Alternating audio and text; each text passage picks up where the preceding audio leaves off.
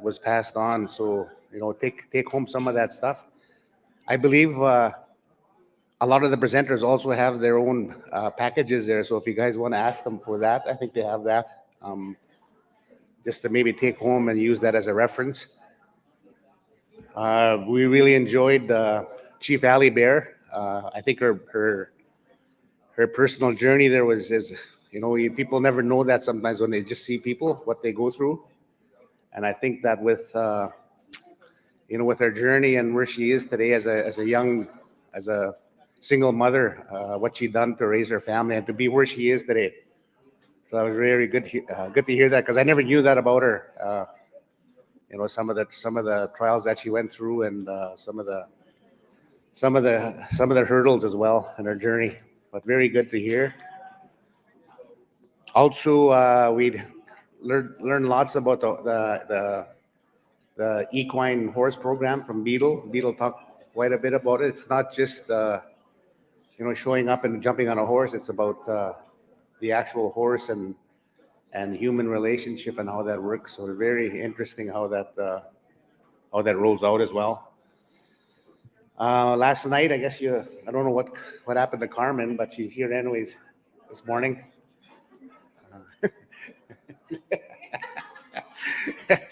The hypnotist was here last night, so but some good stuff. So we'll start in about 10 minutes, and we'll meet today. I think we had the pipe ceremony this morning, so that was great for our day.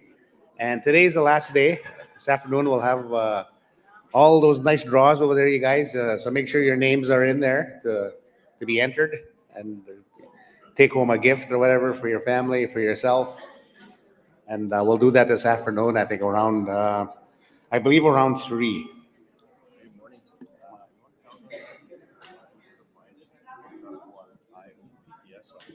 Hang on, I'll put that.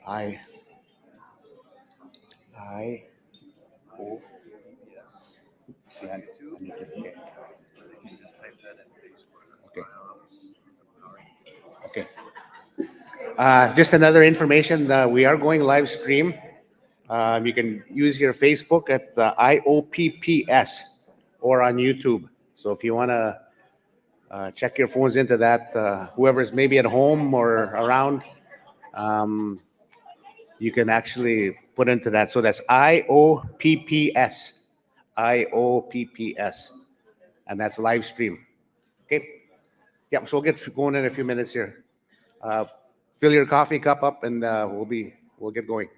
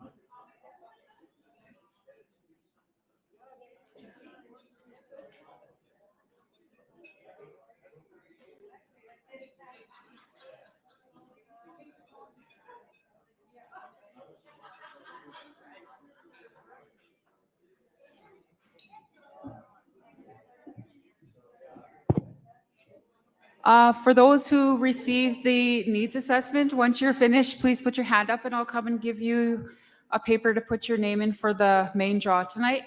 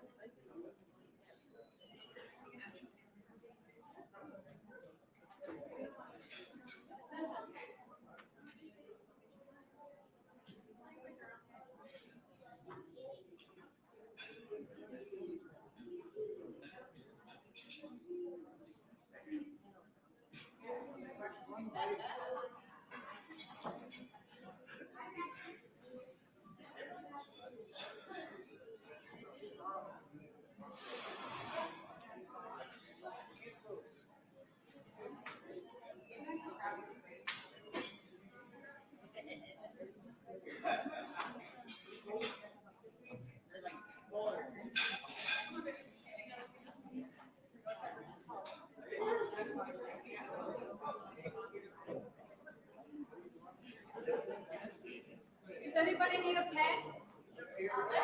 All right.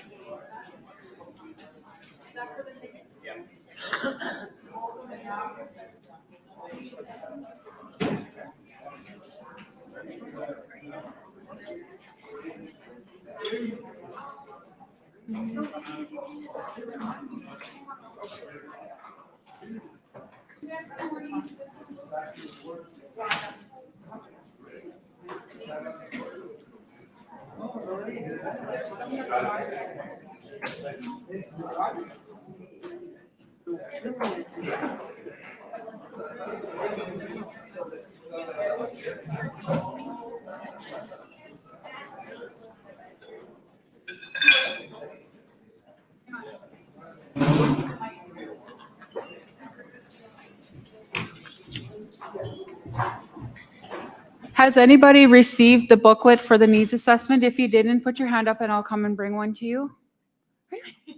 And there's one.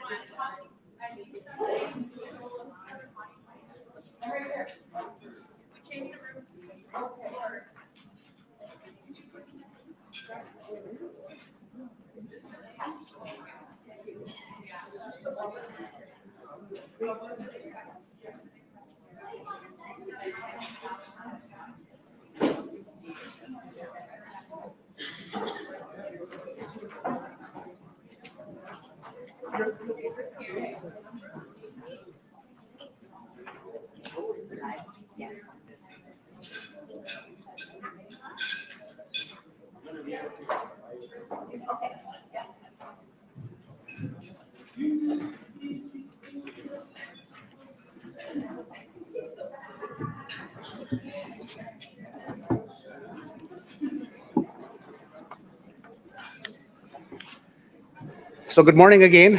We just get everybody back in here so we can get going.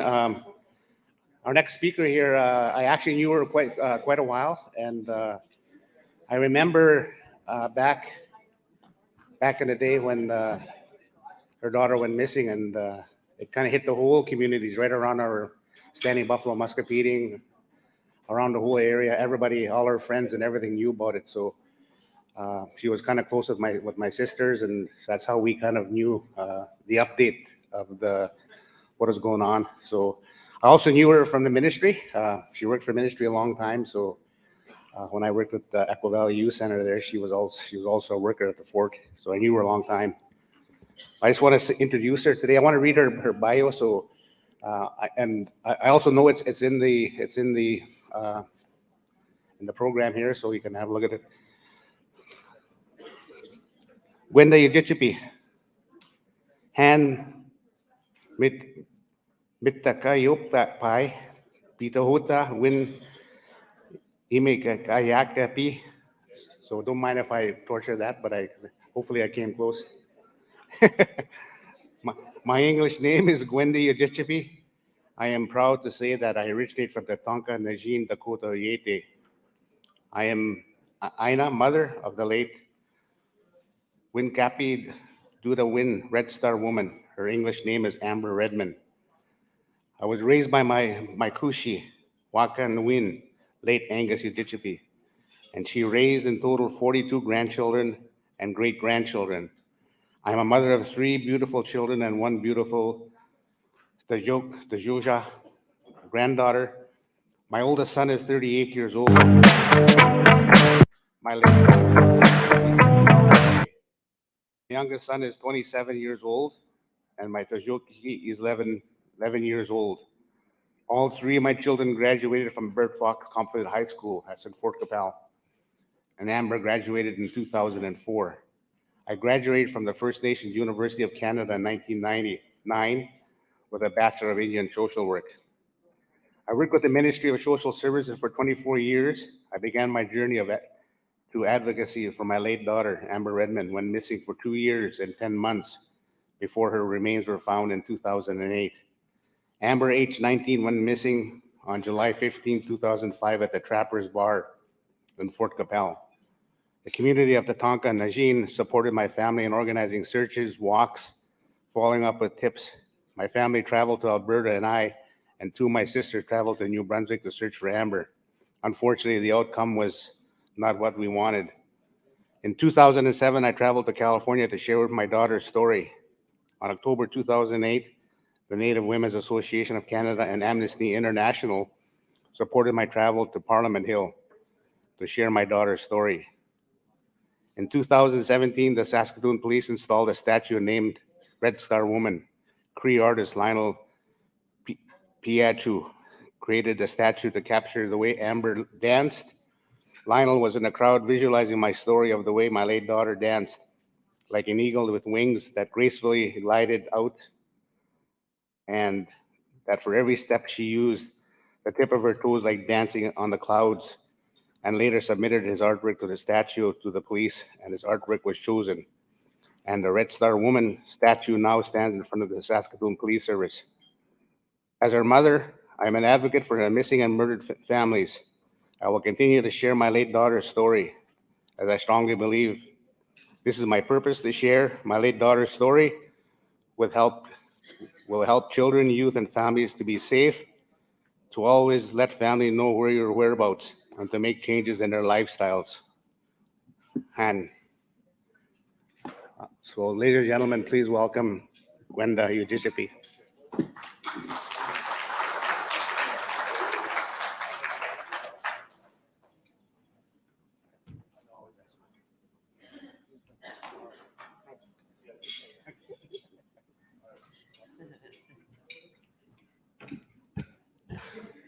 Midakiapi. Pati Hotawi Makiapi. My Dakota name is Gray Buffalo Woman.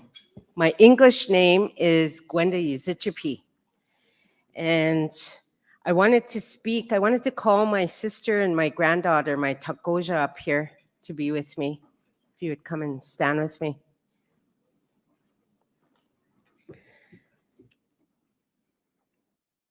I wanted to share a little bit of background of who I am as a Dakota woman and where I come from. One of the strongest and most incredible things is being raised by my Kushi, the late Agnes Yuzichipi, who lived to be 90. She was 98 years old when she passed. And I would have been I and my sisters and my brothers would have been in foster care if it wasn't for her. We stayed in foster care with the ministry for one night.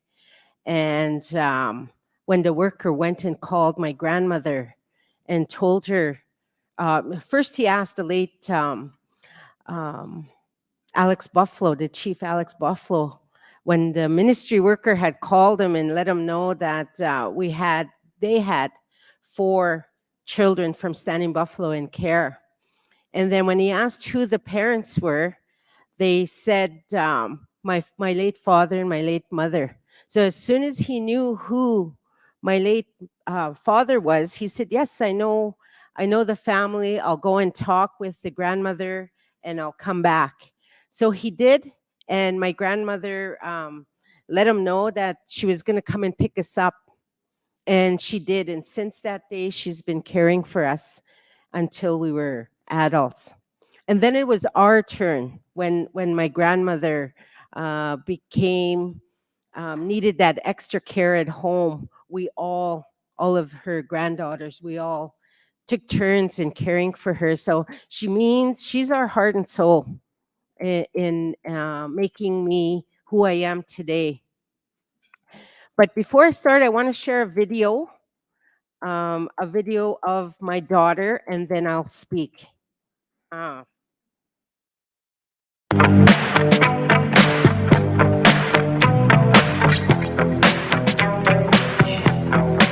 This right here, tell me what goes out to everyone that has lost someone that they truly love. Come on, check it out. Seems like yesterday we used to rock the show. I laced the track, you locked the flow. So far from hanging on the block for dough.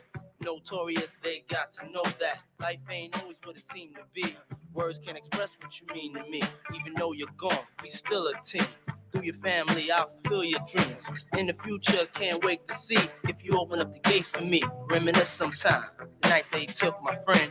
Try to black it out, but it plays again. When it's real, feeling's hard to conceal. Can't imagine all the pain I feel. Give anything to hear half your breath.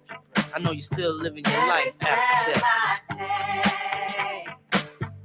Every move I make, every single day, every time I pray, I'll be missing you. Thinking of the day when you went away. What a life to take, what a bond to break. I'll be missing you. It's kinda hard with you not around. Know you in heaven smiling down, watching us while we pray for you. Every day we pray for you, till the day we meet again. In my heart is where I keep you, friend. Memories give me the strength I need to proceed, strength I need to believe. My thoughts big, I just can't define. Wish I could turn back the hands of time. Us in the 6, shop for new clothes and kicks. You and me taking flicks, making hits, stages they receive you on. Still can't believe you're gone. Give anything to hear half your breath. I know you still living your life after death. Every move I make, every single day, every time I pray, I'll be missing you. Thinking of the day when you went away. What a life to take, what a bond to break. I'll be missing you.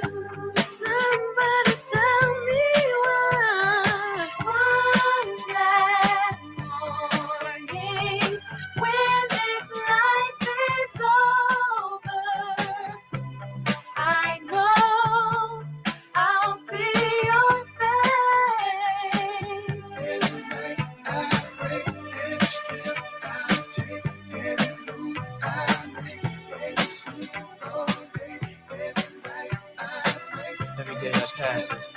Today's the day that I get closer to seeing you again. We miss you, babe. And we won't stop, cause we can't stop. That's right.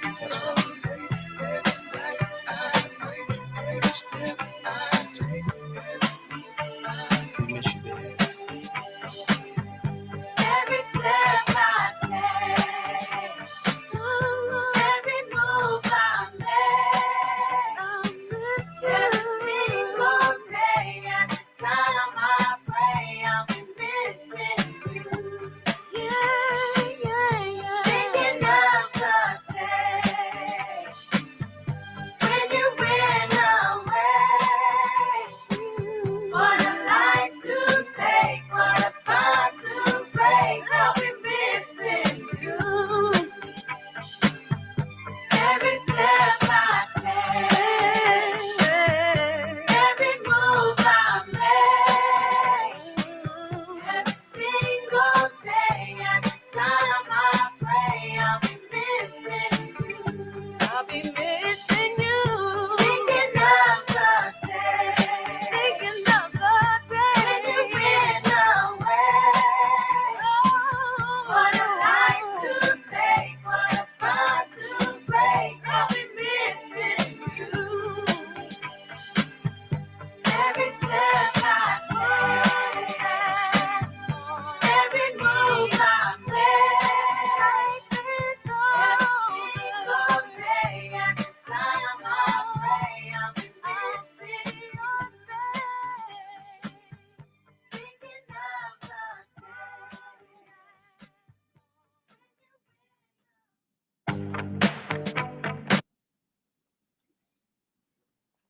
I just testing. Can you hear me? I just wanted to share that video of my daughter. Just when I speak of her, you'll understand who she was as a beautiful Dakota woman. I wanted to introduce first of all my granddaughter, Sage Pelche, 11 years old, and my sister who's been there, my support, my biggest support, and since my daughter went missing. I wanted to speak about my daughter. July 15, 2005 is when my daughter Amber went missing. She was 19 years old. She went to the bar that night and she went with her boyfriend and her cousin. We didn't know that this was going to be her last time that we were going to see her. She didn't come home that night. And I received a call from her boyfriend, Cody, and he said, I'm just calling, Gwenda, I'm just calling. I wanted to check if Amber made it home. And I said, no, she didn't. I said, what happened? I said, why isn't she with you? And he said, we had an argument last night and I ended up leaving her at the bar. And he's never done this before, you know, he's always with her. That night in the bar, when they were in the bar, there was 5 men in there, and they were watching my daughter as she was drinking. And when I spoke with the waitress, she said that my daughter was so intoxicated, she was falling. And I said, why didn't you cut her off? Why didn't you let them know that to stop them from drinking? And she said, we just let them drink. So my daughter went out, her boyfriend, when her and her boyfriend got into an argument, he left, he walked out of the bar. So these guys that were there in the bar, they went up to my daughter and told her. They waited until her cousin went to the washroom, and then they went and they told her that her boyfriend was getting beaten up outside. So right away, my daughter's first instinct is to go and save her boyfriend, and she went running out, and that's when they had taken her. Cody phoned me Friday. They went out Thursday night. Friday morning, he called me to ask about Amber, Saturday, he called me to ask, and there was still nothing.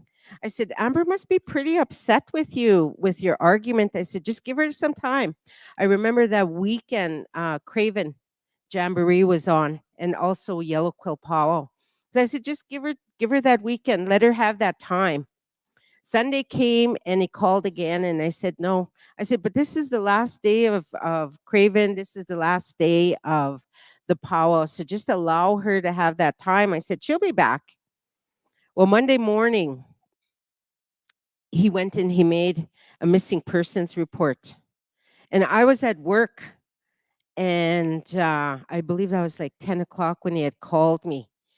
And I was at work, and I couldn't believe it. I couldn't believe that he made him. He said, Gwenda, I just want to let you know, I made a missing persons report. And I said, at the fort here? And he said, yeah. And I said, well, I'm going to call them and see if they need any more information from me. So I called the police, still not thinking, called the police, and I asked if Cody had made a missing persons report, and he said yes. And I said, well, I'm Amber's mom, and is there any other information that you need from me? And they said yes. So I went through all the questions, and I answered as best as I could. And then I hung up that phone. And when I hung up that phone, I realized that it was true, that my daughter was missing, was reported missing.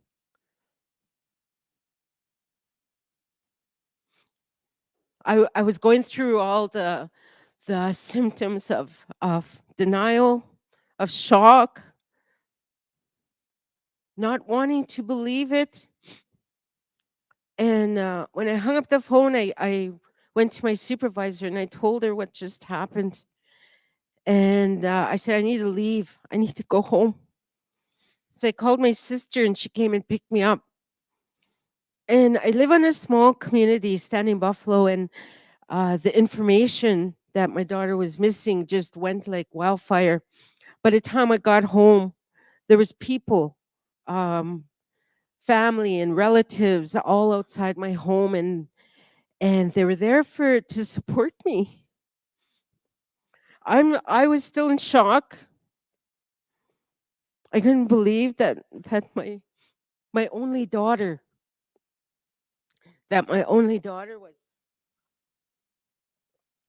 was missing. And so when I got home, all the family were in my house. Some of the women started cooking and making tea and coffee and just being so supportive and helping. And I asked one of my male relatives, I said, I need to have a sweat. I said, I need to go in a sweat. So he didn't say nothing. He just got up and went and started getting the NEPI ready. After we came out, I believe all the women came in with me, and we came out of the NEPI, and that's where I started gaining my strength from ceremony. And we started, as a family, we started talking about what we can do and what we can what's the best plan right now, because we weren't hearing from the police. We made the missing persons report on Monday, or Cody made it, and I'm always so thankful for him, for him for taking that step of making that missing persons report, which I didn't do. And I really had to work on that, because I was blaming myself for such a long time. And now I know that with Cody making that report, it helped me. It helped me to understand what I needed to do to work on myself. So the family said, let's start a search. So we did. We started planning, and I wasn't in my mind. I wasn't in my right mind then. It took me a couple weeks, even a month, I believe, before I was actually able to think clearly and say things. But I know the family, we all talked about it, or they all talked about it, and they said, let's do a search. So we did. And we wanted to start the search on Standing Buffalo. Although she went missing in Trapper's Bar, we wanted to start it on Standing Buffalo. And so they called the police and let the police know that the family was going to start this search. And we spoke with the chief, and the chief, Roger Redmond, was the uncle of my daughter. And they set up a center at the gym where everyone was able to get together and plan on this search.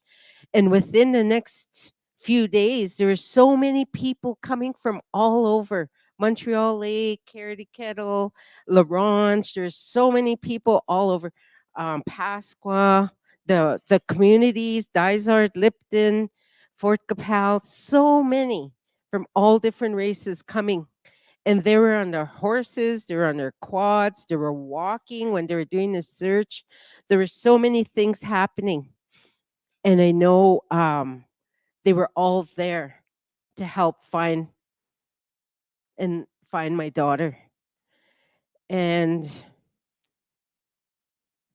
once we started that search, they let the police know, and they wanted, only then they wanted to be a part of.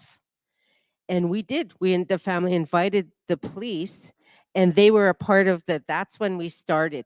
We started that search on Standing Buffalo, and that was about a month long. And I remember they had set up a teepee outside my home, and Kobe Tatusis came and he spoke to the children, all the grandchildren. He put them in all of them in a teepee, and he talked with them about grief, or talked with them about trauma, and how, in a good way, in a level where the children understood. I went and sat in there, and I was so impressed with him. And before he came to start his work with the family, he came and seen me, and he was crying. This man that didn't know my daughter was crying. And he said, Gwenda, I see her picture, and it speaks 1,000 words. And I was so impressed that he came to help my family, to help my children, all the Takojas, to help them in understanding what, just to see what they were feeling, to just to talk with them about what they were going through. And I thought that was so incredible to have that. So Kobe holds a very special part in my heart in the help that he offered our family.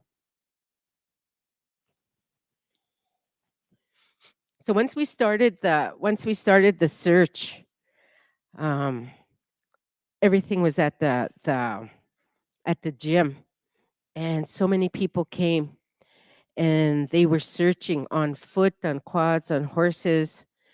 Um, that was July and August. So in August we started. The family wanted to do a walk to bring awareness, because we still weren't hearing anything about her um, investigation with the missing persons. We weren't hearing anything. And although they were giving us an update, the police were giving us an update every week, but it wasn't, they weren't finding her. They weren't going out there and looking for her. So we wanted to do a walk, and the family said that Treaty 4 was coming up, and that would be a good time to have an awareness walk. So they planned it for September 15th, 2 months after my daughter went missing. They planned this awareness walk, the first awareness walk, and over 500 people came out and walked. And I know there was T-shirts that were given. People wrote down their names. I still have the names of all the people that came out and walked. And we had a drum group that sang, that was in front of the walk, and elders, and so many of our family members that are passed on. I remember one of my family members wore cowboy boots, to walk 13 kilometers in cowboy boots. And I was worried about him, but he was so used to walking in cowboy boots. He walked the whole way. We stopped 4 times on our walk, And in our ceremonies, in our tradition, we do things in four. So we stop four times just to honor. And they sang an honor song for my daughter. And those walks were the ones that gave us that strength again. We had that sacred fire. We had the sacred fire going. When all the walkers, when we arrived at the gym, they had tobacco and they offered that. Every one of the walkers took that offering and offered it to the fire. We had two more walks after that we had planned, and the numbers went smaller from 500 to 100 and then to 50, just all family. But it was okay. It was okay as long as we still continued to walk and let the community and the public know that Amber was still missing. And every day, every day was so difficult for me. I went through the depression, the anger, the shock, the suicide. I remember that my Jepashni was not here, but she was here last night. She took me to a ceremony in the next province, and we went and I went to ask about my daughter. And if it wasn't for those ceremonies, I believe so strongly in those ceremonies and how they have given me so much strength. And when I came back and I went and I spoke to her dad, her late dad, and I let him know, he couldn't believe it. He was in shock. Um, he said, "Are you sure? Are you sure this is true?" And I said, "Yes. You can call the police. You can ask them to come and see you." And um, he later on passed away from a massive heart attack in 2007. My daughter, um, she went missing on July 15th. And as I said, the police were coming to give us reports every Friday. And I had two family members that I had asked if they would be the speaker or be for the police to communicate with the police, and they did. So they would come back and let me know. And I remember, um, is Minnie here? Minnie Ryder? I remember Minnie letting me know, letting me, well, playing a little trick on me and saying that the searchers wanted to talk with me before they went out. So I went and asked if I could go down to the gym. Do you remember that, Minnie? And when I went down to the gym, I didn't realize it was my birthday. And Minnie made a cake, and they all the searchers sang happy birthday to me. And I wasn't thinking. That wasn't. Um, I just wanted my baby home. That's all I wanted. I went and I thanked all the searchers for going out and take, because it's a lot of work to go out there and search and go through the trees and the ditches and the hills and the coulees. It was a lot of work, but I know the family from here, from Standing Buffalo, the relatives, every one of you helped me. Every one of you said those prayers, and I needed that. We all needed that as a family. We all needed those prayers. Amber, we still talk about her as a family. We still talk about how who she was, as a young woman. She just graduated in 2004, and she wanted to become a police officer or a teacher. And she told me that she said, "Mom, when I start having children, you better be prepared. I'm going to have a lot of children," she said. And I was like, "Bring it on. Bring I'm I have my one granddaughter here, and I will." She said she wanted to give me 9 children. I was open to all. You know, as grandparents, those are our pride and joys, is our grandchildren. But with my daughter and my mom, my late grandmother, um, we had lost my late grandmother, Agnes Wakawi, Agnes Yuzichpi. We had lost her in May of 2005. And then Amber went missing in July 15, 2005. And I don't know if you would believe this, but my grandmother was in my home when they were coming to tell me things about my daughter. My grandmother was there and she was worried about me. She was in my room. She was in my living room. She was in my home, and she was worried about what I was going through. And I believe very strongly that the Creator only puts what you can handle. So I had to keep thinking about that. So I had relatives that had passed on, and all my relatives were there with me, and it was shown, it was proven. We were sitting outside my home. I and my cousins were sitting on a deck, and we're having our coffee and our cigarette. And all of a sudden, Tanya, one of the cousins, turns or tells me, "Gwenda, turn around slowly." And so I did. I turned around, and there was this great big buffalo. Right behind my home is where the buffaloes are. And this great big buffalo just came and came right up to the fence. So I took the tobacco and I offered a prayer. I went down and I didn't go as close to I only went as comfortable that I felt. And I made that offering. And I went and sat back down and I called the helpers. And I told them, I said, there was this big buffalo that just came up to the fence. And I don't know. I don't know what's going on. And he said, prepare yourself. He said, prepare yourself because that buffalo is bringing you strength. That night, we got a call that the major crimes, that they were going to do a search, and there was a high possibility that they may find my daughter. So once again, you know, that the buffaloes, they came in, they gave us strength.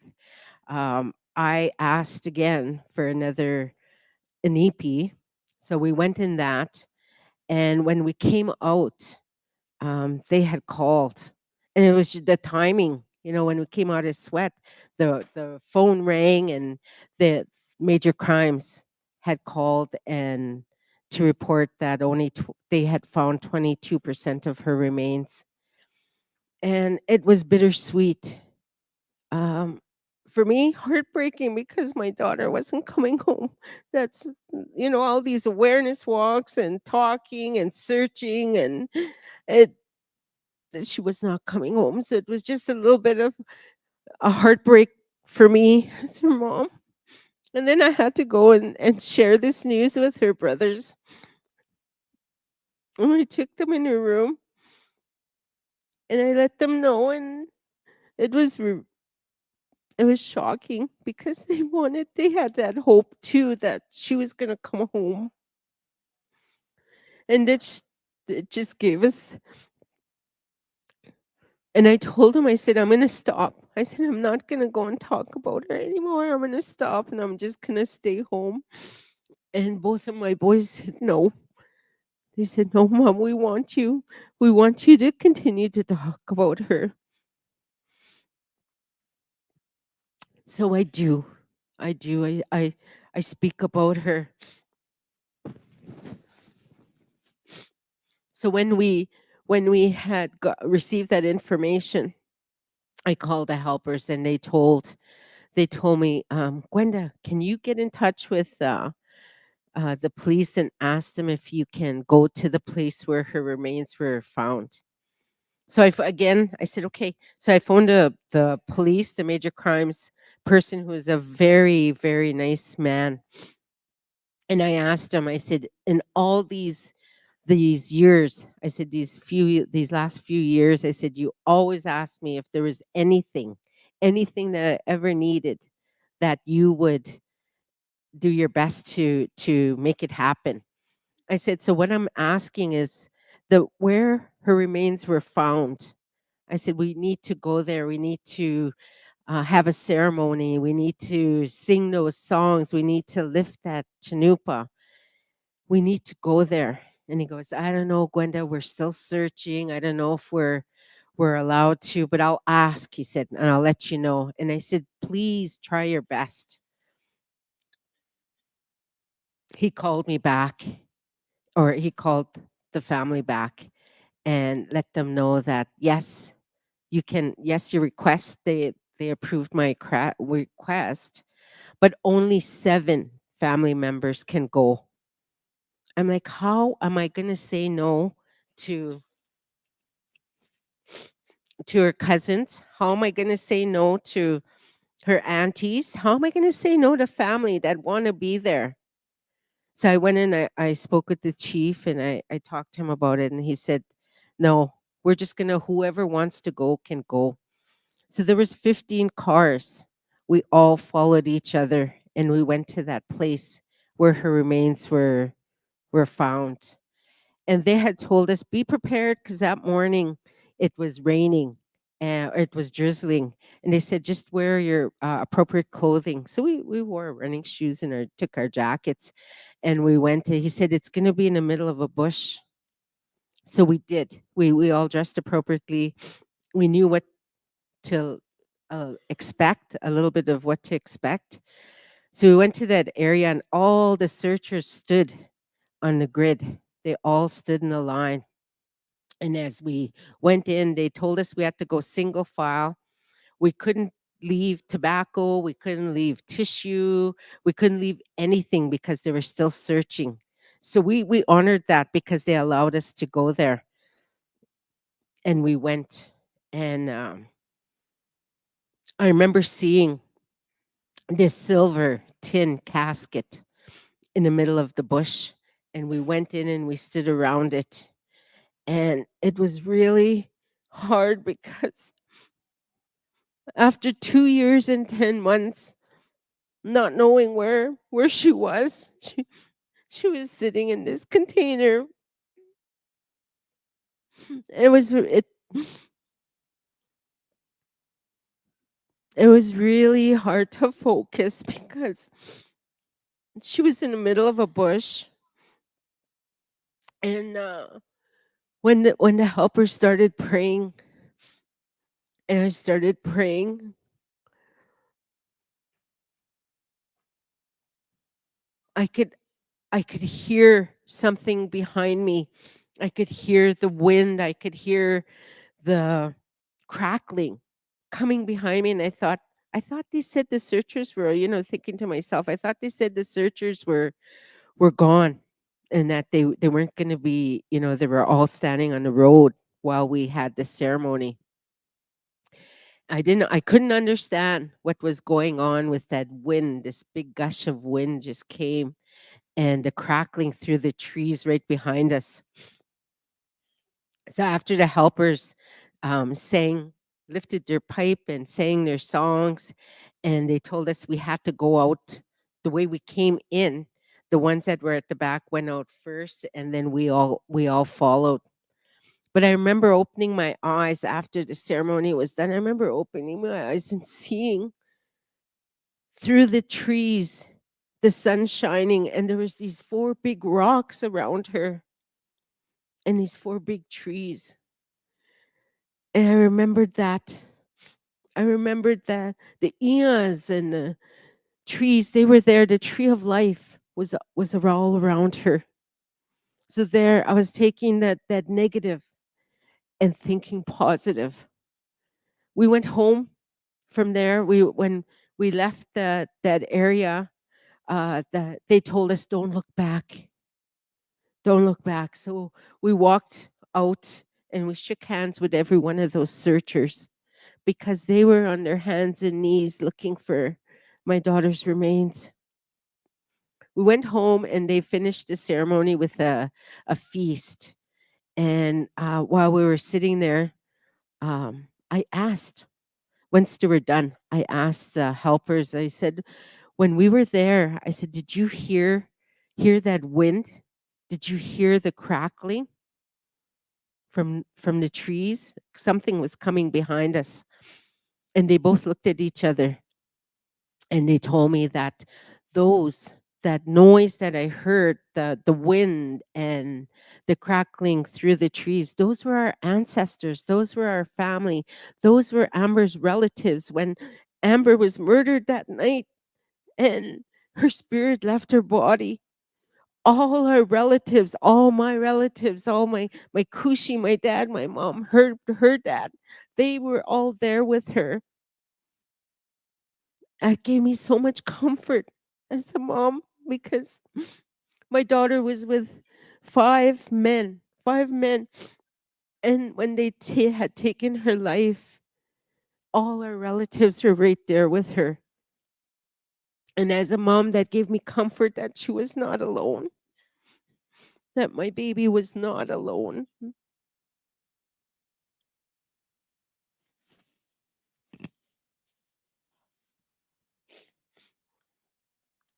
The helpers told us also that my daughter was missing for 2 years and 10 months. So the first year is when she went and visited all her family, all her friends. She went to wherever she wanted to go. Always had that trip. She wanted to go to Hawaii, so she was traveling that first year. And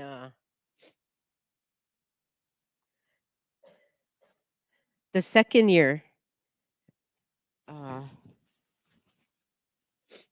is when she made that trip to the Star Nation, and she learned that star knowledge was that second year. The third year, the 10 months, within that 10 months, she put on that buckskin dress and she walked to the Milky Way. So when he told us this, I was sitting there and I'm like, oh, we have to make that dress for her. We have to make that buckskin dress for her. So I told my sister, I said, we had, I and Amber went and we bought, she wanted to dance traditional. So we went and we bought hides, elk hides. And I said, they're in Amber's room, in her closet. I said, go get them. So they all went, the fam, they went in, the girls, they went and they got her containers and they brought them out. And there was these two big elk hides. We put them together and it was the shape of a buffalo skull. So we didn't even have to cut. All we had to do was sew. We had to sew the sides and then there was elk teeth there. So we put the elk teeth on the top of her dress. And Trev, my cousin Trev, he came and you know how they're talking about men crying? Well, to see my cousin sit with me and cry, he was crying. He was telling me how he wanted to help me and how what he thought best to help me was he wanted to ask if he could draw horses with the Sundance colors on her dress. I was very honored.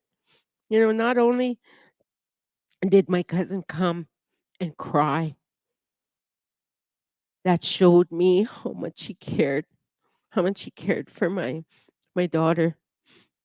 And he did. He came and he painted the 4 colors in the 4 directions on her dress.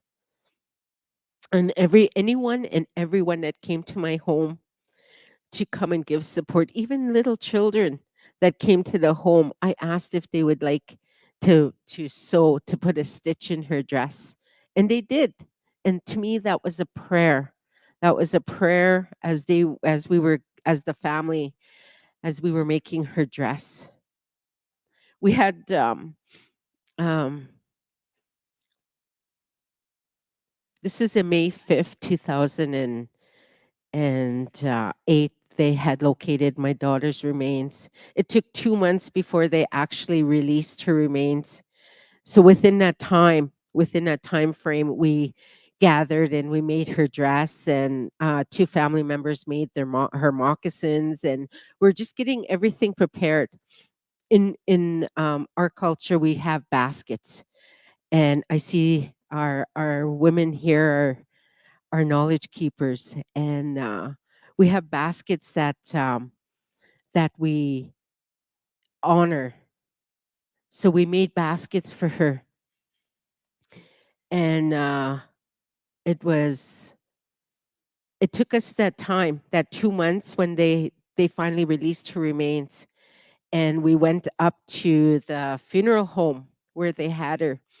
And like I said, they had this little steel box that they put her remains in. And the helper said, "No, we need to move that. We need to move her remains from this box and put it on our red cloth and our medicines with her remains." So I told the funeral home, or the family got in touch with the funeral home and asked if we could come up there and do a ceremony. And they did. They allowed us to do that. So we went up, but there's only three people allowed to go in that room. And so we sat out. And when they started singing, and they started the preparation for moving her remains from that box to the medicine, to lay it on the medicine, you could hear that whole building. We could hear the whole building moving. And one of the helpers, when it was done, they told me that she came riding in on this big buffalo. She came riding in from the north, and she got off the buffalo and she started dancing. She started dancing inside that little room. And she was showing how honored she was for what we were doing as her family in honoring her and taking her remains from that little tin box and putting it on medicine. So she was honoring us for doing that.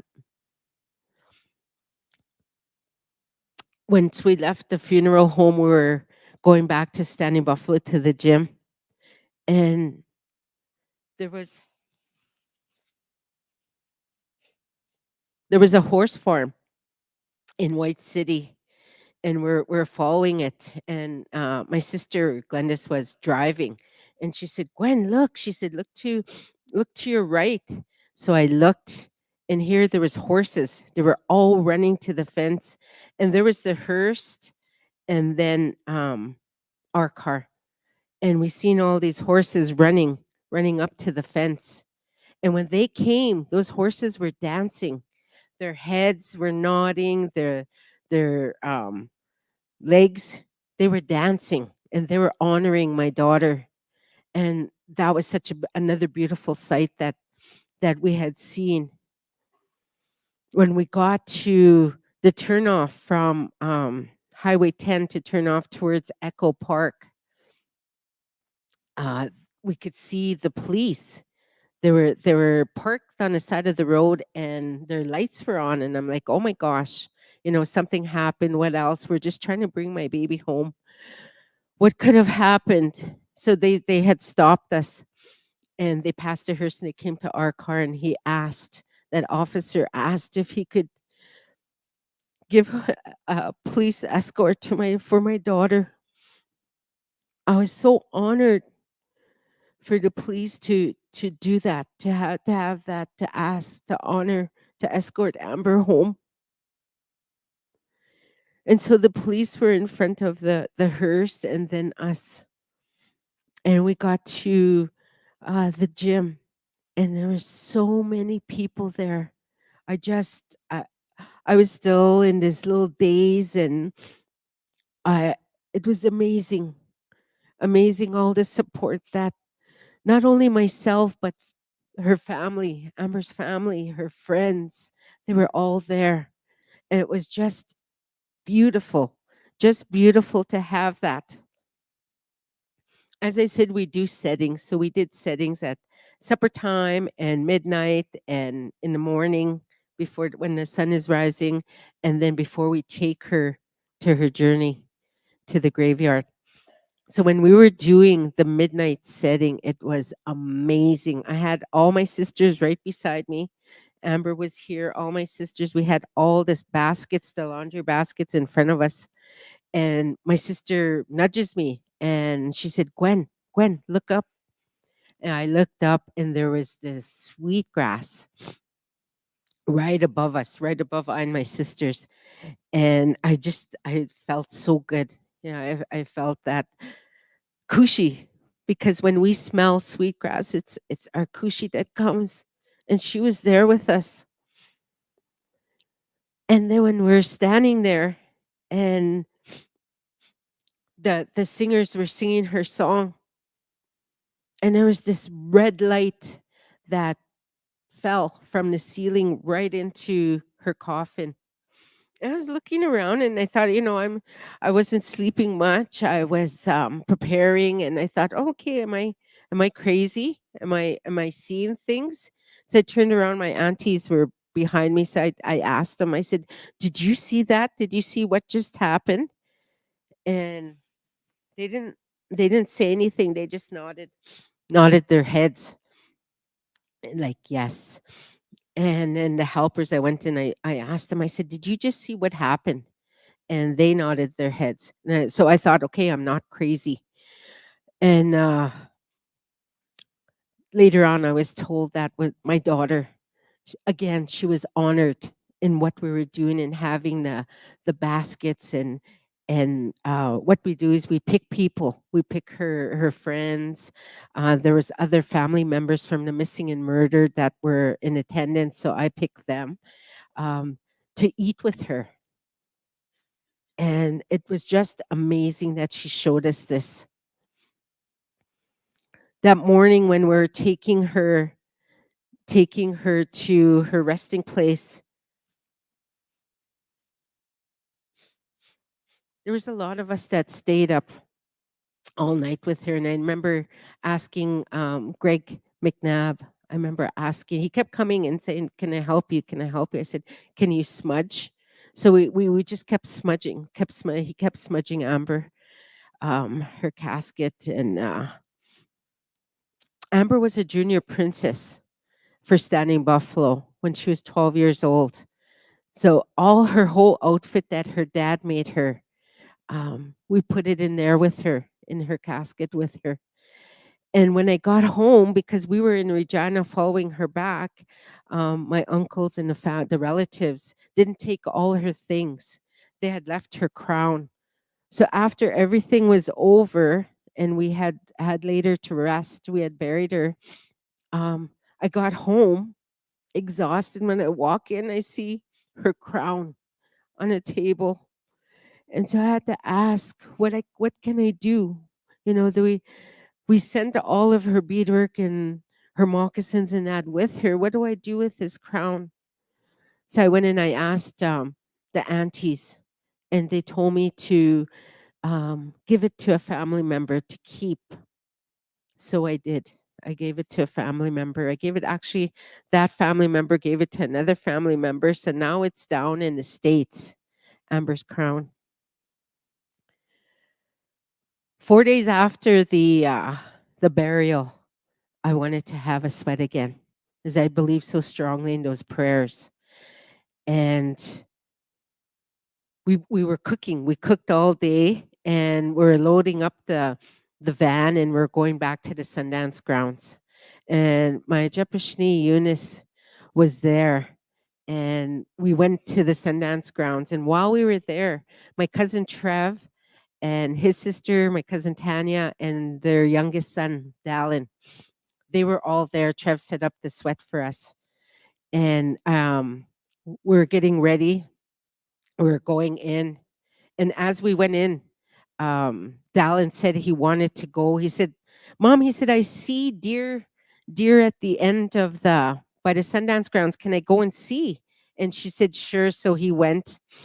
And what he seen was these 4 deer dancing in the 4 directions, all going into the center in every direction. And he said from the west to the north was the red. From the north to the east was the yellow. And from the east to the south was the white. and I believe the black. So the four nations. He's seen these deer, these four deer dancing, and in between the quadrants, there was flowers. There was red, black, white, and yellow flowers that were there. And so he came back. He came running back and told his mom. And his mom said, "Ah, tell Auntie when she comes out of sweat, come and go and tell Auntie what just happened."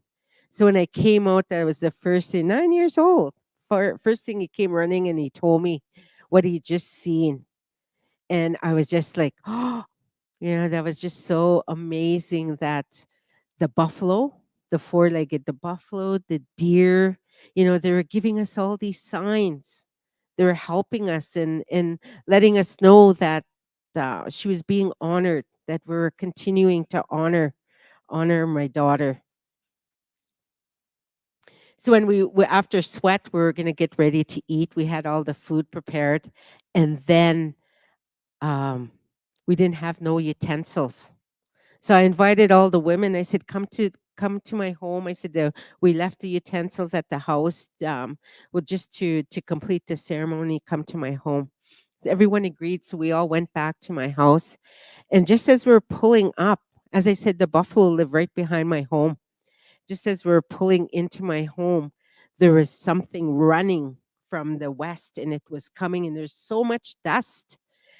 And so I asked the women, I said, take that tobacco and we'll offer. And here there was a buffalo, and this buffalo was running from the hills, and it was coming towards the house, and it came right behind my house, the same place as the other buffalo came, and it stood there. So again, I and the women, we went in, we made an offering to that buffalo. And I remember asking Jepashni Eunice, I remember asking her, who do you think that is? And we knew it was my daughter. It was so beautiful. Yeah, we had planned a ceremony at the back, but because we left the utensils, we couldn't eat. So we all went back to my home, and it happened. Things happened for a reason. Amber wanted us to see her. She wanted to be a part of the ceremony, and she couldn't be at the back. So things do happen for a reason. We were able to honor her again.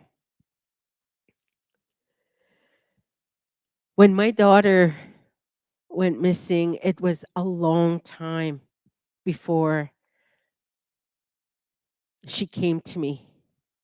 Both her and my Kushi. As I said, my Kushi was 98 years old. When Amber was here, she took care of my Kushi. She went and lived with her, drove her around, cooked for her, cleaned, and they were both together, both my Kushi and Amber. And they would come in my home.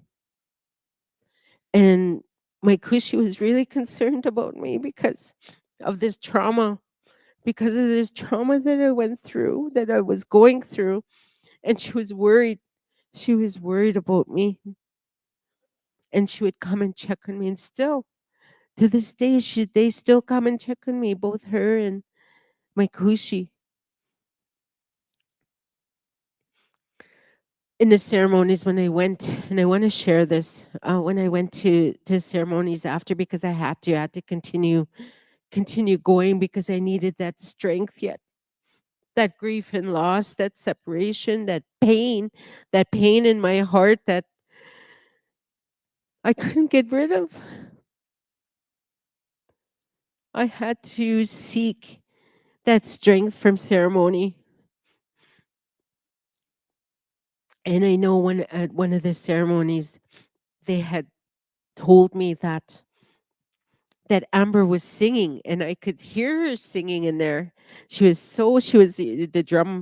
the singers were singing, and Amber was so high. She's had this high pitched voice, and she was singing.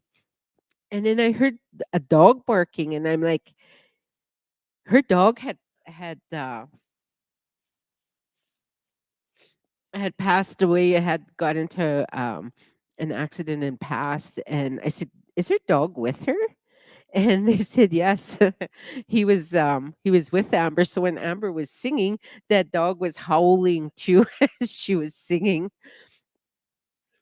But a lot of unpredictable things happen. Um, as a family, we had to prepare for court. Once we had laid my baby to rest, we had to prepare for court, and that was difficult. I remember we had it in Fort Capel, and my son came, my oldest son came, and they had that two men out of the five, the two men, they had one of them sitting there, and my son was just sitting right up front, and he was clenching his fist, looking at that man. And the only thing between him and that man was this wall, this little wall. It wasn't very high. And he was only that man came out there for 1 minute, and they adjourned, and then they took him. They took him again. So my son said, "Mom, I can't go back. I can't go back to court." And I said, "That's okay. That's all right." So I and my sisters, we went up to court. They moved from Regina. They moved to the Court of Queen's Bench in Regina, and we went. And to hear the things that were done, my daughter was beaten. My daughter was abused. I have to be mindful because I have my tacos just sitting here. But the things that were told in court that they had done to my girl, it was so hard to, as a mother or a family member, an auntie, and you you want to be there to protect, right? To protect our girls. I wasn't there, and I had carried that blame with me for such a long time. I do, although my daughter was alone that night, as I said earlier, she wasn't. And I had to keep thinking that. I had to keep thinking that she had all her relatives with her. And that made it easier for me to understand when I finally started thinking about things, and went through counseling and was going through ceremony. I had to finally understand a little of what was happening to me as a mom. But what the amazing um, story that was shared with me through one of the helpers is that Amber, when the creator was bringing her here and she was picking her parents, she told the creator she wanted to leave in this way. And I don't know if you would understand this, but this is what I was told, that she wanted to leave in this way because our murdered and missing women were being forgotten. Our murdered and missing women, their families, they needed to speak up. They needed to let people know that I'm still missing as a woman. BC, right across Canada, I'm still missing, and my family are not doing anything. And when I was told this, that Amber chose this way to leave, I was very honored. I was very honored as her mom, because to go out in such a drastic and a tragedy, to go home, to be called home in this way. And Amber knew that as her mom, that I would continue to share her story as long as I can. I will, because if I can make one person that didn't know my daughter, and that's why we shared her video, because I wanted you to see her, how beautiful she was, how beautiful of a person her attitude, and I know some of her family members are here, and our relatives that did know her, and how she would not hurt a fly. My daughter had so much respect for everything, for every living thing, for every person, for old people. She had so much respect. But yet, when she was coming and when she chose her parents and she told the Creator that this is how she wanted to be called home, I had to accept that because that's just who my girl was. And this is why I speak and I share about her story, because she is an incredible, she's my heart and soul. She is my strength. And in the pictures, I just wanted to mention in the pictures, when Amber graduated in 2004, she had her great grandma with her. She had her two grandmas, her grandma on her grandma on her dad's side, and her grandma on her mom's side. So she was very blessed to have three of her kushis with her on her graduation day. So when I look at this video, it brings so much strength, so much strength to me to be able to share this with each and every one of you. And I just wanted to let you know that yes, I've traveled, yes, I've went and I continue to share her story, but I would change that in a second to have her back with me. But I know that's not going to happen, and I know that Beetle was talking about death, and if you fear death, and I don't fear death, because the place where they're at, the next camp, is so beautiful. It's so loving. It's so, when my girl comes from there, and every now and then she'll come in and see me, but can you imagine a place where there's love at the next camp, where there's love? And so I don't fear death. I know I'll be seeing them all the relatives. And I just wanted to share, just recently, my grandmother, my Kushi, her father came and he wanted to help, and help me in what I'm doing in my life. And when I heard that, I was in tears, because this is an, a great grandfather that is looking for his family here and wanted to be a part. He asked us to call on him when we're praying, to call on him, and he's there. And that's just an honor for me. But yes, I do continue to advocate for the missing and murdered. Um, my daughter, as I said, my daughter chose this way, and it took many ceremonies before that actually came to me, and I understand. I understand and I accept that now. I wouldn't have back then when she first went missing. It would have been totally different. But years, this July 15 will be 18 years that my daughter went missing, and she was found murdered. But I will continue. I will continue to share her story, and I invite family to come with me, to come in and support me. It's amazing. Once we come together, it's stronger. And I just wanted to thank you. Thank you all for sharing, for listening to my daughter's story. Ha, mi dakiapi. Dakiwa.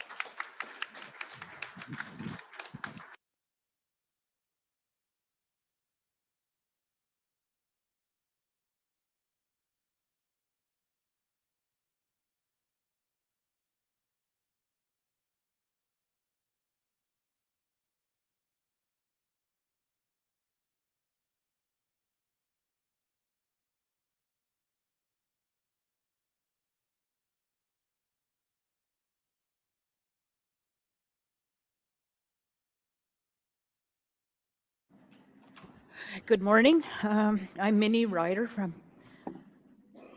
a relative to Amber. She was my younger cousin. I just want to share with you from the time when we found out about Amber missing.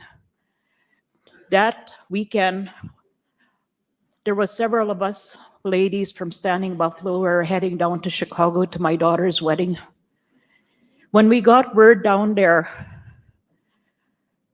I had hope in my mind, the back of my mind, that wait on, like, I was speaking to myself, I'm telling her, Amber, wherever you are, please let your mom know, let everybody know that we're worried about you. But when I get home, I'm gonna have a talk with you when I see you. And that was my hope that everything was gonna be okay. Gwenda had so much support from the community and from many people out there. And I think that's what we need to do to help out other families. Be there whichever way you can. Be it through prayers. Prayers are strong. I remember when everybody in a community, we'd gather at the gym there for breakfast and everything, and it was the day of Gwenda's birthday. I didn't do it for her to have a good day. We wanted to do it to let her know that we were there for her. But before I made that great big cake, I remember it was a white strawberry shortcake. And I did ask her Aunt Gwenda's aunts, and it was Lorraine, and I remember Lois there giving me permission to go home and bake that cake for her, because that's what Amber would have wanted. Would have wanted us all to celebrate her mom's birthday. So we did that. We did many walks. Everybody helped organize, everybody cared. And I remember that first walk that we organized, we were at Squire. We're taking registration, handing out t-shirts. CTV was there to come and do a reenactment. And I remember seeing this red van driving by, and I looked at those guys that were in there. They're driving very slow. They're watching all of us, getting ready to start off that walk back to Standing Buffalo. And you know what? Those very same guys were the ones. They were the ones that were in court. And that angered me so much, the nerve of them to come here to see what we're doing, and they knew they were responsible for her, for where she was. It was very hard for me to forgive. I didn't realize it was them until after they were sentenced and the courts was dealt with. It was very hard for me to forgive. But through prayer, you understand where people are coming from. These guys didn't have that love growing up. They didn't have that respect, those teachings. And that's the reason why I think each and every one of us, as parents, as grandparents, teach your children the values. Teach them to have respect and to love one another. Understand where you're all coming from. But most important, include prayer in your daily life. Community was there for Gwenda and Amber. I remember when she talked about that buckskin dress. Many of us went there to go and help, even if it added in a few little stitches, which I did too.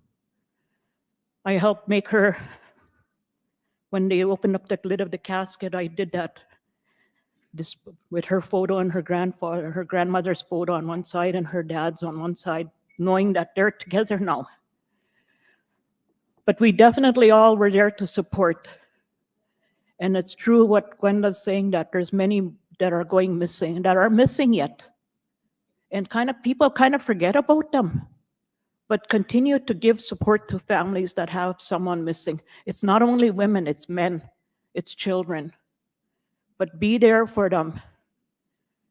If you can't be there for them, be there in prayer, please. Thank you.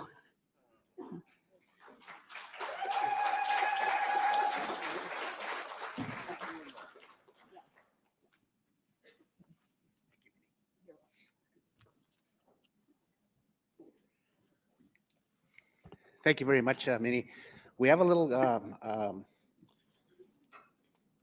gift to give Gwenda for a powerful presentation. And when you talk about powerful, there's so many words in there that can describe Gwenda. Courageous, brave, and when it takes time to really talk about a lost one, and I think has that power right now to express her feeling, and it's very good for all of us to have that feeling when somebody is missing in your family and you can't find them. Even as a loved one passes,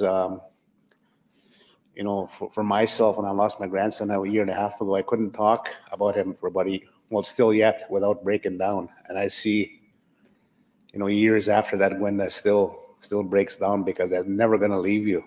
Just that loss and heartbreak that's there.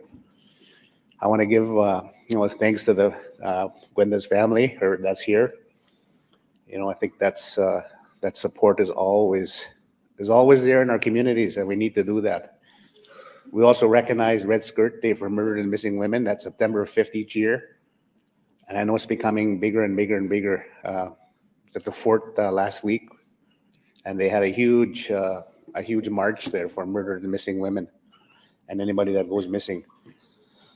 But I just feel we are going to smudge our room for those that can that affects everybody, just the feelings, and I think more importantly the court system, how that works. I can't imagine the emotions that went through that with Whitney's family, and God, God Creator, has got her to where she is to this day, and her family, and I really believe that.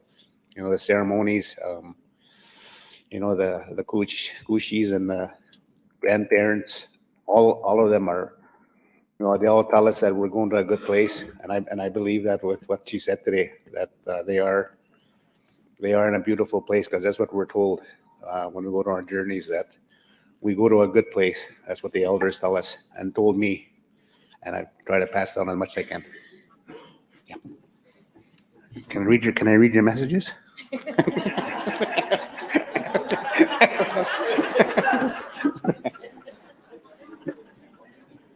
But again, thank you. I can actually, just keep talking, but I just want to say that thank you, Gwenda, for the courage and the strength to come up and talk. And I know how hard that is, and especially going through birthdays and Christmas times and things like that, right? Family birthdays. And I just want to say that I know that God bless you, and we are gonna smudge or have a prayer for everybody here too. Rod, is that what we're gonna do? We're gonna have a smudge. Okay.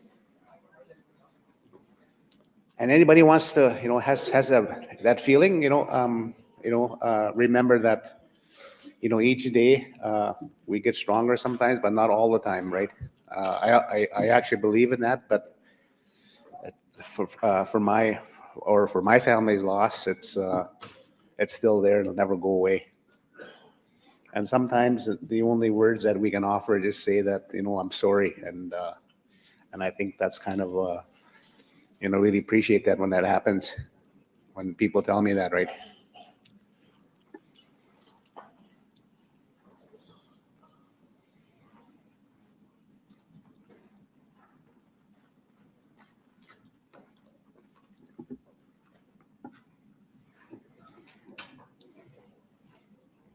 Just the other thing is that I think with all what Gwenda started back with the marches and the that's really caught on all over, not only Saskatchewan but Canada. That's really you can give Gwenda thanks for that. Bring out those feelings that families have. Those we have those every year now, and most of them have them.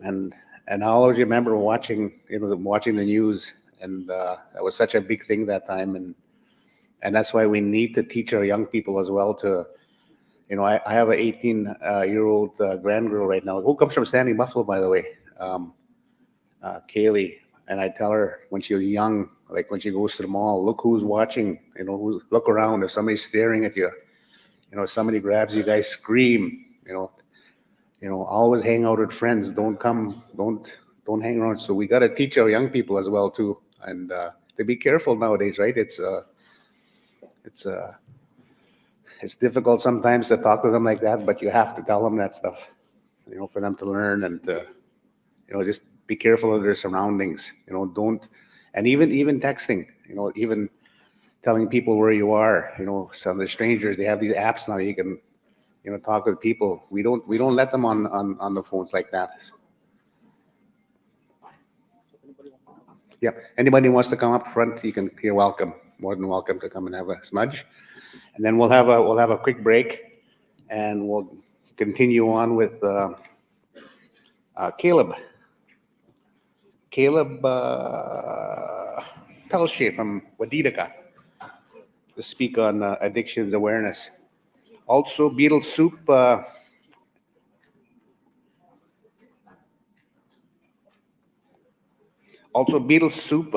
Grief and Recovery, Salon Batosh. So remember your appointment times, and remember that we also have 2 mental health therapists on hand if you guys want to speak to them after. Just ask the front or people here at the registration desk where you can get a hold of them, but they're around here to get some counseling, whatever you need. So that's Salon Batosh for Grief and Recovery with Beetle.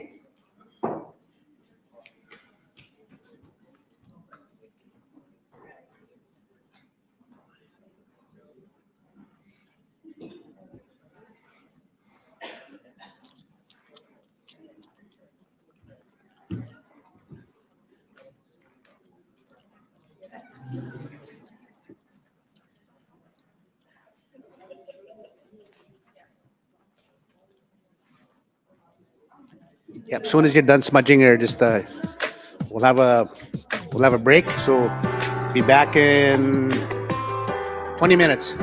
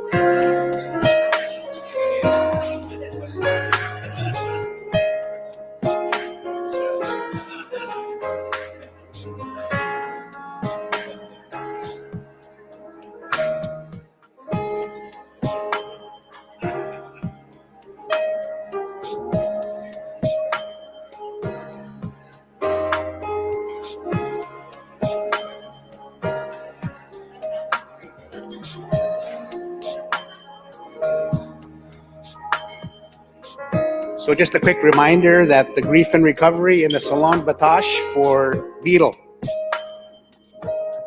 We want to get our next speaker up here, a young fella.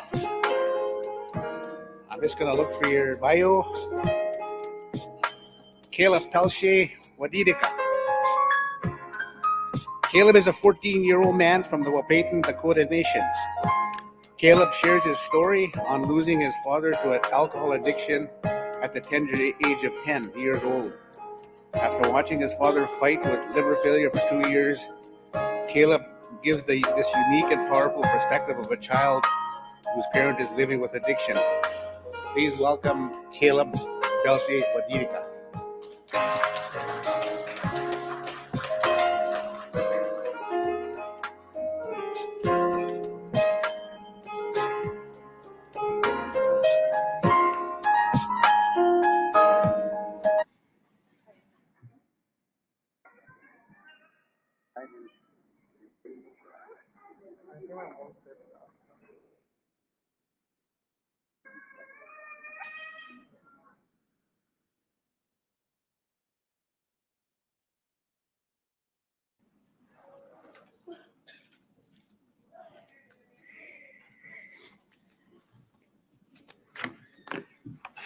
You can start the, or well, don't start it, just post it up there.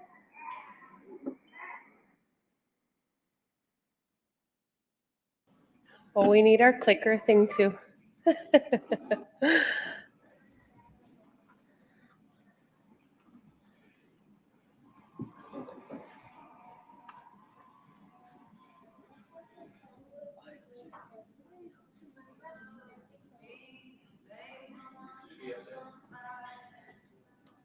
This thing? Okay.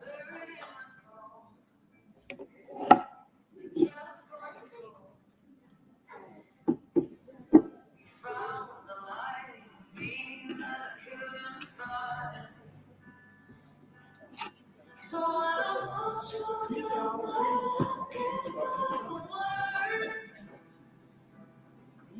Every time we say goodbye, baby, it hurts. When the sun goes down and the band won't play, I'll always remember us this way. Good morning, family, friends, elders, and honored guests. I chose to show a little clip of that song because that was a very big song that took us through some very, very dark times. It was our song as we were saying goodbye to Anthony. So while we were in the hospital with him, we would play that song and we'd all cry together as a family. Me, my kids, and anybody else who was in the room, because we knew what was happening. So, and he would look at me, and even the last night that I spent with him, he said, play our song. So that's why I wanted to share that with you. You are here this morning to hear the story of a loved little boy. First, I'll introduce myself. My name is Karen Pelche.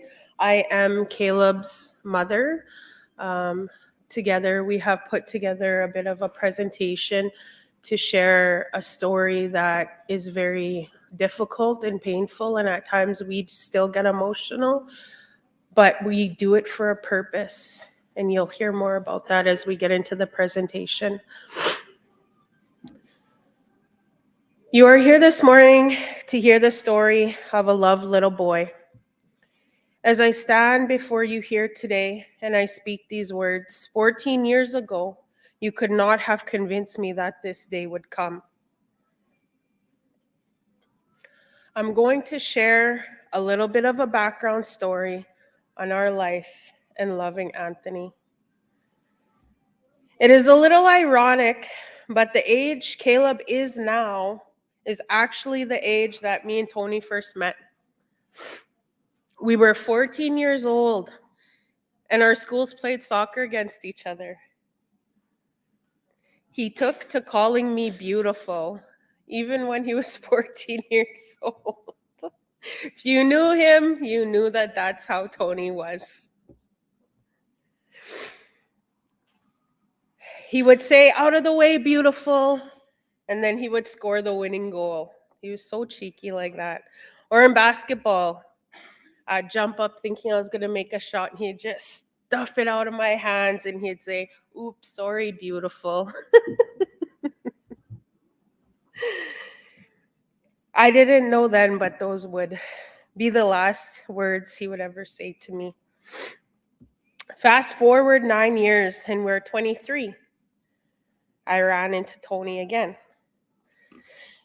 I wish I could say he fell in love with me instantly, but that just isn't the truth. He fell in love with my 2-month-old son well before he fell in love with me. He fell in love with Dane with just a look and a smile. That's when I knew that Tony was meant to be a father. I had 4 kids when we met. Elijah was 5, Aaliyah was 3, Michael was 1, Dane was only 2 months old. Now, to a man with no kids, that's a lot of baggage.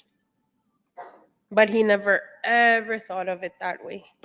In fact, he referred to them as my blessings. I'm not sure when he fell in love with me, but for me, that was the moment when he called my children my little blessings. Coming from a blended family where my stepfather made sure us and everyone else knew that we were just his stepkids, that felt amazing to find someone who could see my children as his own. And they did, and he did, and they all did. His mom, his brothers, all of Wahpayton still to this day consider my children their kin.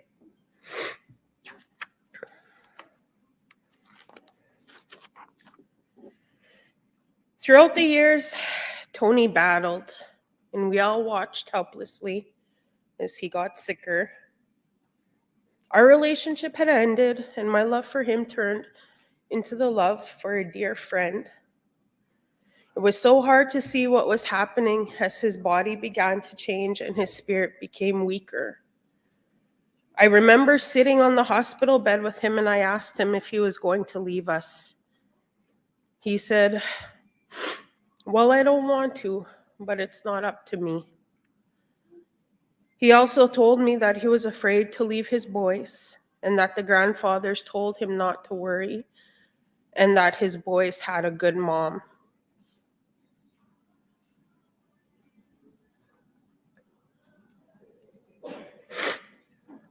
I remember those days 4 years ago. I remember those days 4 years ago so vividly.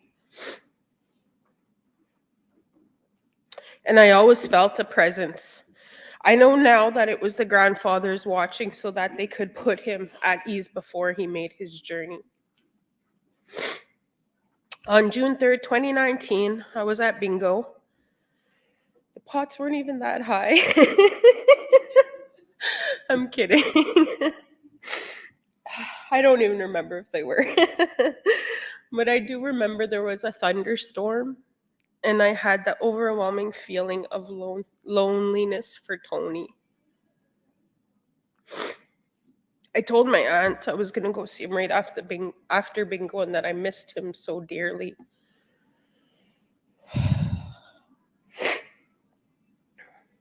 So I get to the hospital and walk in his room, and he's asleep. It's about 10 p.m. I put my bag down and I turn around, and he smiles at me weakly. He smiles at me and weakly says, "Hey there, my beautiful."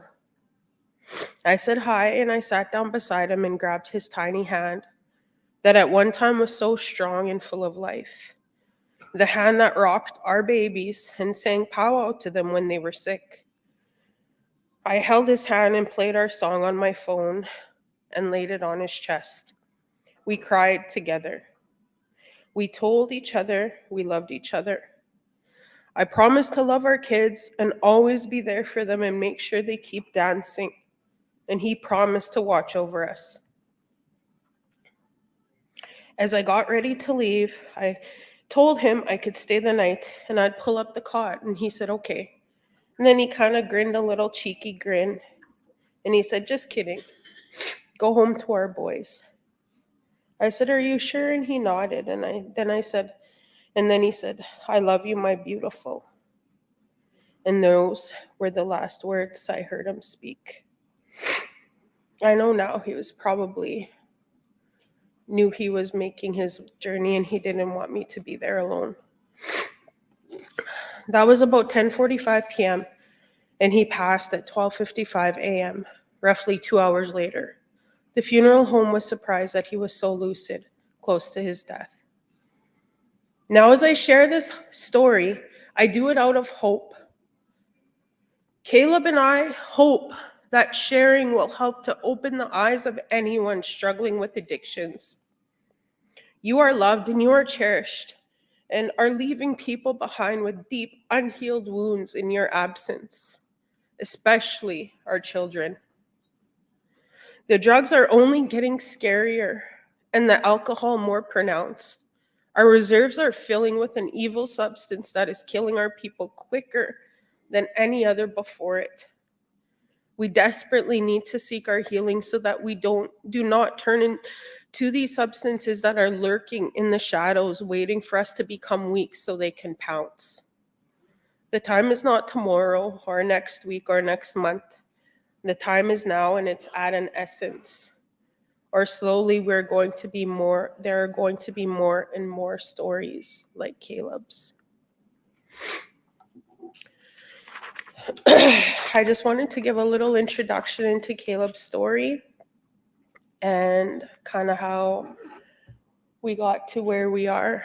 And now I would like to call up my son, Caleb.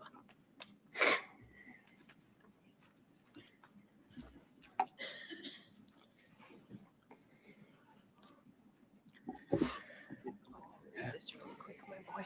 It's the introduction. So on June 4th, 2019 at 12:55 a.m., Anthony Daniel Wadidika took his last breath after a lengthy battle with liver cirrhosis. After his passing, he left his son, Caleb Dion Lee Pelche Wadidika, heartbroken and lonesome. They say children are strong and resilient, and I say there is a reason why his last name means brave. He has proven both statements to be true, and here's Caleb's story.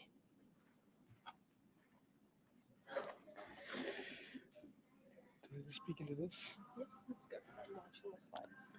Hello, my name is Caleb Pelche Wadidika, and this is my dad, Anthony. I am here today to tell you my story about living with a parent who had an alcohol addiction. Now you may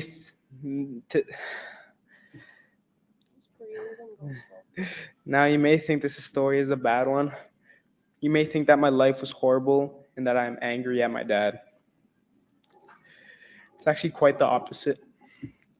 I love my dad and I miss him so much, and I miss our life together. I love talking about my dad and hearing stories because he was so full of life. He was funny, talented, and the life of the party. He had tons of friends, and one of his most successful talents was pool.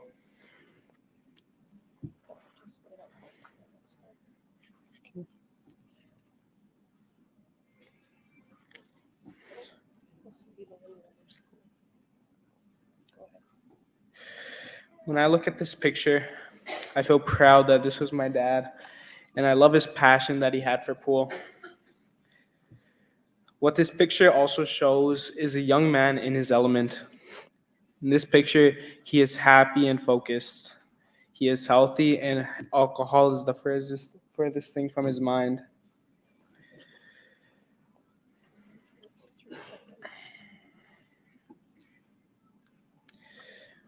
This is the most difficult picture for me. This was the very last picture of my dad. He passed away 2 days later from liver cirrhosis induced by alcoholism. For me, this picture shows how much alcohol can steal from you. Not only does it steal your passion and your love for others, but it also can steal your life. Alcohol doesn't care for you or your loved ones. Alcohol is selfish, and all it cares is that it comes first before anything else. When my dad was 24 years old, he got the best news of his life. My mom was pregnant and he was going to be a father. This was also so exciting because he was told when he was young that he was not going to be able to have children. On January 1st, 2009, my dad had his first child. The funny thing is that he never considered me his first child. My mom had 4 children when they met, and he loved my siblings like his own. To this day, my Kushi still considers all my mom's kids as her grandchildren. Kunchi means grandma in Dakota, and I'll tell you more about her in a bit. In this picture, oh, it's not the right picture. Not the right picture. In this picture, I am in the stroller, and these are my siblings, Dane, Michael, and Aaliyah. These are some of the best memories of life with my dad. Him taking us around and trying his best, even though he battled with addictions every day.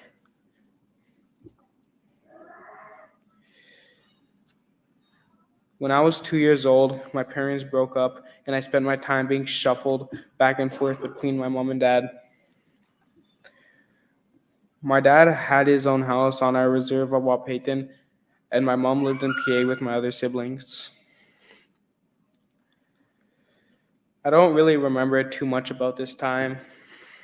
What I remember most of my time is my what I remember most is my time with my dad. I remember him spending time with me and always teaching me about my culture. I also remember missing him. Sometimes I would go to sleep and wake up and my dad was gone. I knew I was safe because I had my Kushi, but I still wanted my dad home. I didn't know where he went. All I knew that he was gone and I was lonesome. It got to the point that when my dad would leave, I didn't believe him when he said he was coming back. One time he went to the movies and I didn't see him for what it felt like a really long time. These were the times when I didn't understand what was happening. I was a kid and I wanted my dad. Sometimes I cried myself to sleep wishing I would wake up to my dad. This is why I will always be grateful for my Kushi. She was my safe place, and I love her so much for everything she does and still does for me. Here is a picture of me and my dad at the gym.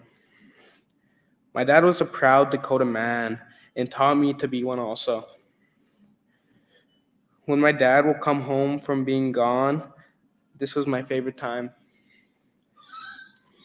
He would spend all his time with me and we would watch movies, go for walks, or go to sweats and ceremonies. I was so happy in these times and I would go to sleep feeling loved and safe. When I look back now, I can see that my dad struggled. He had good days and bad days. Some days he was the best dad a kid could want, and some days he would be gone or sleeping all day and smell different. I now know that was the smell of alcohol. He wanted so badly to live a good life, but didn't know where to start. He missed having a family, and so he started to date. Some of his girlfriends were nice and some weren't.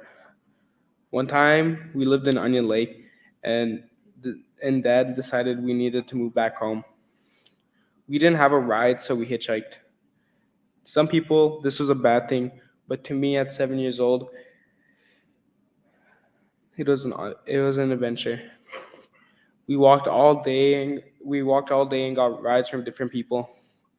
My dad made it fun, and we laughed and joked with the people who would give us rides. Every time we stopped, someone would buy me something, so I was a happy kid.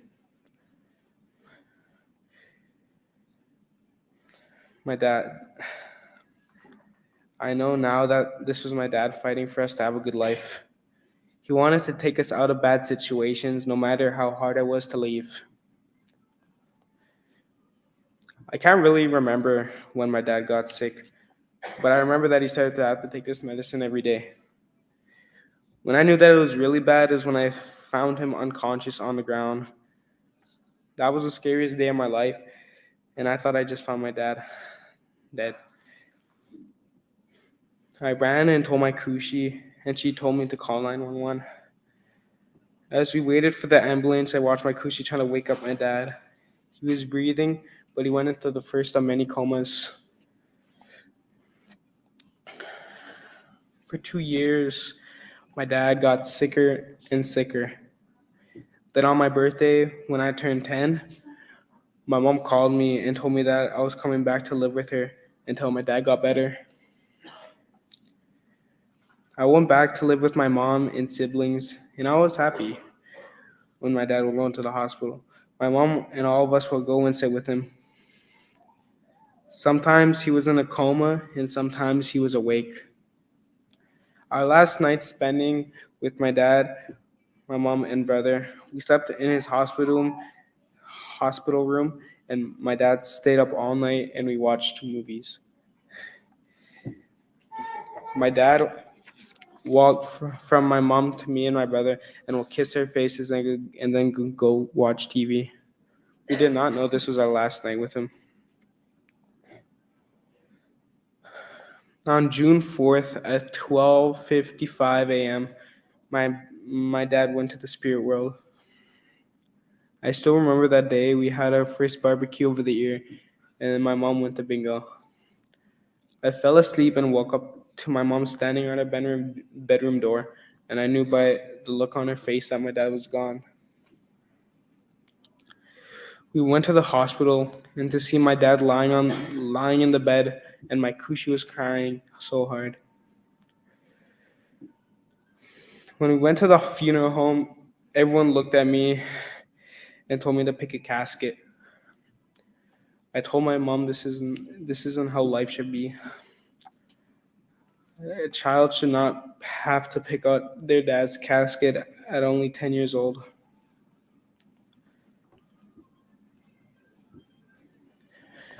I want to thank you for listening to me today. I am grateful and humbled to be with you here today. And I know my dad is proud and smiling down on me. My dad always said that when he was going to get better, he was going to speak on alcohol addiction and help people to want to get help. He told me that when I become a dad, if my kid ever ask me to stay home, just stay home. No matter where you were going, stay home with your baby. He said if he could change one thing in his life, he would have just stayed home. As I share with you this last picture, this is how I choose to remember my dad. Happy, healthy, and smiling. This is who he was.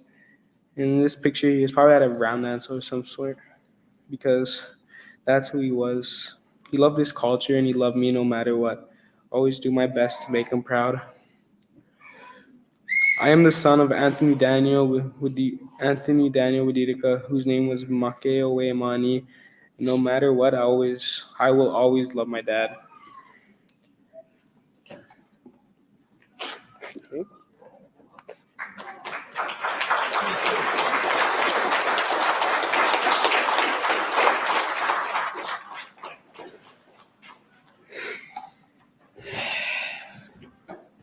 Thank you for having us today and listening to our story.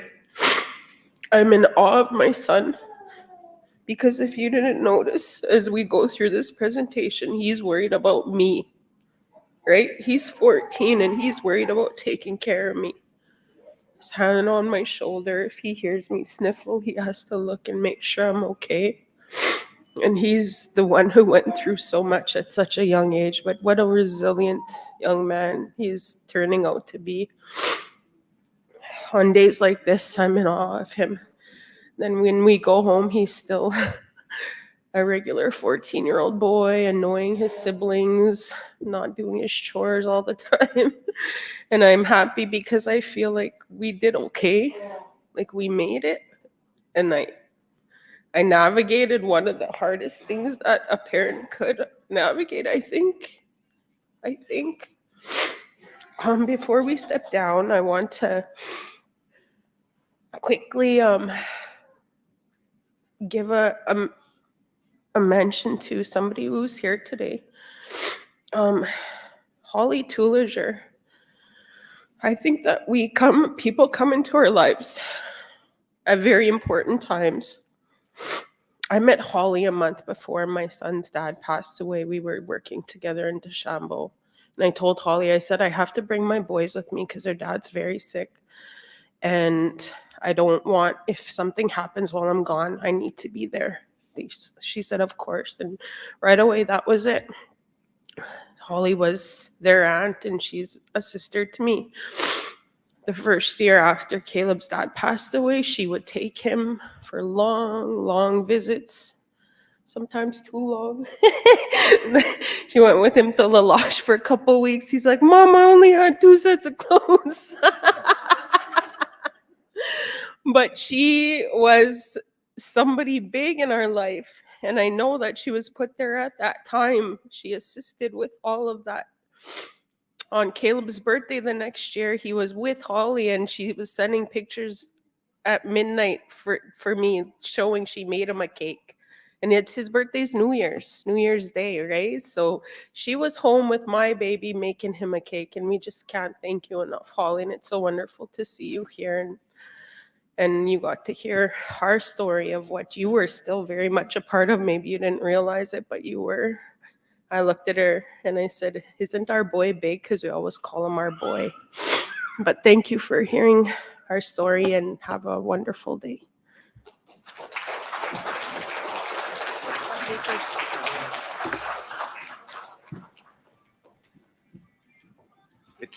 If you just hang on, we have some gifts to give you guys, and thank you very much for that presentation. That's such a, it's a lot of times that happens in our communities where, past things that we do in our lives, the drugs and alcohol does come around. So we're glad to see that Caleb is coming through that, and we know that's not the end. There's going to be hard times and good times, mostly for memories that have with his dad and also a husband. He looks like a very nice fella in the pictures. Looks like he got along with everybody, and very happy-go-lucky the way he looks. Caleb was just telling me that he's aspiring to be a boxer, so we wish him luck in his boxing career, and that goes on.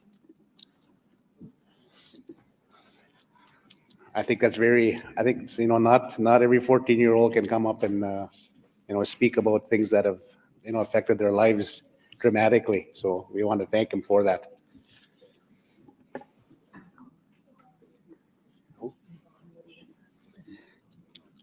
Can we call up Yvonne Wadidika? Is she here? Yvonne Wadidika, come on up.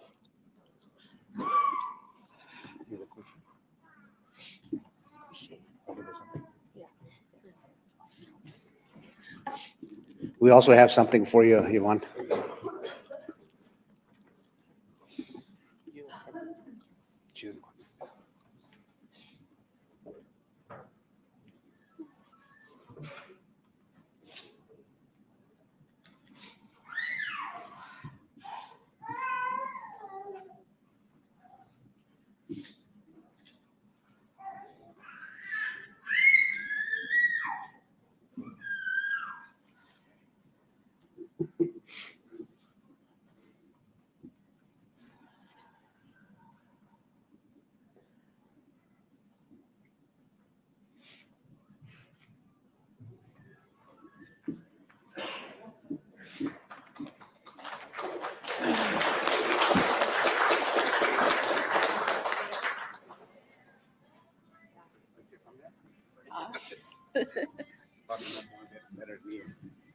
Hamitakiasin. Lutai Makyapi. This morning has been very, very touching. And I just want to say thank you to everybody that's been in here. I know it's not always easy to listen and to hear the stories that we heard this morning, but it's a reality for our Oyate, our people. Maka Owimani was our brother. And I want to say thank you to Mitoshka Caleb for his presentation, for being brave and standing up and telling his story.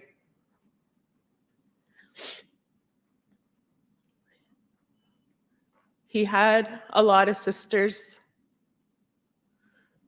and he always made fun of us anytime that he could. He always tagged us in memes. Looking beautiful today, sister, and it's a picture of a gorilla or something like that. And he tagged all of us. I have a story. I went to visit him at the hospital, but I didn't know the things he couldn't have. And he asked me to drive him to the store. He needed a lighter. He had smokes already. He needed a lighter. And I was there with one of my children, and I said, sure. I said, I'll drive you. So I drove him. And then I went in, got the lighter. I come back out. And then he said, sister. I said, yeah. Can you go get me some candy? And I was like, sure. I said, what kind? And so he told me, and I went in, got him candy, come out and gave him his candy.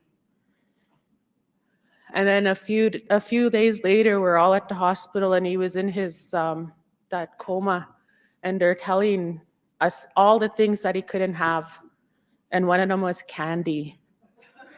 I was like, oh, this guy. And I remember that one time I got to the hospital, and we're a big family. We're a big family. The Wadidaka family, we're a big family. And we're all in the room. And they're trying to get him to take that medicine. And he just wouldn't. And I walked in, but I was way at the door, and his bed was here. He was facing that way. And when he seen me, he looked up at me. And I said, brother, you need to take your medicine. And he just gave me this big smile.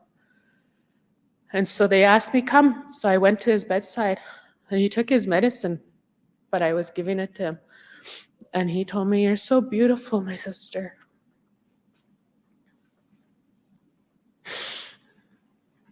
It's just very touching to be up here. We had Caleb present at our youth summit as well. So the youth heard his story too. And I'm sure there's many youth out there that needed to hear that. And this was my first time being able to hear his story. And I'm very thankful to you, Caleb, for being brave and showing other children and youth that they can be brave as well. And I love you. Me too, Yvonne. I love you so much. That's all I have to say.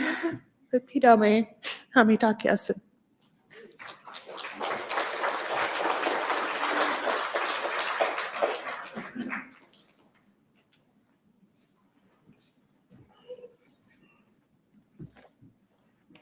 So we do have some time before lunch, but we have a presentation. We want to do that presentation. So at 12, grab your lunch and come back in. We're going to show the 2022 ride. Takes about maybe 20 minutes. So right now, if you have things to do with a hotel room or whatever, maybe you want to book out a little early. Oh, sorry, 50 minutes. Sorry, 50. I thought somebody said 15 minutes. Okay, 50 minutes. So that should be take a good right till our next presentation this afternoon. So we're coming there. We're getting there, and I think we only have one speaker this afternoon. And then we'll have our draws. So if all should be good today, and like I said, if anybody wants to book out, they can do that now. A little bit of time. So have your lunch, and then 10 after we'll show that ride. Okay, thank you.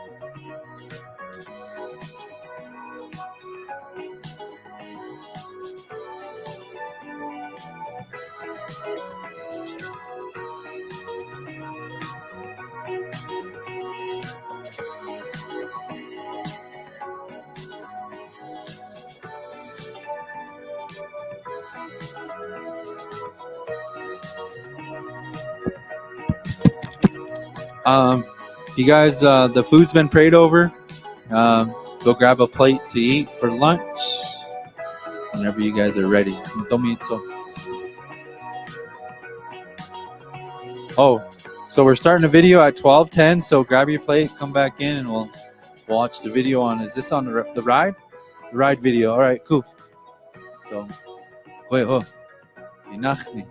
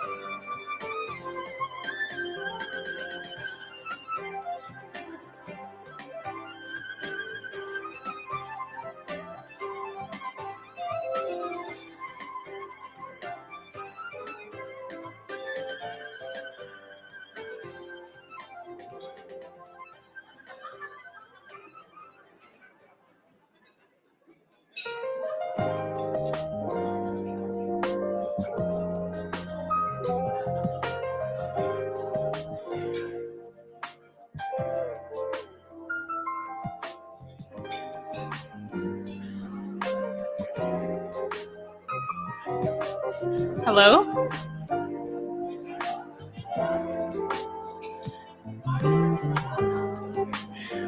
Just for clarification, if you guys missed the hypnotist last night, we are not watching those videos here.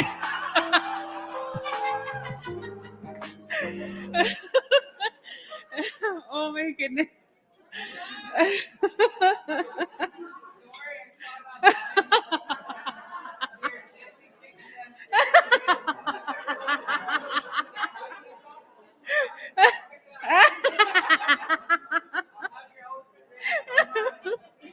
Oh my goodness. Okay, back to serious business here. The ride video that we're going to be presenting is on our 4th year.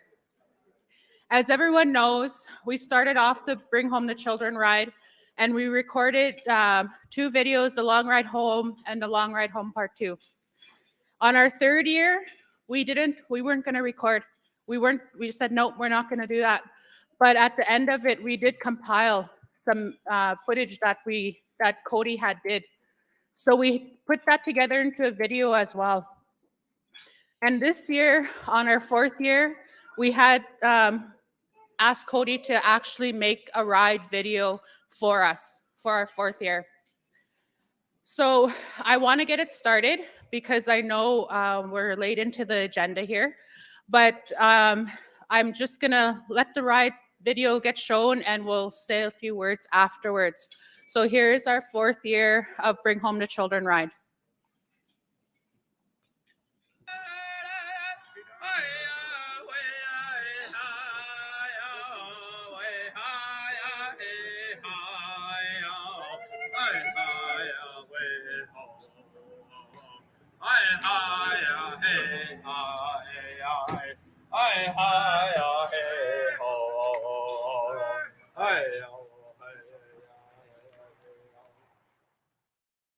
The prayers, the Horse Nation, it all came to be something bigger than I think what Neil had really originally expected it to be. And I think this ride was meant to be. It was meant to happen. It was meant to start.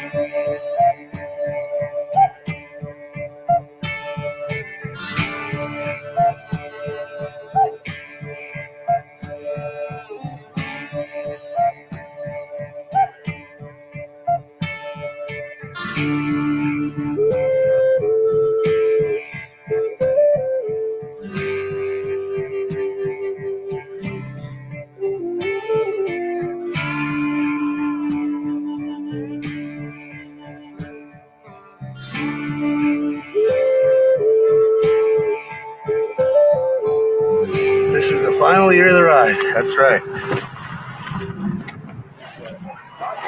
I think it's going to be good. Probably going to be emotional for a lot of people because it's the last year here for these people that I met, and a lot of people got a lot of emotions kind of going high.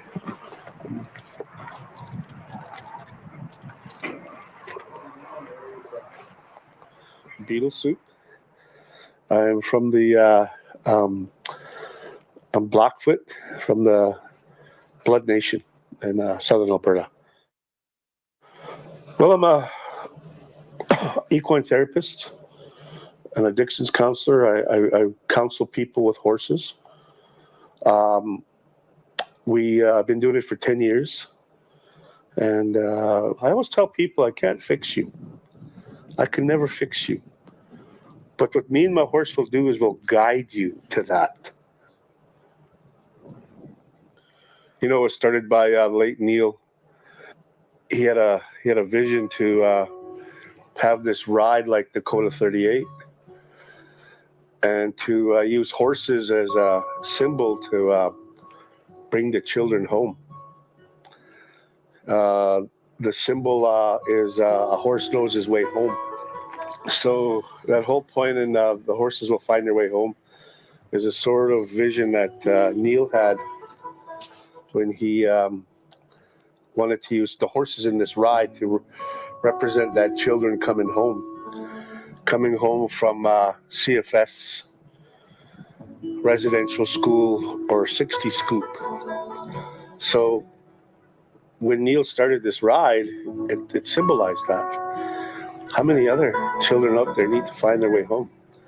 And again, they may not be children, but in the eyes of God, we're all children, no matter how old you are. So that's kind of what I see the ride is, how it started. And I hope it gave a good symbolization out there for people to understand that we have a lot of children out there that just need some guidance. And that's what horses do for us. They guide us. Hey, my name is Rod Isnana. I am the QBOW CFS Cultural Liaison Worker, and I have been working with QBOW for the last 3 years. With the dream that the late Neil Sue had in regards to the ride, I don't know if anybody has ever told this story, but the way he explained his vision for the ride was that there was a 60 scoop survivor that had passed on. and he was from Standing Buffalo. So when he came back to Standing Buffalo for the funeral, there was no family. There was very little people, and yet there was no singers. So as late Neil sang the prayer songs, Neil happened to look on the side of the road, and along a fence, he saw young children dressed up, like we say a long time ago, Ihana style. So they're all dressed up. They had leather fringes and beadwork on, and they watched these children that he saw in his vision of the coming running to this fence. Then also seeing a horse in that area as well come running to the fence. All that kind of accumulated or came together in that moment where Neil said, okay, we got to do more. We got to do more for those that were taken and those that didn't make it home. And I after speaking with Neil about his vision, I understood what he meant now, what he meant about this, the 60s scoop, the residential school. The bigger part of it that was the Horse Nation, what they had to play in this. So I think just the ride itself was a magnificent way to honor those that didn't come home. I'll be talking up here. I say he a relative. Our three relatives, the brothers and sisters. We come today to honor our people, Oyate, Turtle Island. The ones were taken many years back. The ones that never come home. His ride, his dream, that Kuda had for his people. The Unkaj brought his dream to him. To wake up the people right across Turtle Island that our people are missing. Our women, our children are going missing every day. This ride, we ask the Shukawaka, the Horse Nation, to guide us, to give us that strength. My name is Brock McLeod. I come to you from Wakfetuan, the coordination. And my role of the ride was the lead rider. Someone holding the staff and seeking a new beginning for our Wakaija. The ride made a big impact in my life. It's like bringing awareness to other people. Using the horse, our sacred animal, to bring our children home that are in foster care or youth out there that are lost in some sort of way. To ride it doesn't only help to youth, it helps everyone that's a part of it. As in, we're on this journey together as a family. Well, the night is my companion,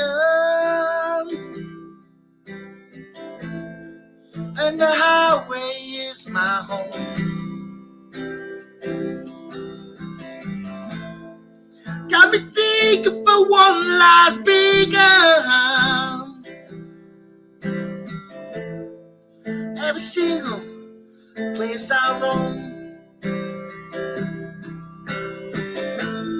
They said Jesus was a poor man. Guess I wish I had a little more of him in me. Makes it easier on one living. With heartache, misery, sweet heart of mine, I'm gone. For me, the ride was it was a prayer. It was a prayer ride, basically to pray for the children, the youth that were taken from their homes. That first year, the prayers of our Shunkawaka, our Horse Nation, it sparked something within, not only in us, but in Mother Earth. Now they started wakening up all these residential school areas where they started to find these burial sites that were never ever spoken about. People did know about them, but they didn't know who was buried where. So when they started finding these grave sites, it kind of kick-started everything.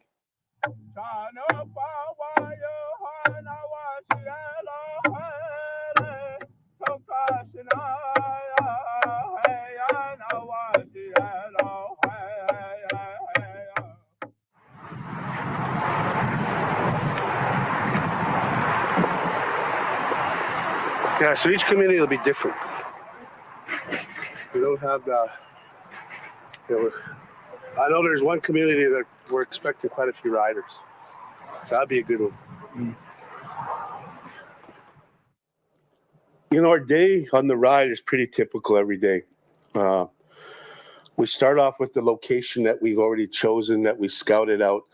We get into our destination, taking the horses out of the trailer, saddling them up, getting them ready, having our culture people there to give a prayer and a circle up.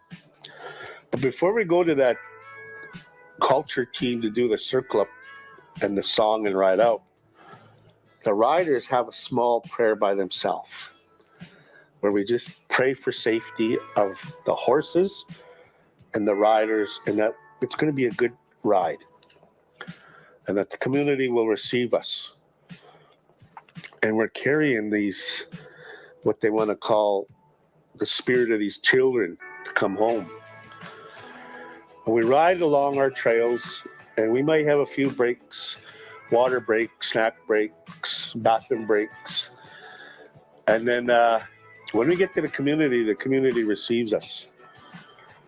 The community will gather, and we come in and circle 4 times. And they're singing for us as we ride in.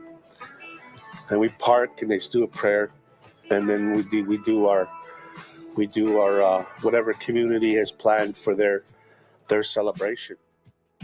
When we tell this story about any riders coming into your community, for us Dakota people, they're coming back from either war party or hunting, to show that they're coming in a good way into your community.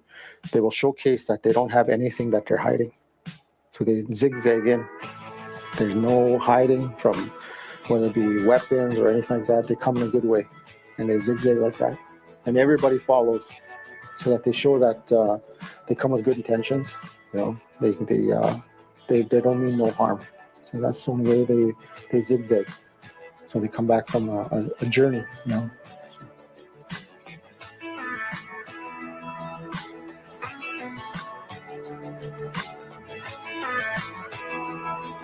My highlight was from Beardy's driving there with that staff, going into camp, seeing like faces that I haven't seen for a year, and all the joking around with my Uncle Clayton. We just had a lot of laughs, me, Clay, my little brother Brody. It made my heart happy that I was there from the beginning to the end. Like even with Beardy's Okamasis, I didn't know anybody in Beardy's until we started working with QBOW, and to see some of the workers that were there and how much effort they put in to have such a good celebration. And while Peyton, same thing. You know, you see the community just come together. It just makes you feel really, really good about this ride. This ride brought so much of the community, their heart, their soul, everything they did for the ride, for the riders, for the people involved, the feeding. It was just amazing that these communities would actually think about doing all this and how welcoming they made you feel.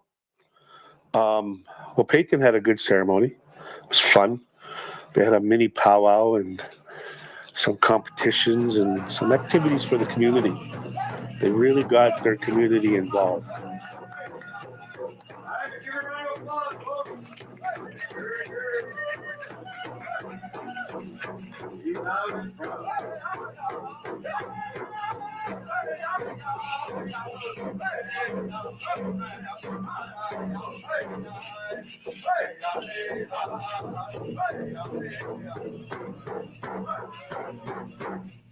All right.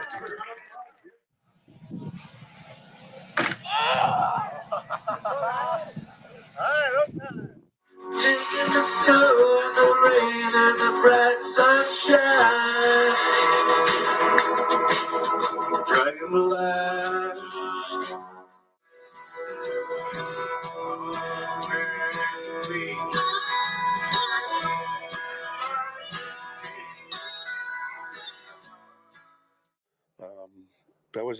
That was a good ride. It was rainy, but rain was part of the ride and the elements out there. We can't let that damper us. Wapaitan, riding into my home community for the last time on that ride, weaving in. That's what we did to every community, is to show that we can come in peace.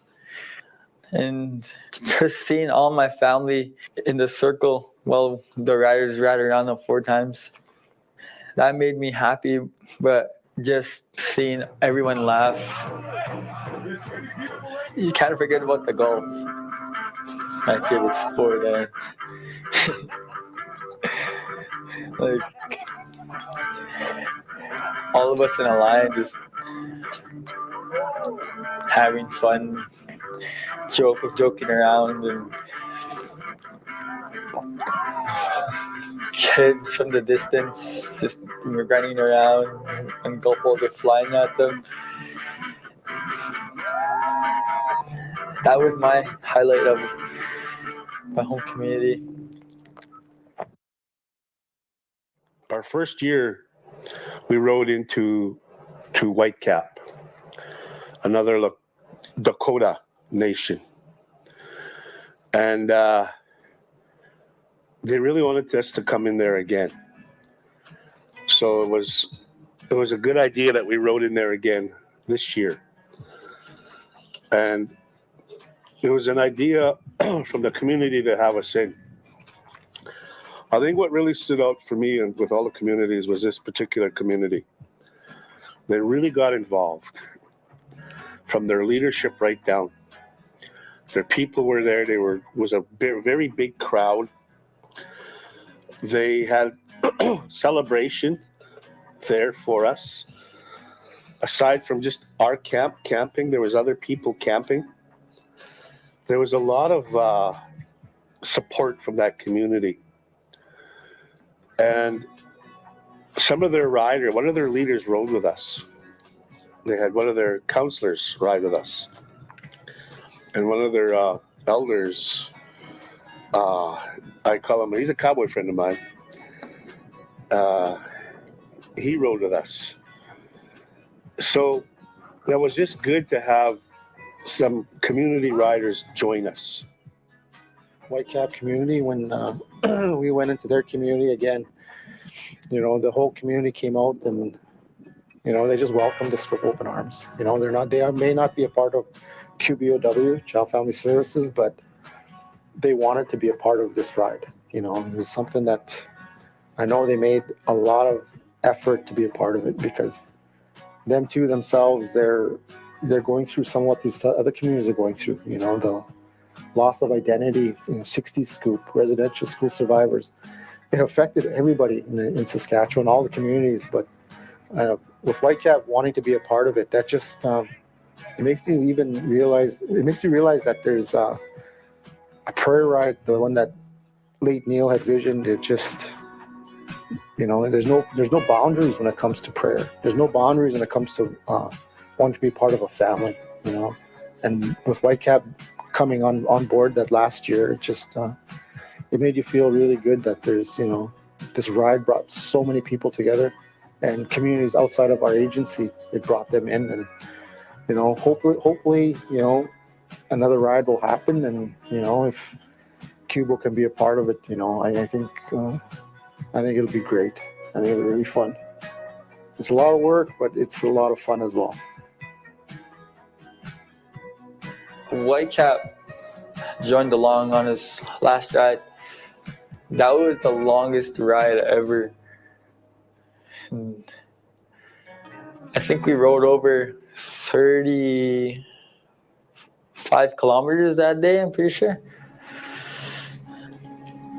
It was pretty cold in the morning, so I layered up.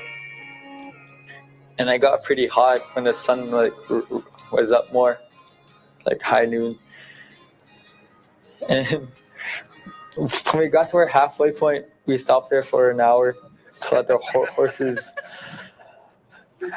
graze and relax. Don't kill that guy then. When we got to Whitecap, it also felt nice and welcoming to get into another community where I have relatives, and how they were so open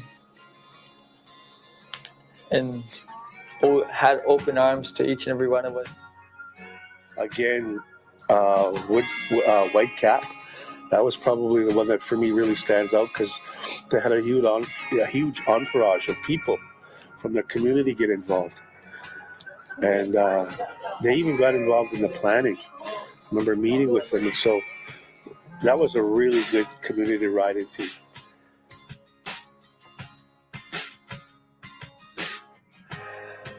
Wood Mountain, he was a long haul, a beautiful convoy of everyone traveling together. But some had to stay back and stew. It's all we did, me and my family. We prayed for safe travels.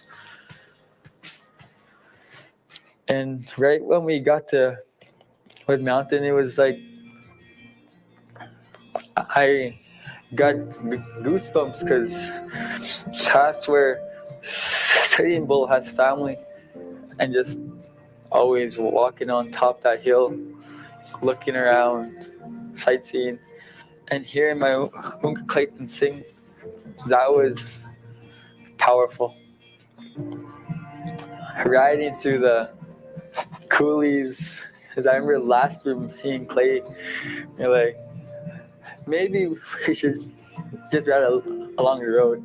And then me and him were like, man, we should have went down. And then this year we did it. And also having community members ride with us, that Cheyenne Ogle, it was an honor having her ride with us. Not only her, but all of the youth that took part in Beardy's and Peyton. But my highlight was going back to camp and hitting that swimming pool with everyone. That was pretty fun. And even just walking around that little museum with antique stuff that were in Wood Mountain, I thought that was pretty cool. And same with Wood Mountain. I've never been there too much, Wood Mountain.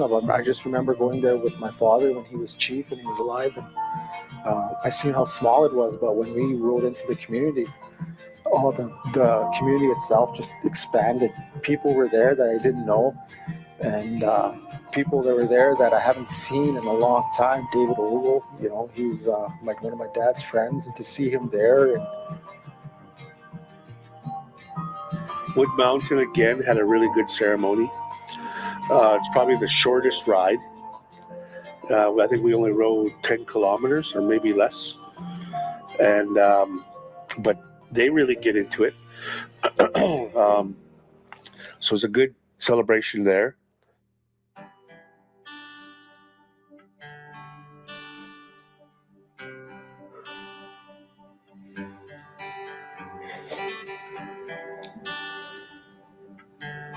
I'm privileged that I have both of my parents and that I'm growing up in my traditional way of life.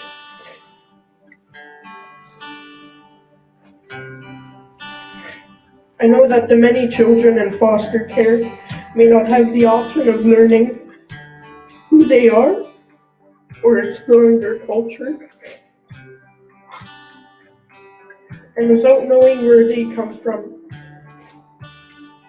they can get lost along their way, where they can easily fall prey to drugs, alcohol, and games, and many other addictions. The after effects of residential school also follows into foster care. It continues to strip the Indian from the child, but agencies like QBOW continues to fight for the child and their culture, which is the sum of who they are. This ride shows that determination to continue to bring our children back to their families, back to their communities, to build a stronger future for tomorrow. I'd like to thank all you that came, because without you, it's just been a very impactful and meaningful day coming here this morning. Before it even started, I felt powerful coming through down that road, coming to see this, watching those horses come. And it wasn't sad, it was happy knowing that those children are finally able to go home. Hope we can prevent stuff like that happening. I'm thankful for QBOW for being able to put on something so meaningful and impactful to many people.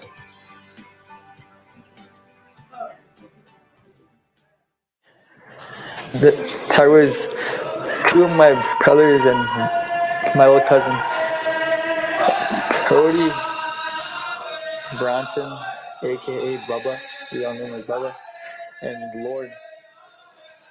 We were just, right after swimming, we were like in the showers and just messing around. Like we were like against the walls, hitting the walls with our fists, and we were singing. And right after that, there was people out there like that heard us, and you heard us, and we were like, "What?" I guess we were kind of loud, and we were just like having fun, laughing, singing.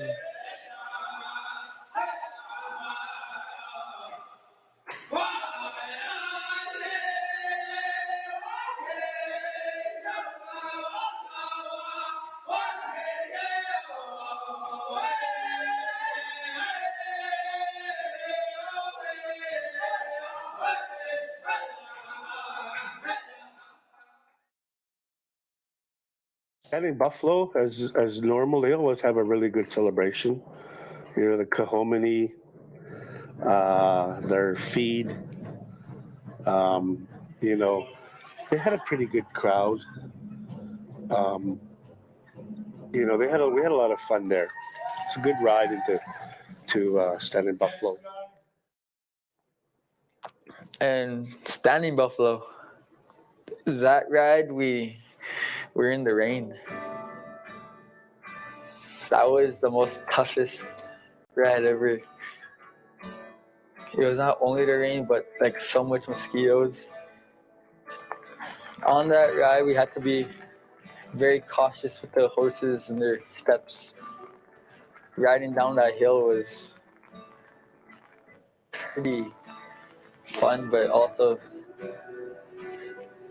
we always have to have trust in the horses. And I put all my trust in Cowboy. And later that night, we had Kahominy. That was so much fun. Singing with Alphonse and my two brothers. Sitting down with Clay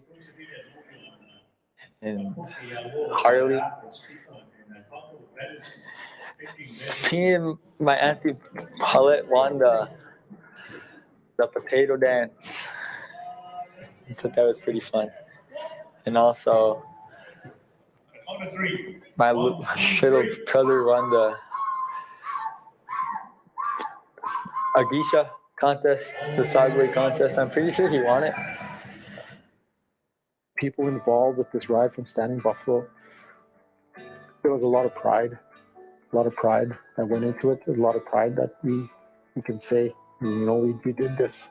Standing Buffalo was I was so impressed with our elders. I was so impressed with the organization of everybody that came together to make it happen. The cooks, the people that set up chairs, and it was such a good event.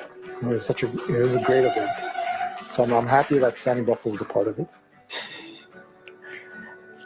The second day in Standing Buffalo, my uncle Clayton went to go see that white buffalo. We were there. We were like the last ones there, like my family and Randy's. I called my sister, hey, let's go see that white buffalo. And so I prayed with Candy, and I prayed to that white buffalo. And I asked for safe travels for all of us, knowing that our ride was almost done. Safe travels to everyone that came from afar to be with us that short time and to go home. Safe travels home. Well, I'll start with Pipe Pot. I've always been going to Pipe Pot, the community for say their powwow celebrations, stuff like that. And this was actually the first time I've ever went into Pipe Pot and seen their community come together. This past year that they had the ride, it was to see them feeding people, see them having all the kids there, all the families there. I think every community showed that they really wanted to be a part of this ride. The elders that were there, the elders that spoke.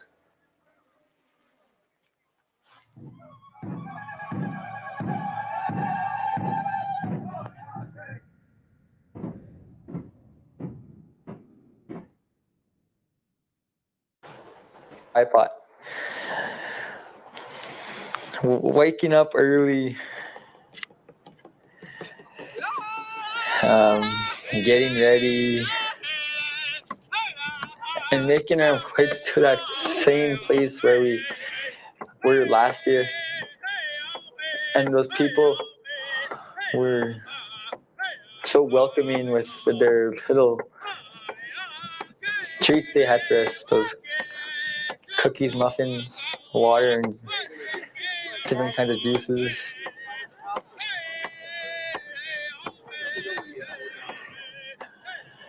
On our circle up, I was singing it with my brothers. And when we left, after that song, I prayed. That's something that my mom always told us, is that there's power in prayer. There's power in the songs. And that Tokashila will always hear you. There was this young girl that gave all the riders these popsicles because it was a hot day out. And so we were just on our horses, enjoying a popsicle and riding.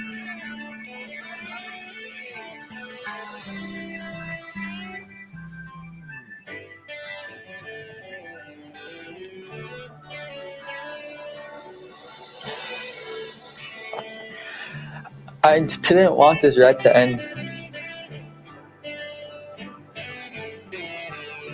All of us didn't want this ride to end.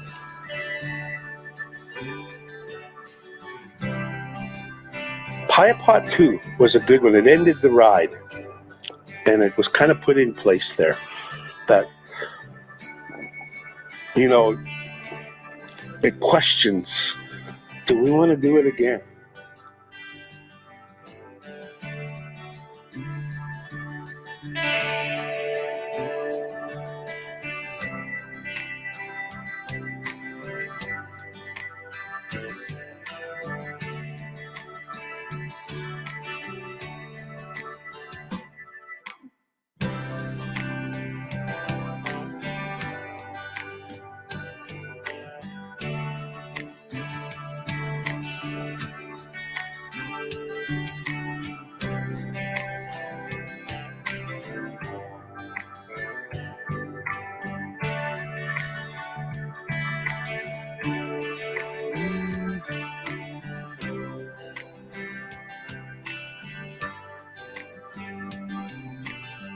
But I think a lot of it, when I think about it, is keeping the morale of the people and the horses, because it was a hard ride, especially that last day. It was hot.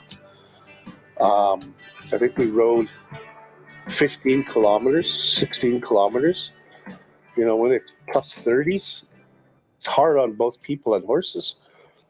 It's hard on our staff carrier, Brock. You know, he was carrying all that load of these people, these kids that never made it home. When we were in Whitecap, I was given a book with all these names in it, of all these names of these kids who never made it home, who are still considered missing. Where are they? Called me up and gave me this book. And this book is called the National Student Memorial Register, remembering the children who never returned home. Right from British Columbia, right to the East Coast. And he said, I don't even want to look at it because it's hard, because these are the children that never made it home. And he presented this to me in Whitecap. He says, can you put this in your saddlebags? But you just so happen to have some saddlebags. And put this book in there and ride with this book and share that book and stories with people where you go to. So today was the first time we put the book on Brock's horse. So after Whitecap, we took that book and we put it in, the guy who gave it to me, presented it to me. We put that book in in Brock's saddlebags to carry it as a symbol. Maybe he felt the weight of the spirits of that. I don't know. But he broke down midway through the ride. We had to stop. We had to pray. It was pretty, like I say, tough on everybody. It's tough on the riders, the people, and the horses. That was the hardest for me because on Cowboy, on the saddle, he had a saddlebag behind us and it had a book in there that had all of the children that attended residential school. And I just broke down. I asked Clay if we could stop for a little break, and I just hopped off, had a bottle of water, and I was told to smudge and hold Cowboy and pray. Pray for the riders, our camp family. You can't forget the Shukan.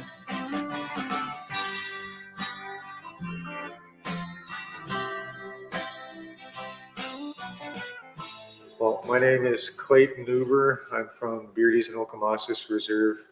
I reside at Rivers North Ranch in McDowell. I guess you could say I was like lead wrangler. I own some horses that were used during the ride. Cowboy, Cole, Beauty, Tiny, Clyde, Dan, Fox, Romeo. I'm probably forgetting a few that have made little appearances, but those were like the main ones, yeah. What it's done for me on a personal level, it's really opened my eyes to my culture. It has. Like, I've had some wonderful, eye-opening experiences. But I just thought of, how many people that this is going to help. This ride is hopefully going to bring people back to their culture, back to their roots. And I feel that's so important, and that's what we need. That's what our people need, is the back to the warmth of their culture, the strength of that. It'll help our people in so many ways.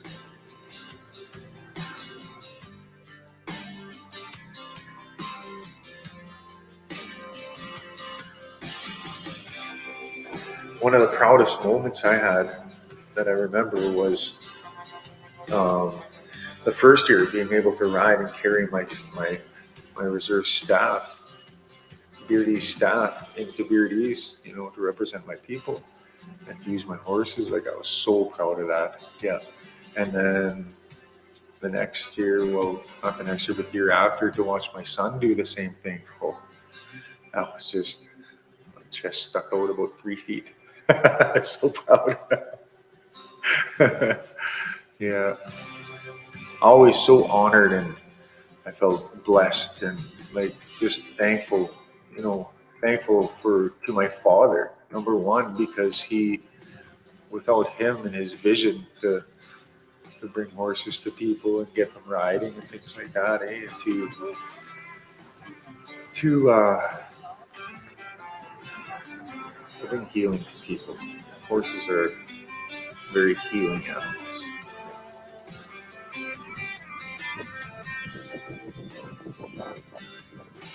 I wish I could thank everybody who's involved. Like, it's just such a group effort. Thank QBOW, yeah, and thank Lake Neil. Well, it's a definite major sense of accomplishment, and it's a mixed bag of emotions, like knowing it's over, because, everybody became such a family, and I always look forward to it, right? It was like definitely one of the highlights of my life, for sure. Yeah. And, now that it's over, it's going to be missed for sure.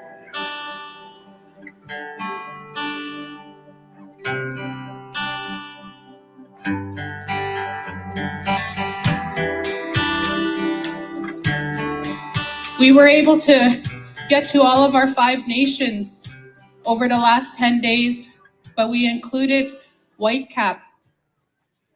So we stopped there as well along the way. Without the elders' prayers, this journey would have been so much harder. Without them offering their chanumpas, their pipes in the mornings. So I'm very thankful to each and every one of the elders, and also to everyone that offered that Wochekia, that prayer. I'm very thankful for that. There's so much that went into this ride that no one sees when we enter into the communities. Ensuring that our horses are safe, ensuring that our riders are safe. All of the outside work that takes place, I'm thankful to all of you guys that contributed to that. Our ride crew, to Rivers North Ranch for allowing us to utilize your Shunkawanka for the ride. Nino Opera Pidamaye. I couldn't say that I only have one highlight of every community. Like, everything about the ride made me happy. I like to say Wopida to QBOW and for what they've done for our communities. Just the opportunity to lead, hold that staff, and knowing that it's in a better place in the mountains makes me happy, I hope it makes everyone happy. Knowing that our staff is out there, it's something that we can always be connected to. And I'd like to say thank you to my mom for waking me up every morning and always being there every step of the way on the ride. She'd always take part on a horse during the ride, or she'd always like ride along with us. And for her tiwahe, Tioshpae, her main homies.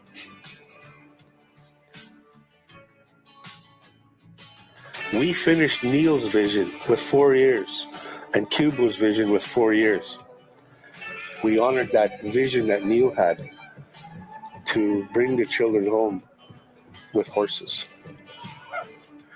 I think the impact of this spirit ride on each community was different, but I think the overall thing with this was it showed the communities that it's time to heal. They need time to heal. Every community that I've been to in Canada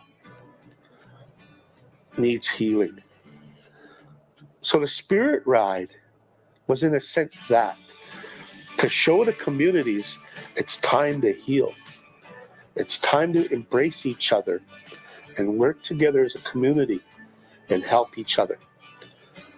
For myself, I think it, for being a prayer ride and bringing the horses into the ride, like making them a part of this event, I think it started a healing within all First Nations that we have to forgive, even though everything happened to us as First Nations people. I think it's time for us to move on, move forward. I feel that we fulfilled his vision, late Neil's vision. I feel that we did what we could have done, even though he wasn't here to finish it himself. And I feel very grateful that I was a part of it. I feel very thankful that my supervisors, the management and the board, for allowing us to do this, because it was something huge. And it'd be nice if we can, carry it on, but 4 years is a lot of work for that ride, and I'm grateful to just have been a part of it. All of the prayers that were said within all of our nations that we stopped at were carried from the horse. Late Koda Neil used to say that the horse will always find his way home.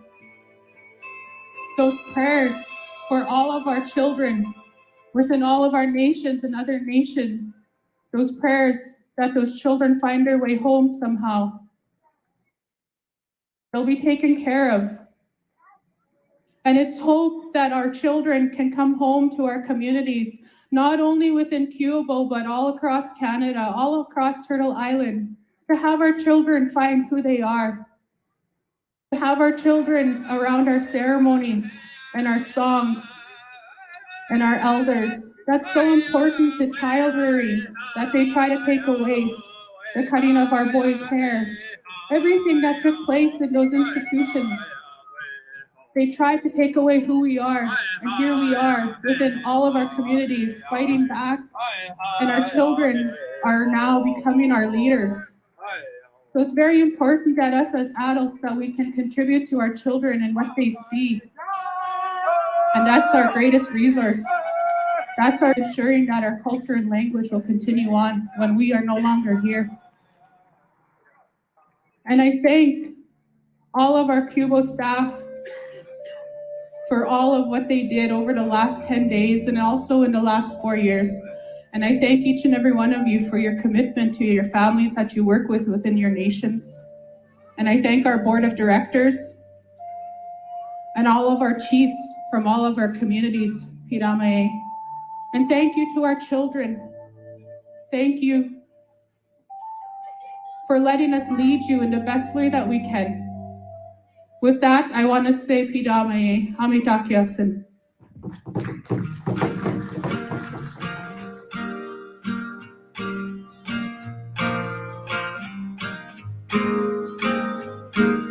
Some say love is a winding road,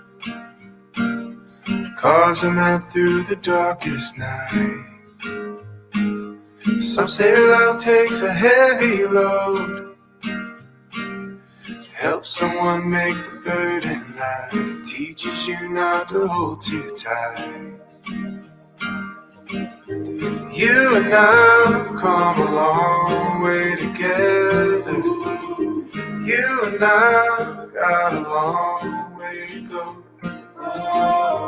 You don't have to ask me now or never, 'cause I'm already yours and you'll always be mine.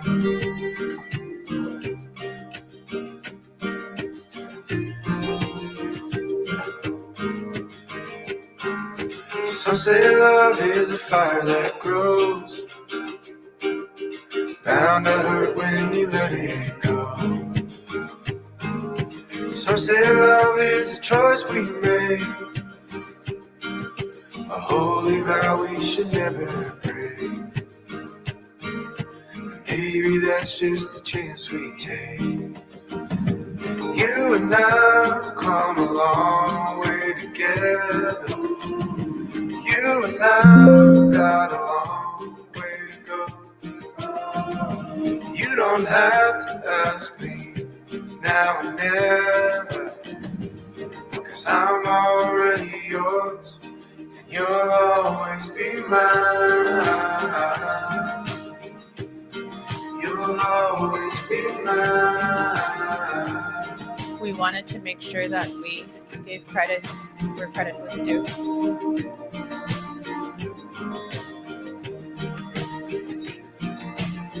Our Bring Home the Children ride is complete. And this is actually the very first showing. This video was here. We viewed it as staff last week at our staff meeting. And we wanted to present it to our nations. So this is where we decided to do that. We had started our ride last year in Beardy's with Heavy Hearts. And on that ride, the Beardy's counselors rode with us right from the beginning of that ride to the end. And we also had youth that rode into Tankanaji and Wakbeton and then in Wood Mountain. I know that late Kuda Neil had that vision in bringing children home. And we had to complete it without him. And we did. We did. We really came together as a team and we really did our best. But we couldn't have done it without you guys, without our nations. And I want to thank you guys for allowing us to be able to complete this ride. We have Clay Newber here from Rivers North Ranch. I just want to get him to stand up so you guys all saw him on there, but he's here. And we also have Harley Karen. He was the wrangler on this last year's ride. You can stand up, Harley.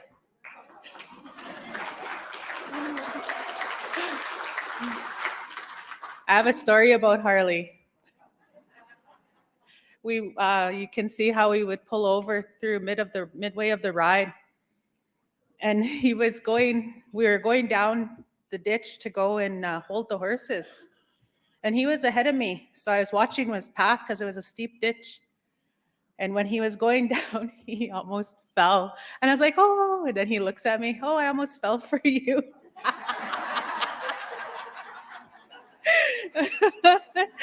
Oh, did we ever laugh? But yeah, there's so much laughter along the way, and it was really powerful. We also have Beetle Soup, who's here. Him and his wife, Heather Soup, are the ones that were the organizers for the 4 years of the ride. So thank you, Beetle.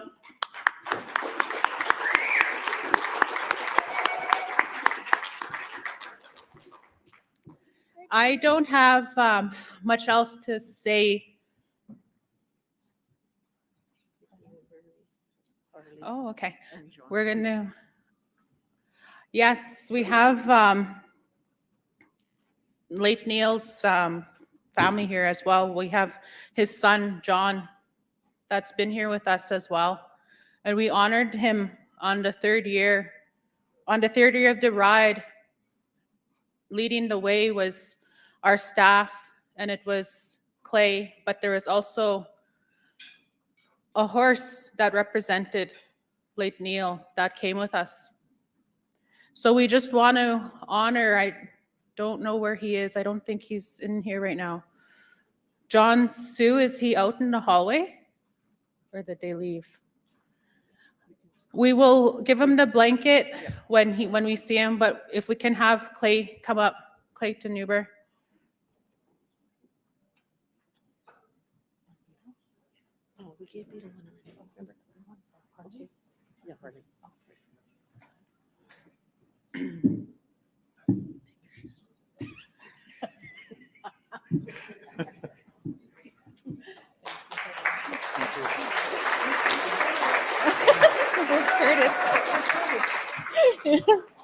Harley, if you can come up as well.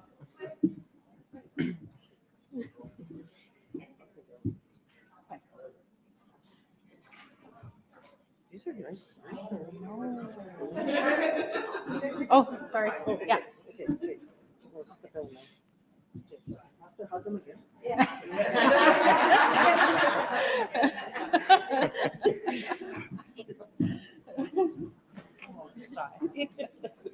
I think we're going up.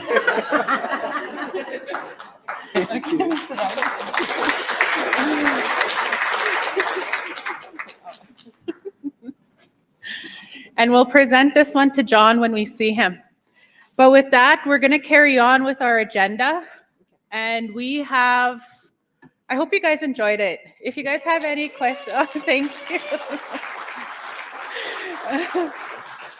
Thank you very much. We're actually getting down to the end of our conference here.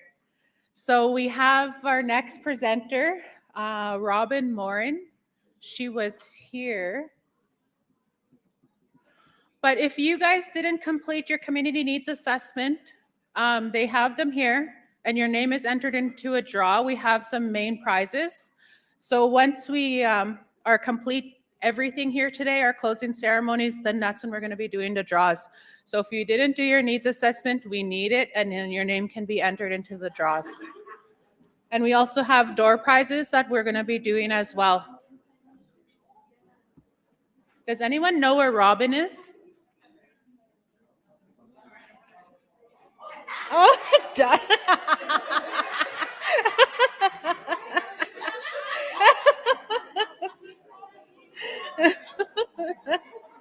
So we'll continue on with our agenda, and here we have is Robin Morin.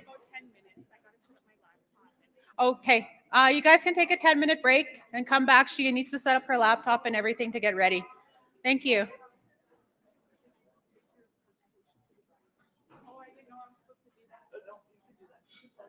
Oh, okay. You'll take my laptop? I can't do it up here?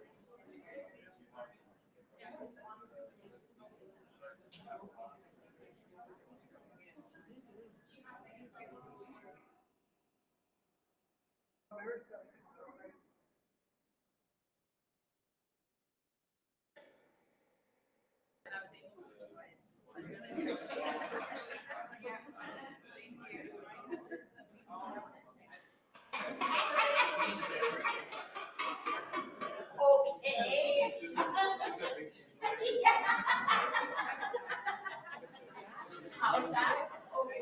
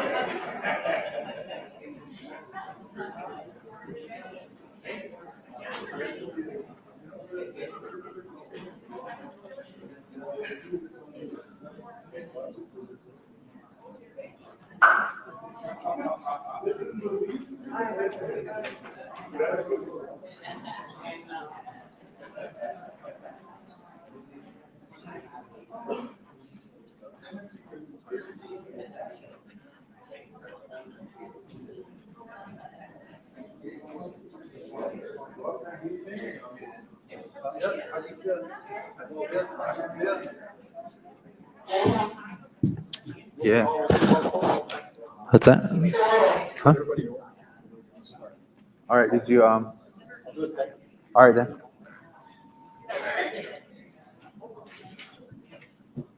It's up to you. Do you want us to get started? We can now. I know. It's past 10 minutes. So All right. Well. I know everyone wants to be on here too. Well, let me go house around for everybody, and you can just. Because I don't even know where everyone is.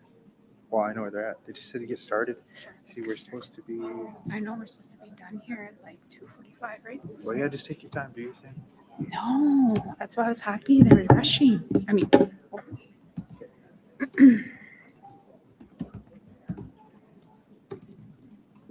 I know a lot of them, or some other parents are in other sessions too. So. oh, is there other sessions? Yeah. Oh, okay. No, that's fine. Okay.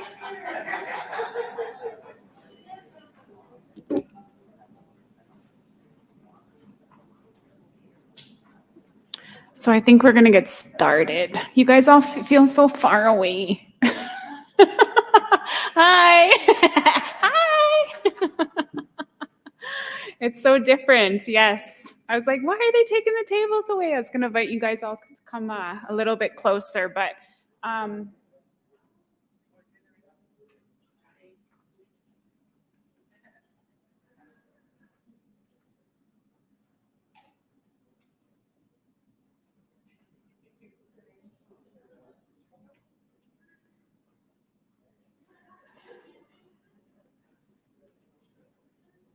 I don't know what's going on here. Just one second. Can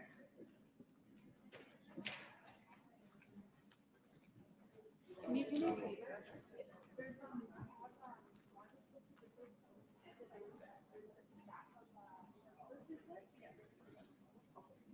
just give them out for the tables? Yeah. Thank you.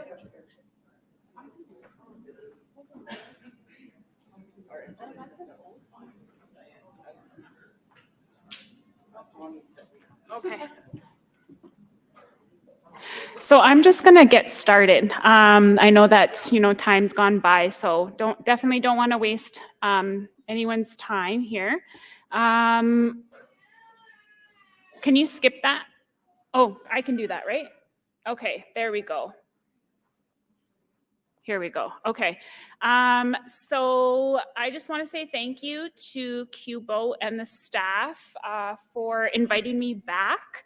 I was at the youth summits as well too, where I was presenting and just talking about suicide. So I'm very grateful to be back here with all of you today. There is some, just a couple resources that are being handed out. Those are just for you. We're gonna work through some today if we have some time, and if we don't, I definitely want to invite you to take a look at it, or take a look at it when you leave here, or it is a resource that you can use with people that you possibly work with. So what I'm going to be talking about is healthy relationships, and I really want to put it into the context of helpful connections, because when we think of healthy and unhealthy, then there's this underlying assumption that there's something wrong when we say healthy, right? Healthy, unhealthy. So I just really want to put it in the context that we all are doing great things, that we all do have strengths. Of course, there's always areas where we can always develop and get better, and build some skills. So I really just want to put it in the context of helpful connections. So for those that don't know me, my name is Robin Morin. My maternal bloodline actually comes from Beaver Lake First Nation.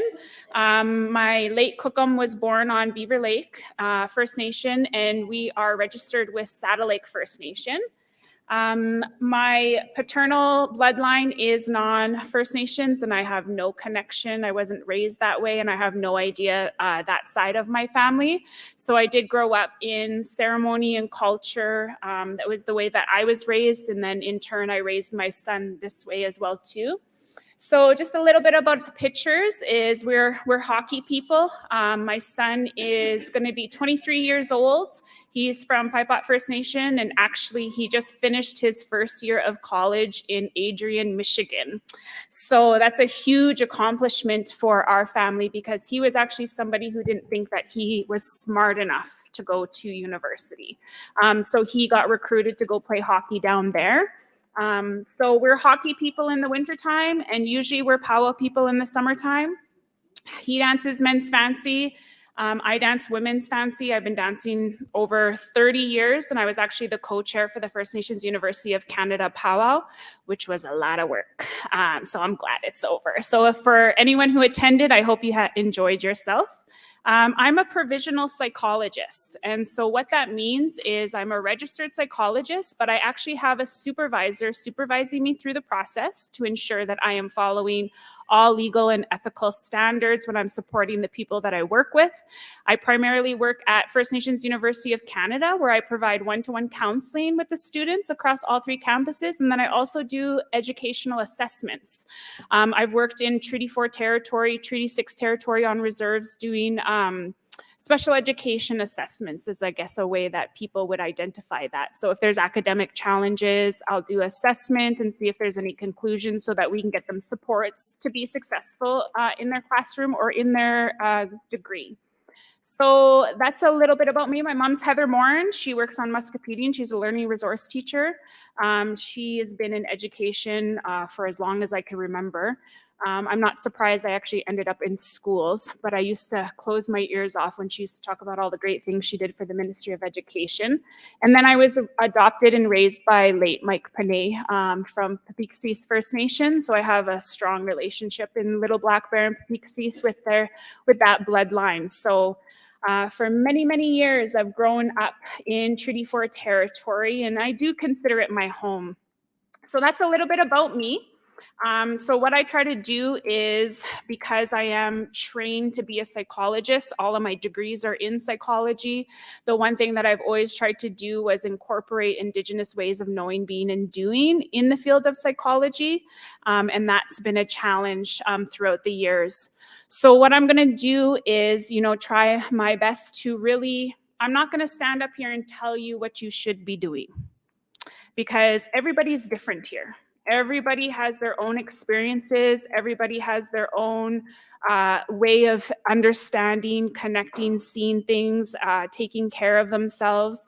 So what my intention here is to, give you some information on what impacts our ability to connect with people, what impacts how we view ourselves and how we give to ourselves, and also to just some really good tidbits that I talk about in therapy and counseling, and also in some of my own self-healing and therapy work as well too. I actually go to therapy with a psychologist as well too, because I'm not exempt from trauma and, trying to figure things out. So, and I was just cracking a joke with my friend Rod when I was just like, yeah, it's so funny that I'm going to come up here and talk about healthy relationships. Because I think the only healthy relationship, the only closest relationship that would be healthy is probably my son. But even there's so much room for change. I need boundaries with that guy big time. But yes, so let's go ahead and get started. So I just really want you to reflect for a moment. Because when we think of relationships, right? Relationships is how we relate to each other, connections with other people. But I want you to think about what you were a witness to. How do you know you've witnessed a healthy relationship? What does a healthy relationship look like to you? What does healthy, helpful connection look like to you? Right? What does all of that mean to you? How were you raised? What were you taught? If you were raised by your kukum, your kushi, what did they teach you? Right? If you grew up in a single parent home, what did that teach you about relationships? How did you make meaning from that? So who taught you what helpful, healthy connections are? Who showed you? Because as children, we observe things, right? We're sponges. We take things in from our environment, and therefore that molds us and impacts us. So really, what have you been a witness to, and how has that impacted your life? How is it showing up in your life? So just take a moment.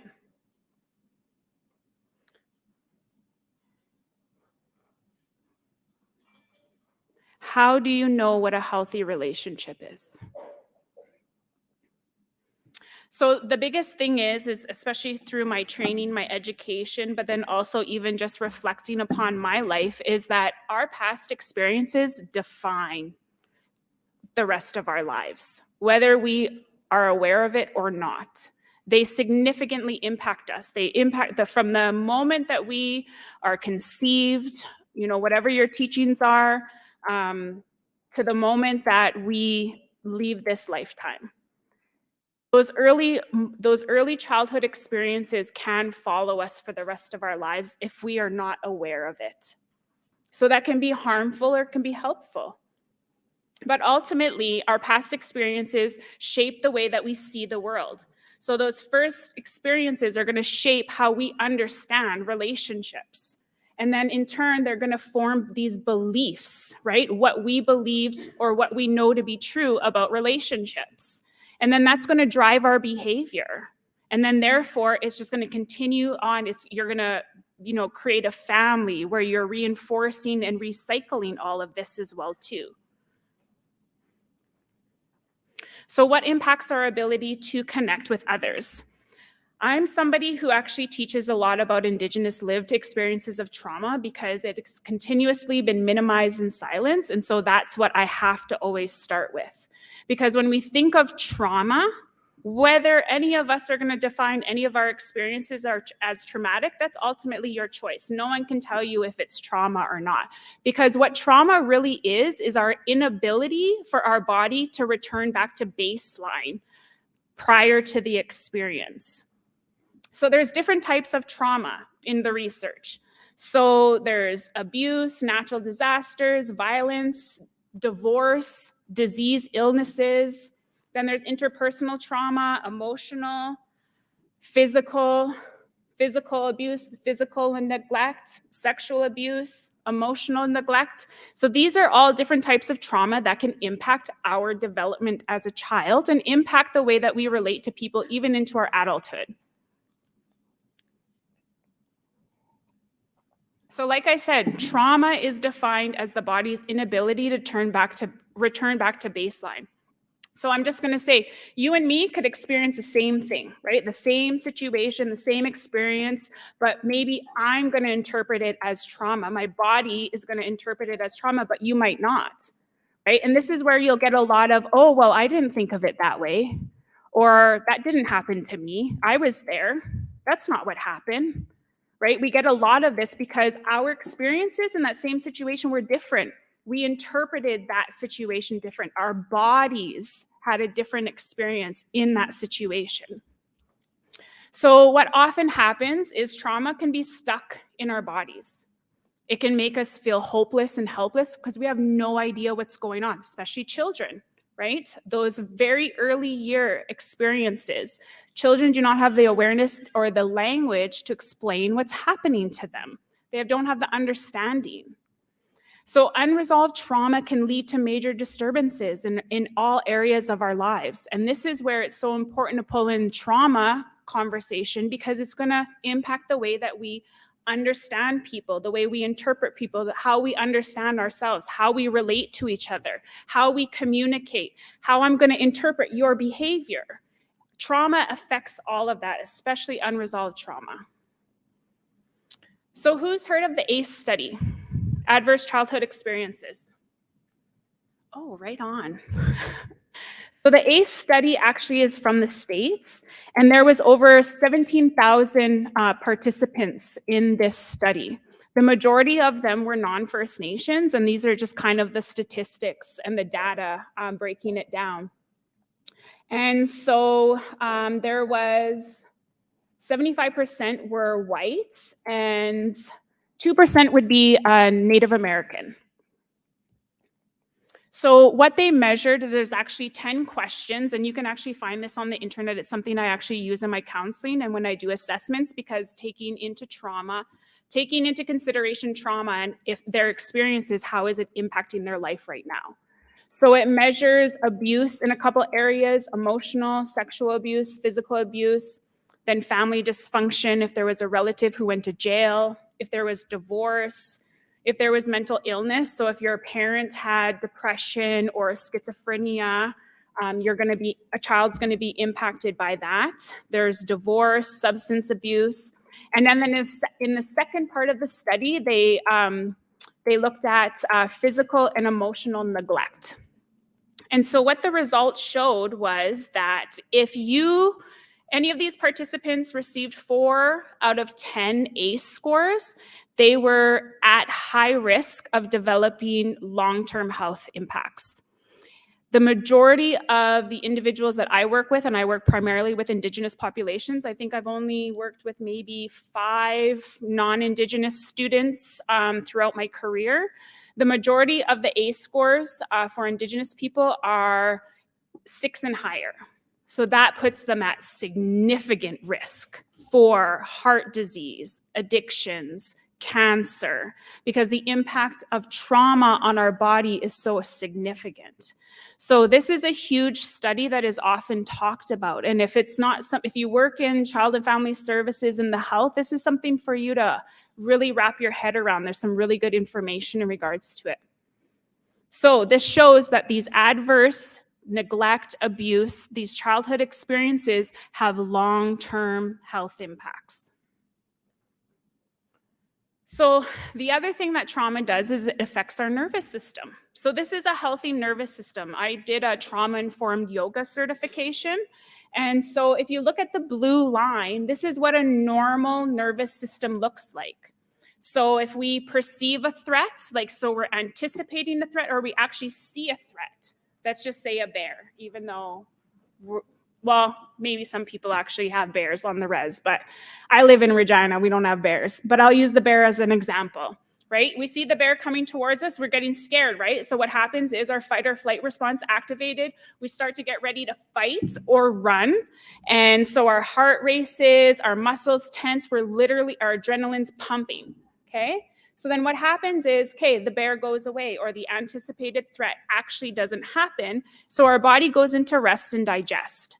So we have the fight or flight response activated. When the threat's gone, then we go into rest and digest. So this is what a healthy nervous system looks like. So what happens with trauma is it gets stuck. So it either gets stuck, you get stuck in the on or you get stuck in the off. And sometimes you can fluctuate from back and forth. So there can be a traumatic event again, right? It's your body's inability to return back to baseline prior to the event. You can get stuck in fight or flight. So that's anxiety, hypervigilance, always, anticipating something's going to happen. I know for me, exaggerated startle, right? You just hear something out of the ordinary and you're like, oh, right? Like, what is that?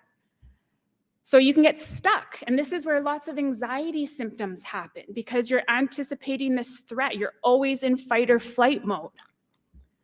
What can happen is you can get stuck in the off, and that's depression, really having a hard time connecting with people. You have no emotions except for, those low feelings. So it's going to be hard for you to connect and understand others. And then there's long-term health impacts, as you can see, chronic pain, emotional flooding, low blood pressure, poor digestion. So if we're dealing with this and we don't know how to manage all of this, then how are we going to relate to people? How are we going to understand people? Do we even understand ourselves? So here is a video that I just want to show because I don't like to do all the talking all the time. But this is a really good video that I often show in my trauma training on how trauma actually impacts the brain. So the developing child. So I want you to think of that. How does trauma actually impact the developing child?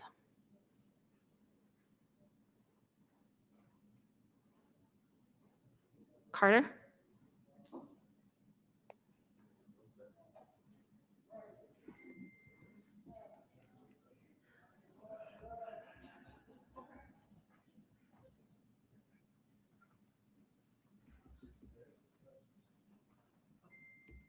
It's a very complicated subject. There's lots of research on the topic, but I think really it's important to think about three big things. And the first of those is how trauma affects cognitive development and the development of the structures of the brain. So in the most basic terms, when children are experiencing trauma, there is a release of stress hormones for all of us. When anyone's experiencing any kind of trauma or fear, we have that fight or flight response. When children are having repeated traumatic events, there is an overabundance of that stress hormone in the brain, and we know that that causes actual damage to the development of the structures of the brain.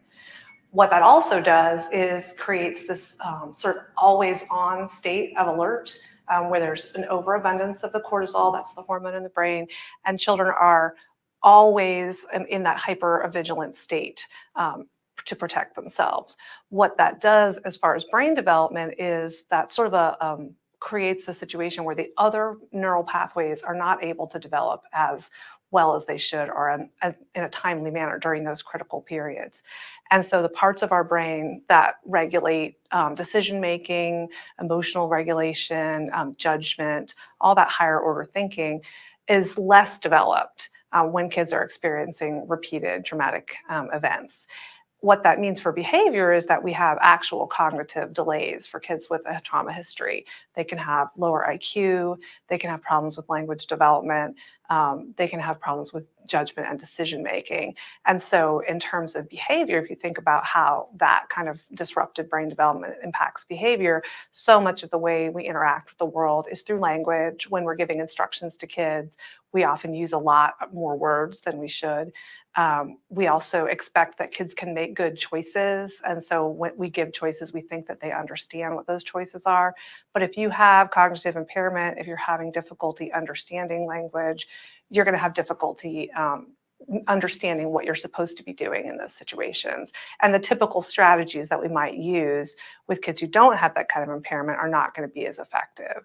So that's one big area that it affects behavior. The second thing you really need to think about is the issue of attachment. And again, we could have an entire class on attachment, but the basic, most simple level, we know that a secure attachment is the foundation of all further development, that we need to have that secure attachment during those early years. Children who have been traumatized, particularly from their primary caregiver, have really disorganized attachment, because the person from whom they're going to go to feel safe, to learn trust, to learn that the world is a predictable and loving place, is also the person that is perpetrating this scary and traumatic event on them. And that is incredibly confusing. In order to understand the world, that doesn't make a lot of sense. And so these children don't know how to trust the world around them. They feel like they don't know how to get their needs met. And so that foundation for future relationships is very much impaired. So again, if you think about so much of what we have to do in the world to be successful is to interact with others, to read social cues, to understand what the interaction is between us and other people. If you have that disorganized attachment as a foundation of understanding the world, you're going to have a lot of difficulty with that. So many behaviors that we see from children with a trauma history are a result of just not having that secure attachment. And then the third thing that's very important, especially when you have a child in your home who has a trauma history, is understanding trauma triggers. And what that means is that there are going to be things that remind the child of the trauma, but they might not be readily apparent to everyone around them. So if you think about your own, memories, things that trigger memories, smells, sights, sounds, all those things can immediately take you back to a positive moment in your childhood. With children who have a traumatic history where that's been the majority of their experience, those exact same triggers take them back to this very scary place, but they may not be evident to us. So it might seem like a normal transition from going to bedtime, but something about that event, the lighting, the location triggers a traumatic memory, and the child's going to react as if that's happening at that time. Those reactions are behaviors that children developed in order to stay safe. And so they were very adaptive behaviors. However, we might see them as bad behaviors or negative behaviors. So it's really important to understand that those reactions are important. They help the child survive. They help the child get through a very difficult experience. And it's going to take a while to unravel that. So it's important to try to understand as much as possible of the child's history so that we can start to look at these trauma triggers and help them move past them.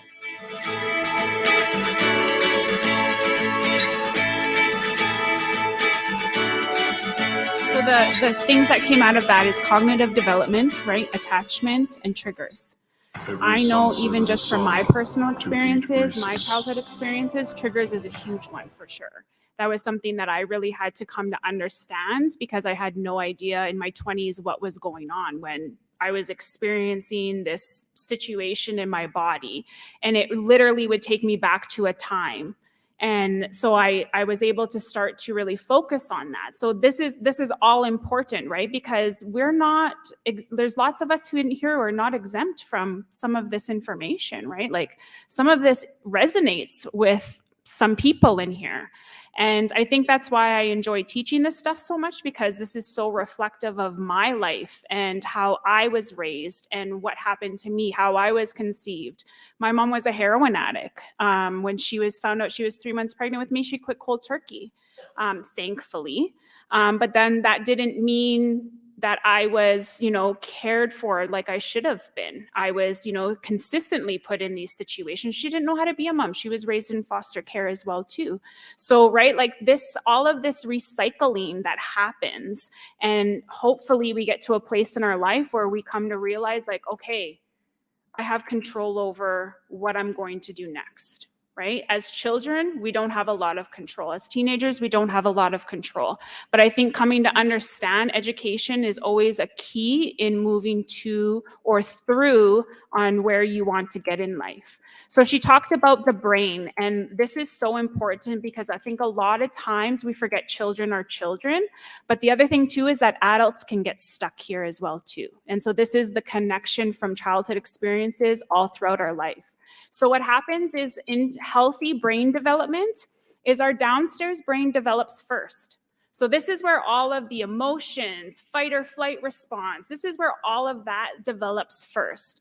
Then the upstairs brain is the prefrontal cortex, where Understanding, analyzing, time management, like she said, emotional regulation, right? So we have all of these emotions and experiences in the downstairs brain, and then the upstairs brain is like, okay, wait, this is what this is, and this is what I'm going to do about this, right? And really figuring things out. But what happens with trauma is we can get stuck in the downstairs brain. So we can, even all of us in here, I don't see a lot of babies in here, right? But so the majority of us have a downstairs and an upstairs brain. But I bet you could probably think of one person that you've come across or somebody that you know who is always reacting from the downstairs brain, right? They're reacting from their nervous system. They're these big reactions, right? Angry, like aggressive, or just very emotionally flooded. That's downstairs brain. So what happens is when we're in our downstairs brain, the top part of our brain stops working. Like we can't sit here and be like, okay, I'm super angry, I'm seeing red, okay, I'm gonna start to talk myself down. That is very difficult because once we've flipped our lid, once we are over our threshold, we just really have to do our best to bring us down to a regulated state. So being trauma informed, being educated about the impacts of trauma is really to give you the tools to understand possibly what's going on in your life or what's happened in your life, but also to understand other people, right? We're talking about healthy, helpful connections. So how can we connect to people and understand people if we don't really know what's going on? And sometimes people don't have the words or the understanding to describe what's going on. That's where we have psychologists and counselors. That's where we do the work. So how do you recognize trauma? There's way more to this, but behaviorally, it really is the inability to really fully connect. One thing I'm not going to talk about is red flags, gaslighting. I'm not going to talk about trauma bonding. All of that information's on the internet. If you want to learn about it, I highly recommend educating yourself about it. But what I really want to do is just give you, some behavioral stuff so that you can understand, because ultimately what we're going to do is we're going to focus on ourselves and what we have control over. So, isolating, cutting people off, impulsive, risky behavior, acting out, strained personal relationships, right? So if they're in their downstairs brain, they don't have the critical thinking, they're in their fight or flight response, how do you think somebody's going to relate or connect with someone? Right? Think back to a time where, you were in these elevated states, constantly. Were you able to actually connect in a meaningful, loving way with somebody? No, right? It doesn't work that way. And that's okay. And then Indigenous lived experiences. So I've talked about the ACE study, right? I've talked about childhood adverse experiences. I've talked about the development, cognitive development, attachment, which we'll just touch later on. But when we talk about the reality of our lived experiences, we can't discount everything historically, intergenerationally. Racial trauma actually replicates post-traumatic stress disorder symptoms. There's lots of evidence that is coming out in regards to the Black Lives Matters. Colonization, when we talk about systematic oppression, systematic racism, all of this stuff is affecting our lives. The justice system, missing and murdered Indigenous women, Two-Spirit, all of this stuff that's happening, we can't discount that it's not affecting us. And then grief and loss. Our grief and loss process and experience is completely different than non-Indigenous people because we're community-oriented people. We know so many people. As a powwow person, I know people all across North America. So it's just like when we're connected with community and other communities outside of our own community, that grief is constant, and we know that. So that also can be traumatic. So we're dealing with all of this as Indigenous people. And we also have our strengths. We also have our ways to cope. But this is just an understanding and to normalize that this is our reality as well too. So how is this all impacting our ability to relate to people? One of the things is that we always have to take into consideration, and even in the work that I do, is the historical and consistent experiences. Colonization, systematic oppression, systematic racism does not end today. It's happening tomorrow. It's going to happen next month. It's going to happen next year. So all of these things, again, when we talk about grief and trauma.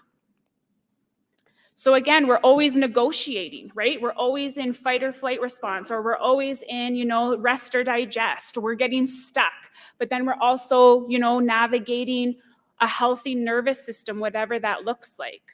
There's actually research coming out where it says that BIPOC people, so Black, Indigenous people of color's nervous system is completely different than non-Indigenous people. Is that we don't necessarily have a healthy, calm nervous system that fluctuates up and down.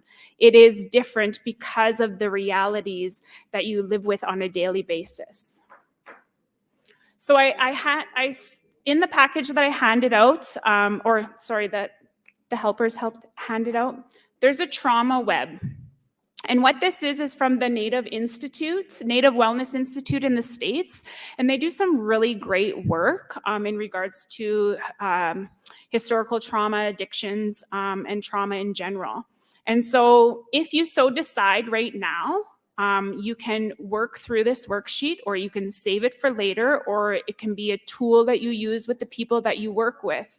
Because again, really honoring our experiences and recognizing our reality. Because maybe a lot of people have done work on their healing journey, but maybe there's some areas that we could still work on. And that's what this trauma web actually shows you. But then also it just normalizes the experiences that we have.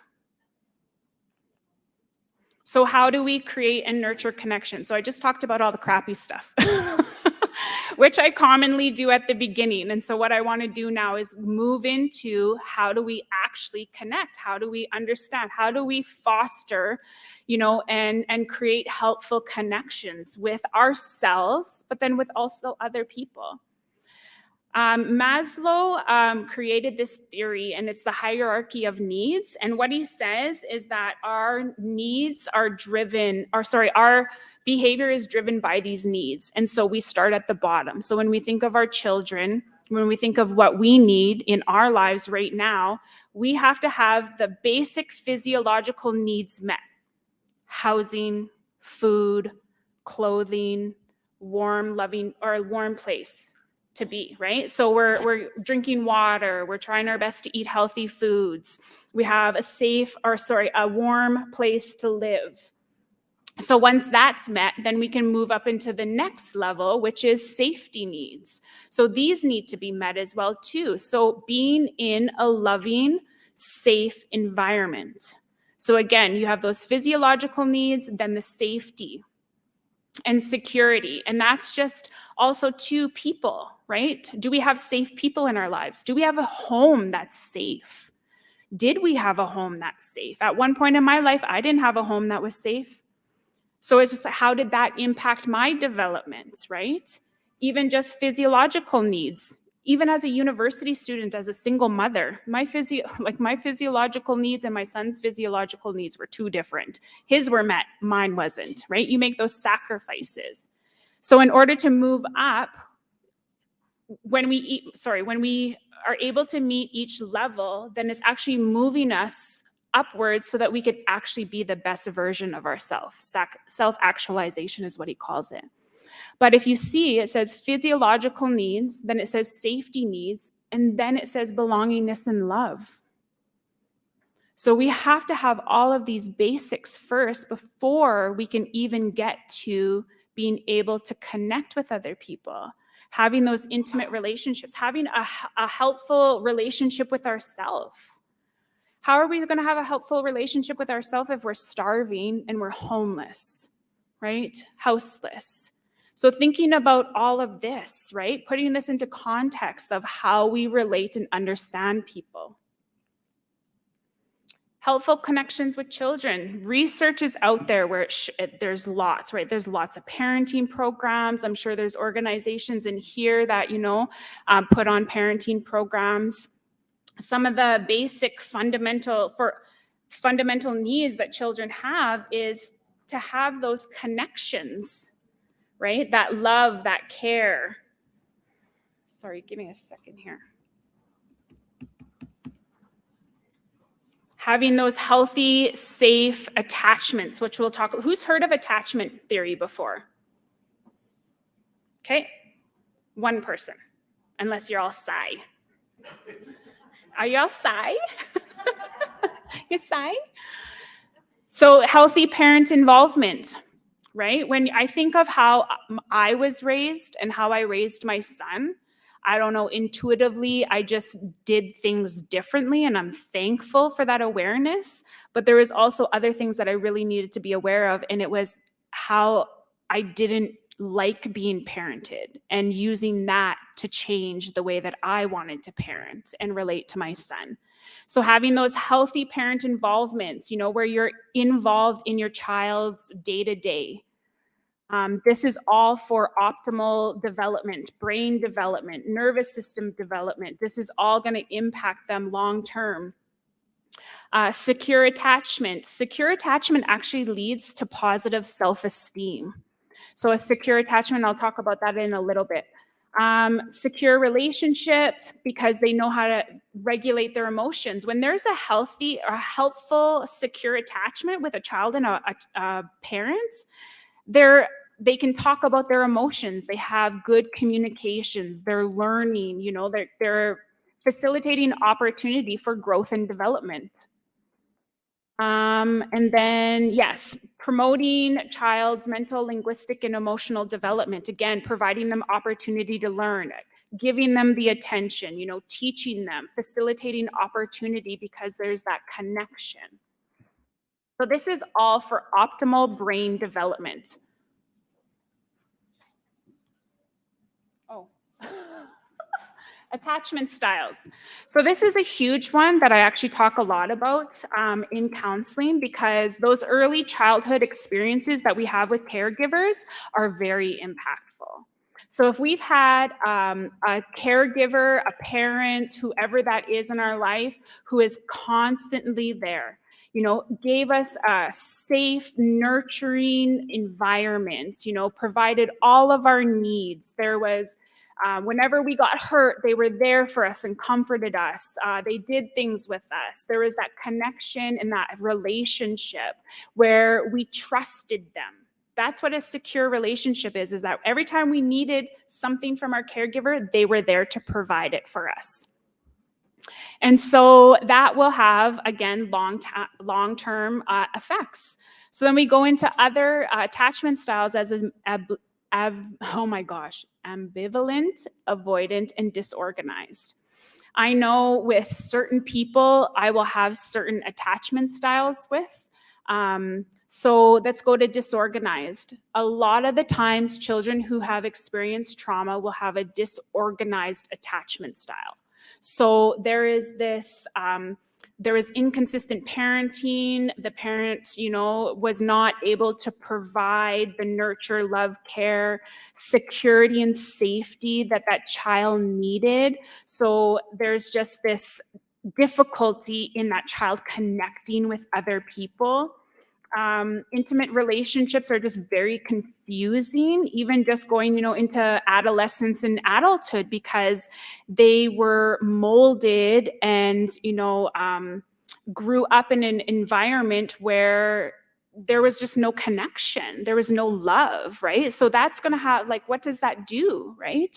What does that do long-term for, a child going into adulthood? What do their relationships look like? They're going to possibly reflect those early childhood attachment styles.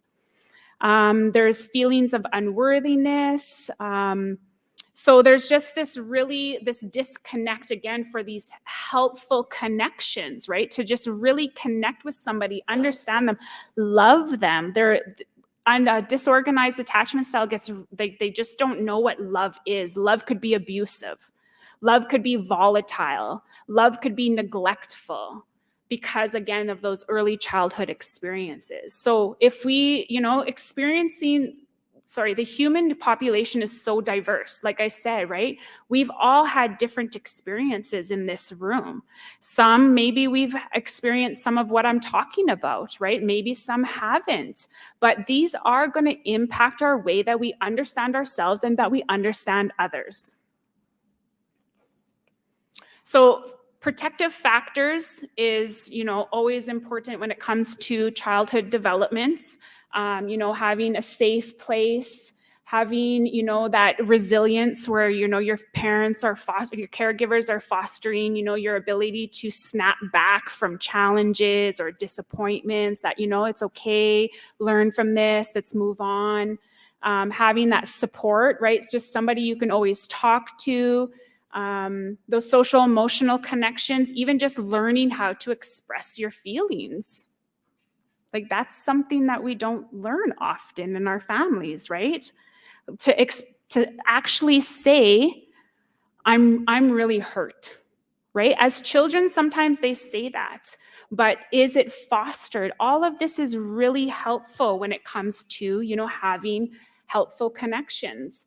One thing that is not often on these infographics is culture. Culture is a protective factor. It's in the research. So when we talk about, raising our kids in ceremony, teaching, giving them teachings, the connection to creation, to, the community, all of that stuff as well too is very impactful for the development of the child.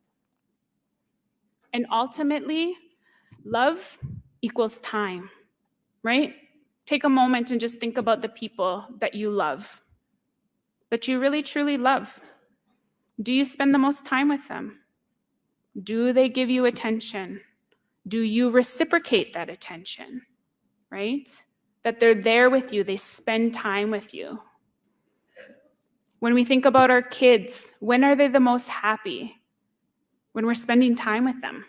I know for me, that's the time where I'm most happy. I wish my adult kid was still a kid. I miss those days. I do, because I miss that time. Those loving, fun moments where we're just joyous, or yes, there's difficulty times as well too, right? But just time, spending time with people. Think about that. The people that you spend the most time with, I bet you are the people that you love the most, right? So when we talk about these helpful connections, giving them our time, giving them our attention, putting the cell phone away, right? Unless you're sharing TikToks, it's a whole other story. We can skip this. Let's just skip this. I'm thinking about time. So I want to shift it to, again, we're talking about things that happen to us that are possibly out of our control, right? But we get to an age where we have control. We have control over choice. We have control over, how we want to live our life. We have control over who we want to be. We have control over how our relationships are going to look. What commonly happens is we get stuck in thinking about what other people should be doing, right? What other people, how people are talking to me, how people are treating me. Absolutely, you can have a reaction to that. But ultimately, do you have control over other people? You only have control over yourself. So again, going back to adult connections, right? Are we able to provide this to ourselves? Are we able to provide those fundamental needs in order for us to get to a space and place to be able to connect with other people? And maybe those people who are not able to connect or are connecting in a way that doesn't match us, is there a reason and an understanding? Can we just accept them for who they are? This stuff is, stuff I commonly talk about. Early in my career, I was a domestic violence counselor, which actually really prompted my healing journey, because I was a domestic violence counselor in a domestic violent relationship, and then I was taking psychology classes as well too. So it was a really profound moment in my life. And so this information, when it comes to these personal relationships, these intimate relationships, but then also parenting as well too, because when we look at the unhealthy relationship, Are we trying to exert power and control over our kids in an unhealthy way? Are we exerting power and control over other people in our lives? What is that giving us? What is that doing to the other person? So when we look at healthy connections, those helpful connections, honesty and responsibility. I think the greatest thing that I did as a parent, and I did a lot of things wrong, but the greatest thing I did as a parent was I took responsibilities where I sucked as a mom. I really did. I would lay it all out to my son and be like, I am so sorry I did that because I know it impacted you this way. So I was able to take responsibility because I carried mom guilt for so many years. So that is a huge one, right? Like when somebody takes responsibility for their actions or what they said to you, how does that make you feel? Right? You feel validated. You feel important, right? That you mean something to that person, that they love you. Open communication. Again, when I think of, that's something I always want in my personal relationships, those intimate relationships, but even just parenting relationships, having open communication. My son can come to me and tell me anything. I always tell him I might not like it. I'll always support you, but come, I'm going to be your rock no matter what. And so I always look for that in an intimate relationship. Respect, clearly, right? We shouldn't be giving people respect if they haven't earned it. Respect should absolutely be number one when it comes to our personal relationship. Fairness and negotiation, where it's just like there's equity. I don't like to use the word equality because that's just going to get into feminist Robin, and we don't need to go there. But equity, right? Where we're both in this together. We're both in this together. We're both working towards something, and we're not going to devalue each other in this dynamic. And then trust and support. If you don't have trust, you don't have a relationship. But I think too often we hold on to, these little glimmers of hope, right? That they're going to change. And, but trust, we absolutely have to trust people. Again, going back to those early childhood experiences, right? The optimal development, trusting that our caregivers are going to be there to provide for us. Okay, so this is a golden. So I don't have these in the package, but I highly recommend you writing this down. Who's heard of the Cartman drama triangle? Okay, one person, maybe some others. This is a really good one. So I want you to think of a person that you have in your life right now that you possibly have a lot of conflict with. Okay? So I want you to recognize, are you showing up as a rescuer? Are you trying to save them? Oh, someone said yes, right? Let's own it. We can't change anything if we don't own it. We can't change anything if we don't know it, right? Or are you a persecutor? Oh, you should be doing this. You should be, you did this.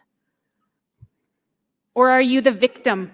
Oh, victim. Who's a victim? Right? We all have moments where we are on this triangle, and it's so important. So I always want you to remember this. Persecutor is the bully, right? Rescuer is always rescuing. That's something I'm working on when it comes to my adult son. And victim mentality. If you are engaging in any of those three in relation to somebody else, you are on the drama triangle. You are participating. But the good thing is that you can step off.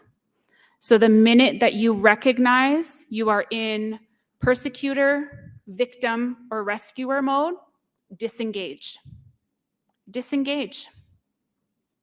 Learn a new way to try and support that person.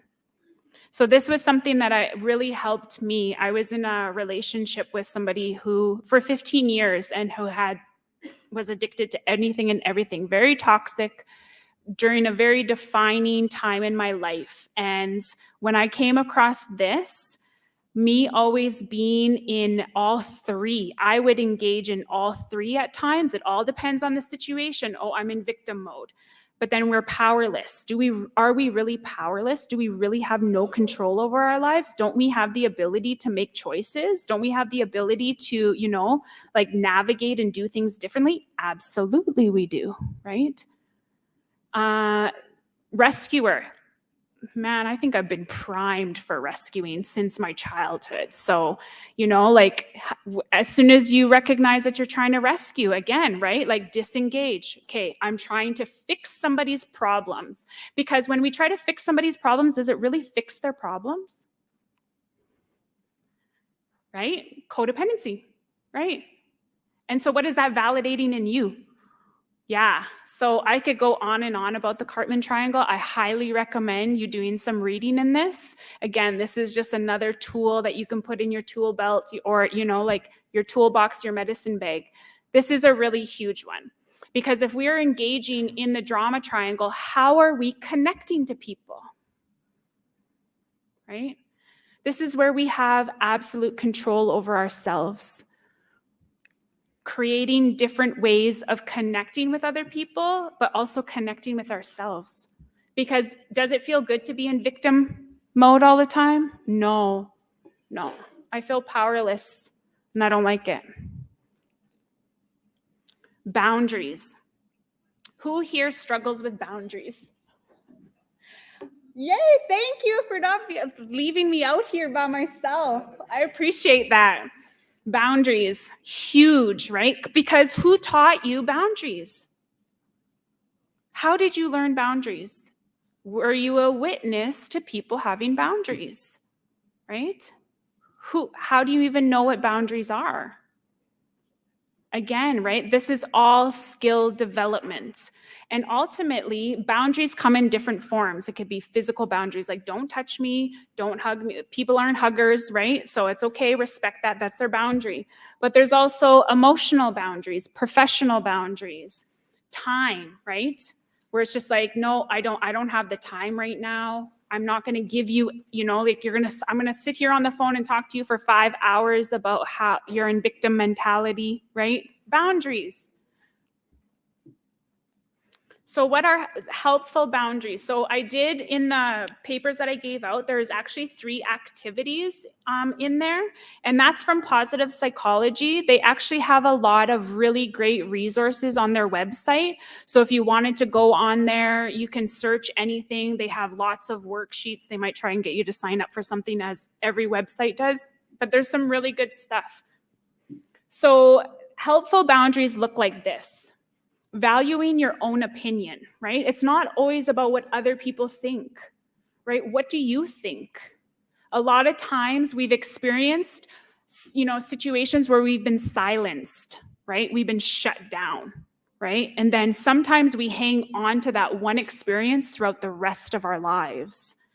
But in reality, there could be people who want to listen to you, who value your opinion. But valuing your own opinion, of valuing your own emotional energy. This is something I had to learn as a therapist because I was the helper all the time. So I wasn't just the helper in work. I was the helper with my son. I was the helper with my mom. I was the helper with my friends. Man, social media, I was a helper. That's how people would get a hold of me all the time.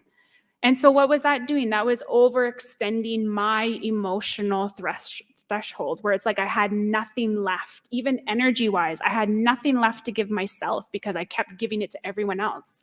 No boundaries. Can say no. Who can say no? Oh, yes. I can say no to certain people. Oh, yes. Okay, good. Yes. Yes, right? Saying no. Without any other explanation. Yeah, should we practice? 1, 2, 3. No. Can you come do this? No. Oh, here's a good one. Can you lend me money? No. Right? Yeah. Can you give me a ride? No. Can you do this for me? No. Right? Exactly. And also, the other side of that is respecting people's boundaries, right? So when they say no, okay, right? But a lot of people will be like, oh, you don't care about me. Oh, I'm going to be homeless, right? Oh, yeah. See? Me just bobbing back and forth. Okay. Clearly, there's some emotional attachment there. So, but again, saying no is a boundary, and you don't have to offer an explanation. You don't have to explain yourself. There's been so many times where there's been people in power, positions of power, who try to use, me as an Indigenous psychologist and try to get me attached to research, try to use my name without me even saying yes. And it's like I have to address this stuff all the time. And they're like, oh, I thought you wanted to be a part of this. No. So you don't have to offer an explanation. This is a big one. A lot of individuals who are, have trauma, whether there's, unresolved trauma or they've done their healing work, is that we just have no boundaries and we'll share everything, right? Where it's just like, you don't have to do that. You don't have to share everything about your life or intimate details. Recognizing personal needs and wants and communicates them. This one's a tough one for me. And I think that, it's something that I've been working on a lot, just because I'm always the helper, I'm always the giver. Too often I'm the rescuer. So it's always just trying to recognize, how are we supposed to know what we need if we don't know what we need, but we know we just need to do something, right? This is where self-reflection comes in handy, and being able to communicate that. These are all helpful boundaries. So why is boundaries important? We know this from the work that we do in our communities, right? Burnout. If we're working 16 hours a day, right? Burnout. We're going to be stressed out. We're going to be overwhelmed. We have gave every ounce of energy to everyone else, where we're done. Boundaries help increase our self-esteem, because if we can say no, right, or respect other people, they're going to respect us. So it's just like, we're going to feel better about ourselves, because we're also not just giving and giving and giving, right? We're valuing our own opinion. We're valuing what we need. And that is going to make us feel more connected to ourselves, give to ourselves some more, and it's going to make us feel better about ourselves. More independence and agency, absolutely, because again, you're trusting yourself. You trust yourself. And these are the connecting points to fostering relationships, because the only people who are going to be mad about your boundaries are the people who are benefiting from you not having any. Right? Do I need to say that again?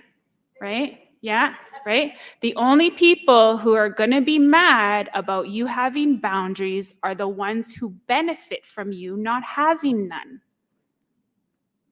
Think about those relatives where you're always giving them money. Right? They're benefiting. But the moment that you say, no, I'm not giving you any more money, what happens?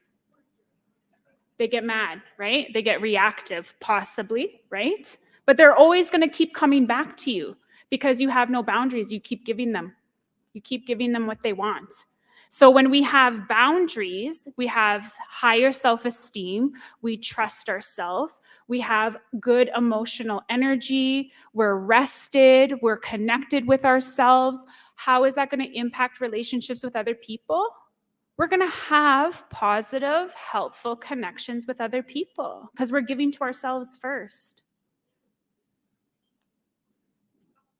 So boundaries improve relationships, like I said, just not with other people, but with ourselves. And I think that's the biggest thing, is that if you're hearing anything of what I'm saying, take away that this all starts with you, right? These helpful connections all start with you.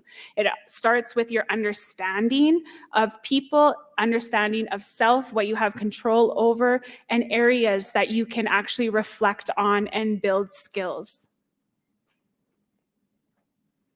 So those are the worksheets that I gave out. So definitely, I highly recommend using them. They can help. core beliefs. So who's heard of core beliefs before? I'm going to try my fastest to wrap it up because this is a good one.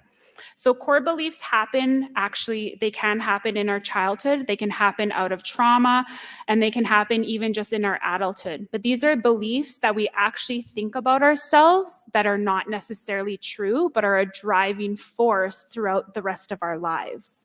So one of the core beliefs that I've had throughout my life is that I'm not good enough and I'm not smart enough. I'm not good enough and I'm not smart enough. So I actually only became aware of my core beliefs actually just a couple months ago, and I'm 42 now.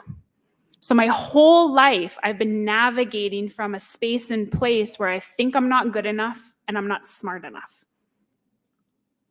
But I just got into a PhD program. Like, clearly I'm smart enough. I'm a provisional psychologist. There's not too many of us. Clearly I'm smart enough. I'm not good enough. Like, I'm even getting invited to do presentations, right? Like, there's just no validity. But these were created in childhood because of childhood trauma. And so now I've been moving from my whole life, connecting with people from this space and place, believing that I'm not good enough and I'm not smart enough. The common one is no one loves me. No one cares about me. Can people resonate with that one? Nobody cares about me. Nobody loves me. But the reality is, right? You do have people in your life that care about you and love you. So what we have to do is we actually have to challenge our thoughts. We have to challenge our way of thinking. So this CBT, cognitive behavioral therapy, is like the gold standard of therapy. I always roll my eyes because it's annoying, but it's good. When it comes to research and gold standard, it's always white people making, rich off of everything. Anyways, so what CBT says is that our thoughts drive our behaviors, drive our emotions. So we have to start with our thoughts and we have to challenge them. So again, I'm not smart enough, okay? Me thinking I'm not smart enough is going to make me feel not good about myself, that I'm not capable, kind of just makes me feel sad because that's how I think about myself. The behaviors that are going to result from that is maybe I'm not going to pursue a lot of options. Maybe I'm not going to, apply for grad school. Maybe I'm not going to become a provisional psychologist. So you see how a thought can create a whole cycle and a whole pattern.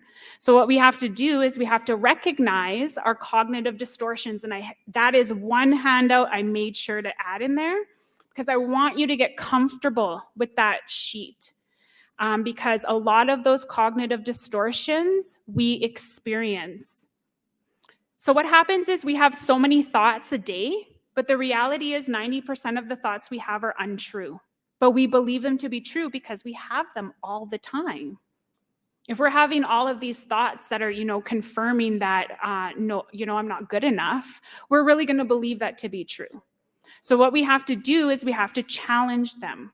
So these are some questions I invite you to write down, is that when you recognize on the sheet that I handed out to you, especially overgeneralization, that's a big one, right? Okay, well, this happened to me when I was 17 years old in this relationship, so that's going to totally happen to me now, right? Like that overgeneralization, right? Or even just fortune telling, right? Where we're thinking that we know how it's going to end when it hasn't even ended.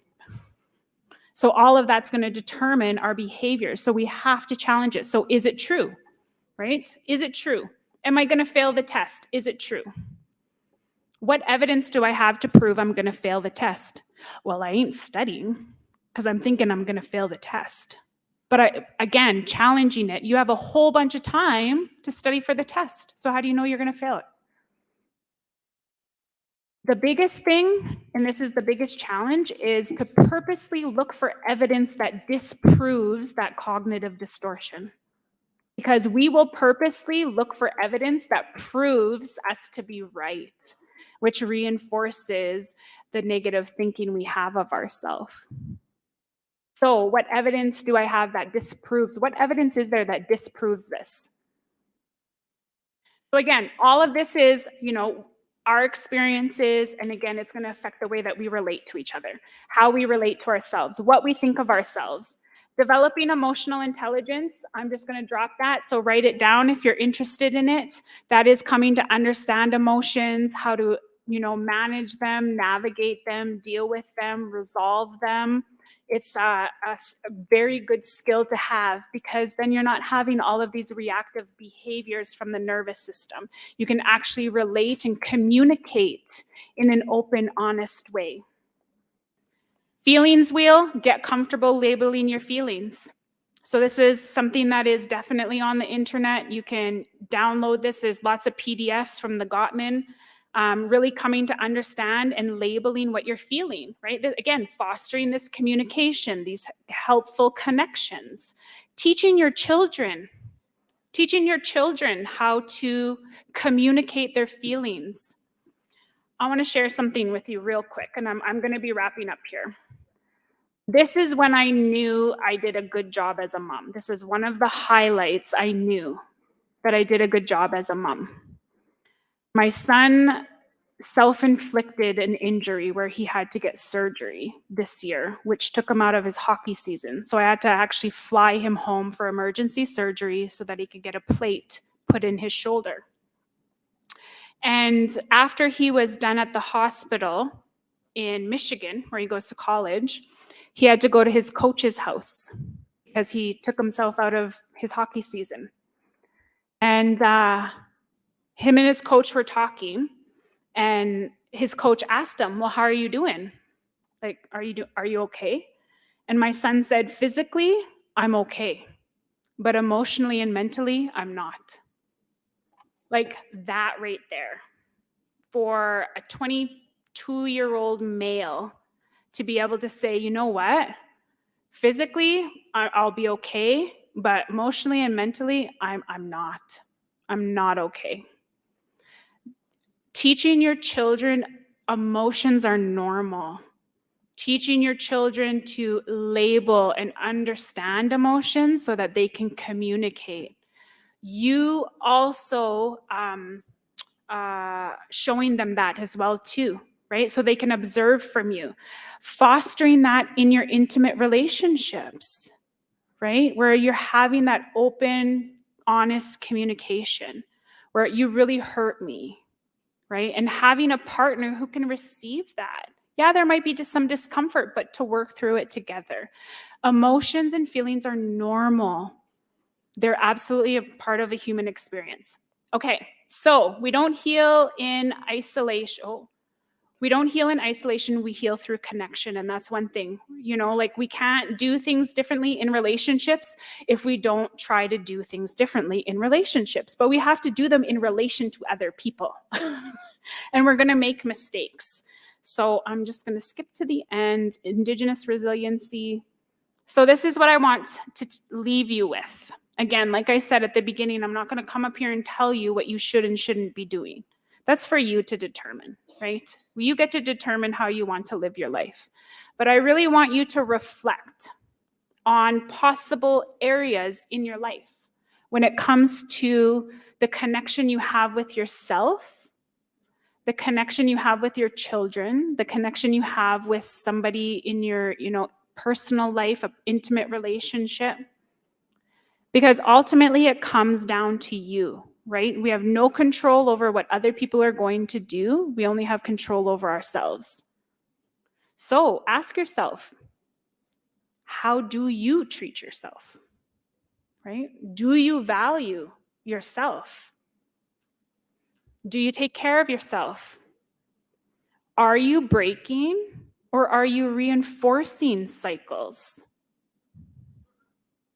Do you respect yourself? Would you be in a relationship with you? Big question. Would you want to be parented by you? Would you want to be your own sister, right? Would you want to be your own best friend, right? What do you want to change? And how are you going to do that? But how are you going to hold yourself accountable? Because again, it all comes back to us. So I always have to put this at the end of every presentation because I'm being supervised and I'm provisionally registered. So if anyone has any problems about anything that I said, you can contact Mike. Seriously. I've actually pissed off a lot of white people when I talk about white supremacy. So I'm like, go ahead, call Mike. But that's all I got. So is there any questions? I know that was a lot, and I thank you for hanging in there. I know that we are going over time. Any questions, any clarifications? You got a psychologist here.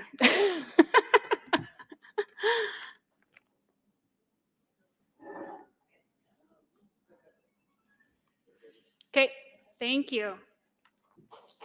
Thank you. Thank you so much, Robin. That was very informative. We have a gift to present you. Yeah. A nice snagging blanket, yeah. Just in time for ACT UP season. Spring, eh? Snagging blanket with There some we advice. go. Yeah, there you go. Stand on the Smudges side so and Curtis can get your prayers. picture. Thanks, Carmen. Where's Carmen? She just got out of that suit. Yeah, she was up in the hallway. Thank you so Thank you much. very much. Yes, thank you. Oh, thank you. So what'd you guys think of that one? Pretty good, eh? How was your day so far? Good? It was a great day. Just to introduce myself, my name is Amber Memnook. I'm a contractor, and I was a part of the planning committee in coordinating this beautiful event. Waiting for Carmen.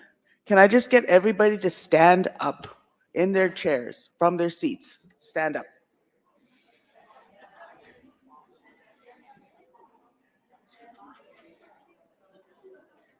Okay, we're gonna play Simon Says. In your seats, in your spots. Okay. Simon Says, raise your right hand. Simon Says, touch your nose with your left hand.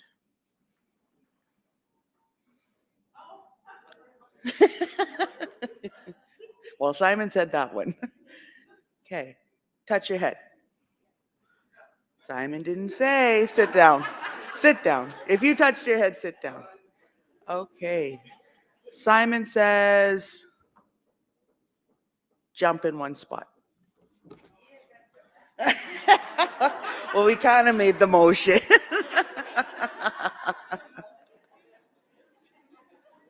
Put your arms out. Noreen, sit down. Noreen, sit down.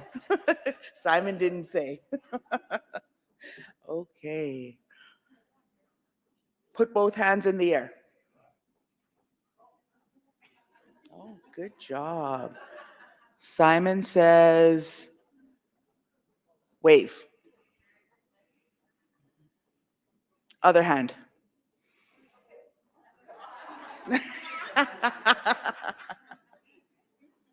Okay. Just give a big stretch. Everybody have a big stretch.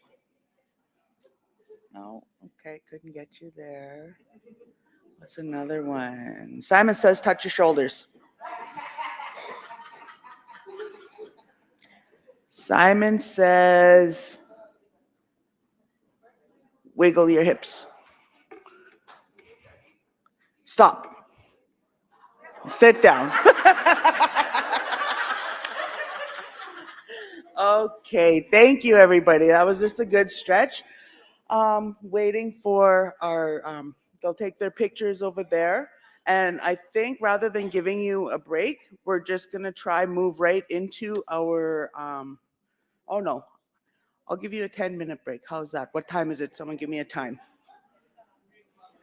3 o'clock? Okay, back here, 3:10 sharp. Okay? And then that'll give us time to set up for our closing ceremonies, and then we're gonna go into our needs assessment. Has there been anybody that hasn't filled out a needs assessment? Okay, at the back table, they can help you, and then your name will get put into a draw. Anybody else? They're all at the back table there. You can fill them out so your name gets put into the draw. We have, I believe, 6 prizes, 6 main prizes for the needs assessment. So if you filled it out, your name is in the draw for the 6 main prizes. Okay, 10 minutes, 3:10.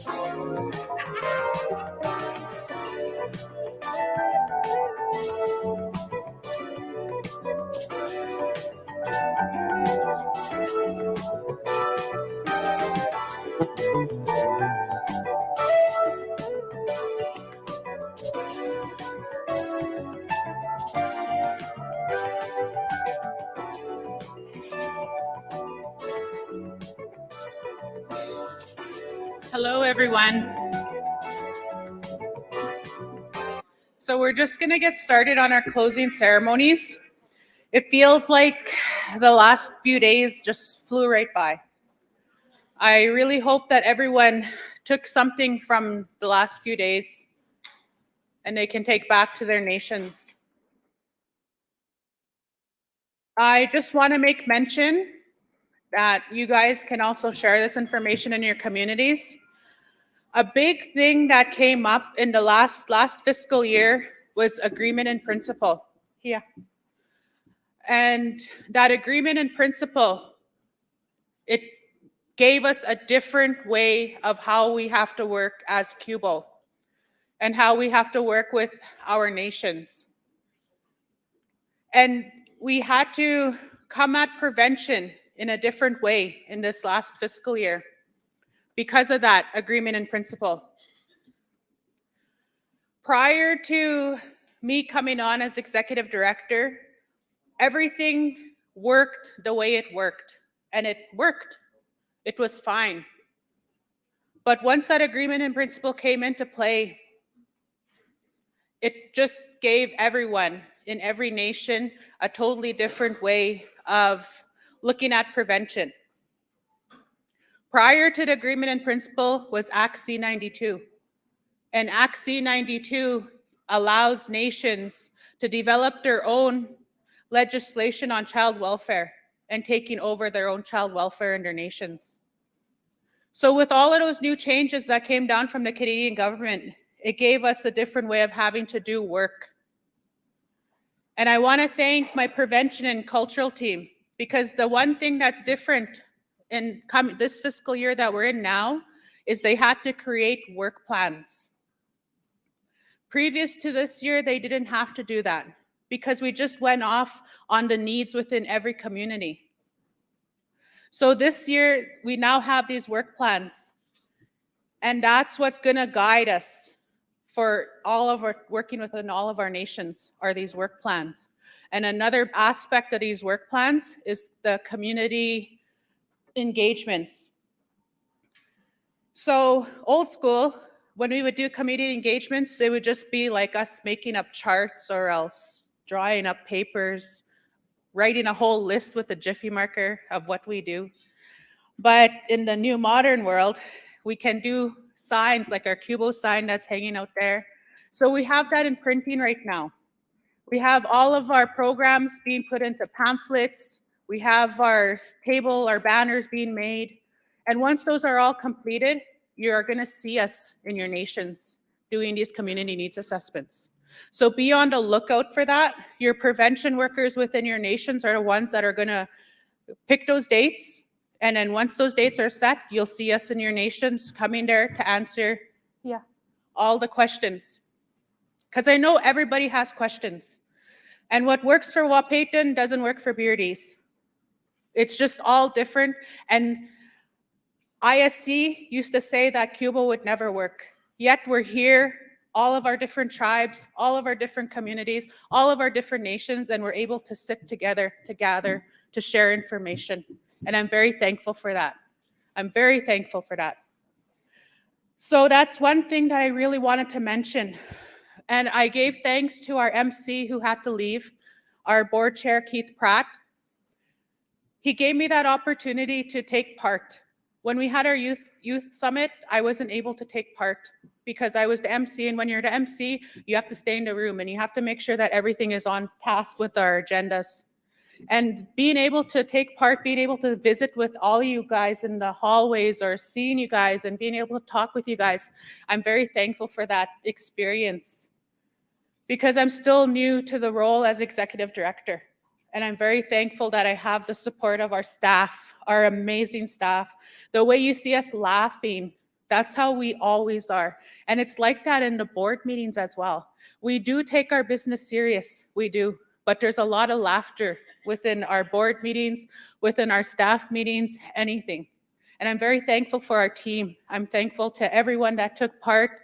Our child protection team is here as well. Our child protection manager is here. We invited them here so they can take part because when we come to things like this, they're never there because they have a whole different role and a different job. And their job is very difficult. It's a very difficult role that they play. We all have difficult jobs. We do, just like everyone else here in the room. So I'm very thankful that our child protection team were able to be here. So with that, I say Pidame, and I give thanks to absolutely everyone that assisted us, our self-care providers. I hope that you guys really took part in that and enjoyed it. And we know that we need more sessions for Reiki and massage. The swing therapy, I took part in that before coming up here, and it's amazing. So we know that we need to include those. We need to figure out how to have it branched out more where we can provide more spaces. This morning, I was so thankful for everyone that signed up. As soon as the papers weren't even there yet. And I had a lineup of people wanting to sign up. So I'm thankful for that. And I know in moving forward, everything that we've learned in the past few days, we always take notes. And it seems like we always learn. There's always something that we think we handle it for the next event. Then the next event comes and there's always something else.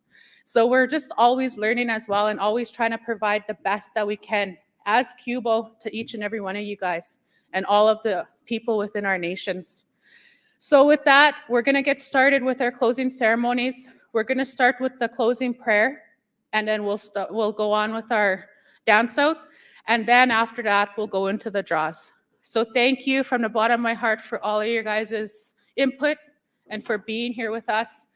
And I hope that you guys had good sleeps. I know some of you guys didn't, but I thank you guys for still sticking it out. I was gonna leave last night and I had a staff member tell me, boss, don't leave. If you leave, we're all gonna follow you. So I stuck it out. But thank you, Hamitakyasan. Oh, sorry, one more thing I forgot to mention. Thank you to Scott McCullum as well during our ride presentation. He was our scout on the ride. I don't know, where are you? There he is. Let's give him a round of applause, everybody. I apologize, Scott, for not mentioning you earlier. Pirame, Hamitakyasan.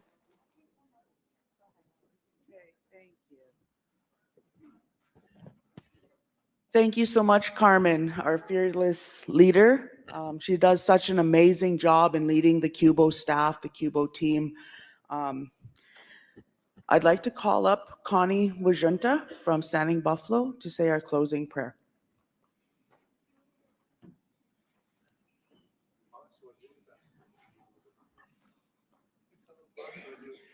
Oh, there she. I'm well, I say well, Peter, for my getting the tobacco, and as I say my prayer, I ask you to help me. We always say we can't do it alone. So I ask you to be strong and to help me with prayers. So with that, I just will not use the mic, and I'll just say it in prayer, and then when you hear me say Wopita, and then I'll close with that. Tukashila ke de chirushi ke wachewa ki tukashila. Apetuk de chirushi. Wachewa ki tukashila. Denataku ichupte hena mashte wachin tukashila. Wakaja ki hena hunko pe hena washte ochibi tukashila. Hechu de chirushi ke kuchi emakepe. Wopida chichuze itakashi oshioda petakashi apetukte wopida chichuze. Then I chunku de ichu na washte wachitakash na hechu de chidushi ke wachewaki itakashi. They chit no hate midak unamaji itakashi oshioda petakashi. Apetukte wopida chichuze itu. Oh mitako wase.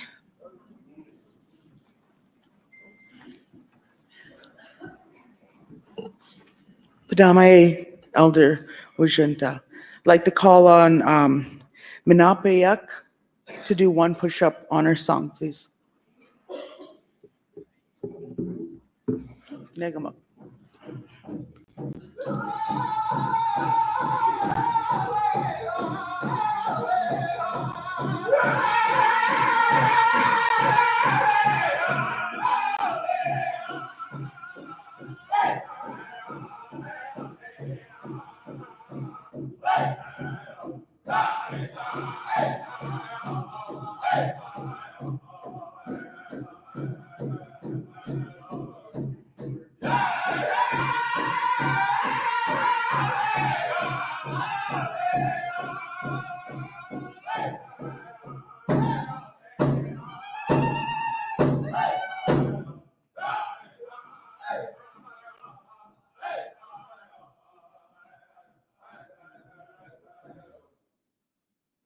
Now for our victory song.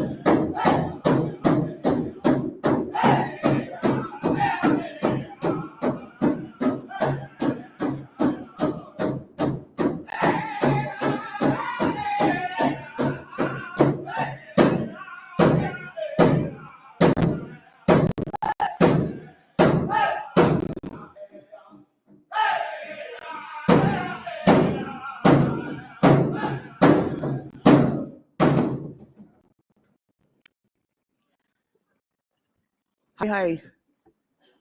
Can we give it up for QBOW and the awesome conference that they put on? Thank you.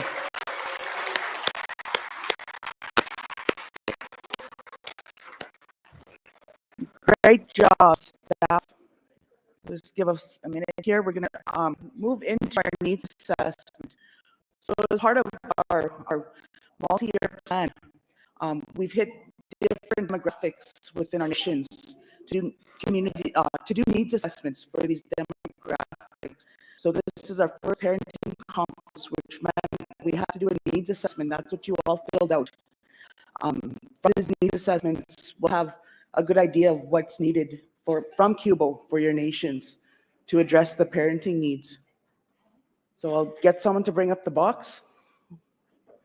I need an assistant. You want to assist me? Okay. I'm her sister. The oldest one's always the shortest one.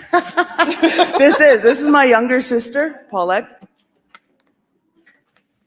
All right. Okay. So we're gonna draw. First prize we're gonna draw for is the that one, the propane fire pit. Okay. So we have a propane fire pit. I should have held it. You should have put your arm. Quit.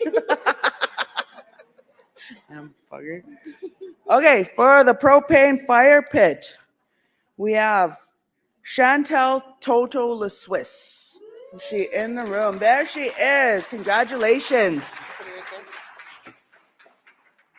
Okay. Next is a Coleman tent. I think it's an 8-person tent. It's really nice. Stand on a chair. See how my sister acts? She's mean to me. Okay. Here, sorry. For the Coleman tent, Ethel LaPlante. Ethelene.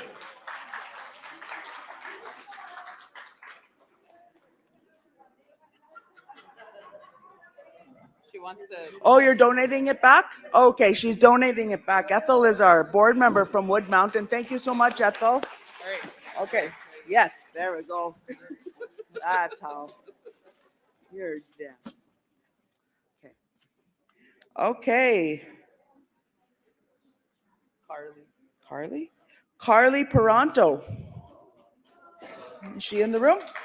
Come on down. Come on down, Carly. Okay, so you have to carry out the bigger prizes yourself. Okay, next we have a set of Ninja Food Never Stick dishes. A full, not dishes, pots and pans. It's a full set. Huh? 12-piece set. Tanis Buffalo. Is she in the room?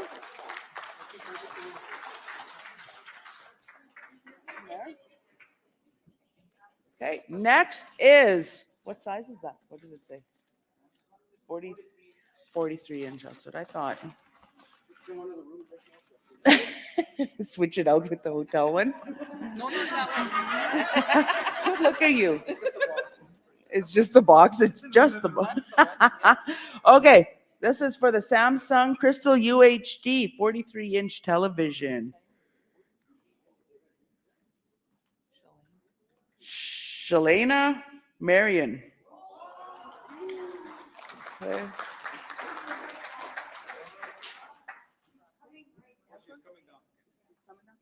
Deep freeze. Okay, this is for my sister-in-law together. Okay, this is for the deep freeze or fridge. It's a convertible. Loretta Mendez.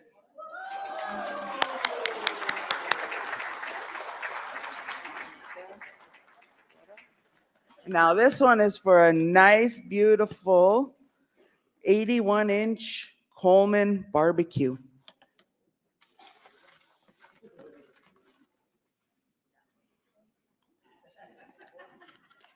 Wayne Goodwill. Is he in the room? No. Okay, someone from down south will have to call it back for him. Yeah. Okay, thank you so much. And congratulations to all our winners. Huh? Yeah, so I'm going to hand it over to who's in charge of the games there. Isidore? Isidore, you're up for your game. So everybody have fun, participate. I'm glad you all enjoyed the conference. Thank you.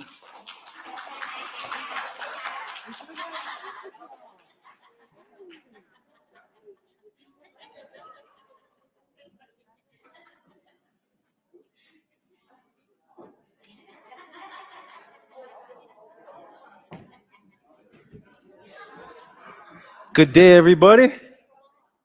Hope you all enjoyed your time so far. Going to be closing up pretty already quickly here, but I want to thank, I guess, all the QBOW staff. You know, they're awesome. They did a good job, and they asked the cultural team to come up with some games. So for myself, I like to teach our traditional games, and there's so much stories and teachings behind our First Nation or games or whatever you want to call them, but it's a way of life. And that's something I grew up with in our community in Fort Belknap, Montana. We grew up with traditional games. And there's different games from hand games to double ball to shinny, make the stick jump, horse games, racing games, run and scream. And when I go into communities or if I go with our youth or even our adults to train the trainers, I always make sure I tell the meaning behind these stories of games. So each one of us are going to be teaching a different game, but there's going to be prizes behind each one. So if you participate and you're able to get, and I'll be the winner, I guess you get some kind of prize. I don't know what the prizes are, but there's some over there, some pretty neat prizes. Randy, is there prizes? So this one here, when I tie you guys up, whoever wants to get tied up, you're going to have to figure out the clue how to get untied. And you can go with any one of your friends, your partners. And one thing I always ask the youth or people is like, so long ago, if you use your this beautiful imagination that we all have. And I always tell them, take yourself back to how we used to be long ago, living in our lodges, our teepees. They had an order that our people used to live by, that we never quarreled too much. We always got along. We were kind people. And these teachings of being good to one another, helping each other, loving one another, they didn't let it happen too long. So our leadership long ago in our families, if there was children in the community that were having problems with each other, they would never let them quarrel. If there was people in a community that weren't actually talking, they didn't know each other, they would tie them up so they communicated. And the teaching behind it again is we're only here for a short period of time on earth. Again, we all have choice, but long ago we were taught a different way. Nowadays, when we learn in the schools, and this was just shared with me, is that we all know that it's not our system to sit in a desk, and we're always constantly told to use our minds. When our way of learning to live off the land was everything holistically, using our hands, our eye-hand coordination. Nowadays, if you go into any one of our communities, a lot of our people are more dominant with their right hand than their left. So with these traditional games, they never let that bother our people long ago. So they always made sure their left arm and their right arm was just as strong, so they can throw their spears and shoot their arrows and run. Their lungs, use their voice to communicate so they're not holding on to things. So with the tie-up game, when I was younger, my mom's, you boys sit on that washer and dryer, hold hands, or you're going to get a licking, First one, I was up on that washer and dryer, and my brother would be like, give me a licking, he'd say. Whip me up. I'm out holding my brother's hand.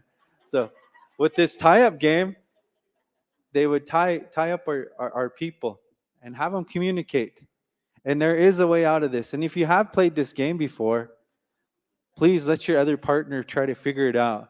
I'm going to give you about a 10, 15-minute time frame. Whoever gets untied first, if you're able to, then again, you're going to win a prize, you and your partner. But if you don't get anything in that 15 minutes, I'll show you once. You guys ever hear that term from Keteak, our elders? I'm only going to show you once, so pay attention. And they do it too. And I'm like, how'd you do that? Because there is a way out of it. So I'm going to tie these on your wrist. So you imagine, long ago they used sinew. And sinew is so strong from our buffalo and our animals when they bonded it together. And if you put that sinew around your wrist and you're resisting it, it would start cutting your wrist over time, and it really stung. So again, if you guys like yoga, you're going to be doing a lot of yoga here in a minute. So the hard part is just getting you guys tied up. Team up with somebody, participate. There's this whole floor. You can go on this table here, and I'll just keep an eye on you guys. Whoever gets untied, then again, you'll win a prize. And there's no age limit to this. So, anything else? Yes, question. Good. Yep. Huh? Oh, hey. Wow. I could say a lot to that, but I won't.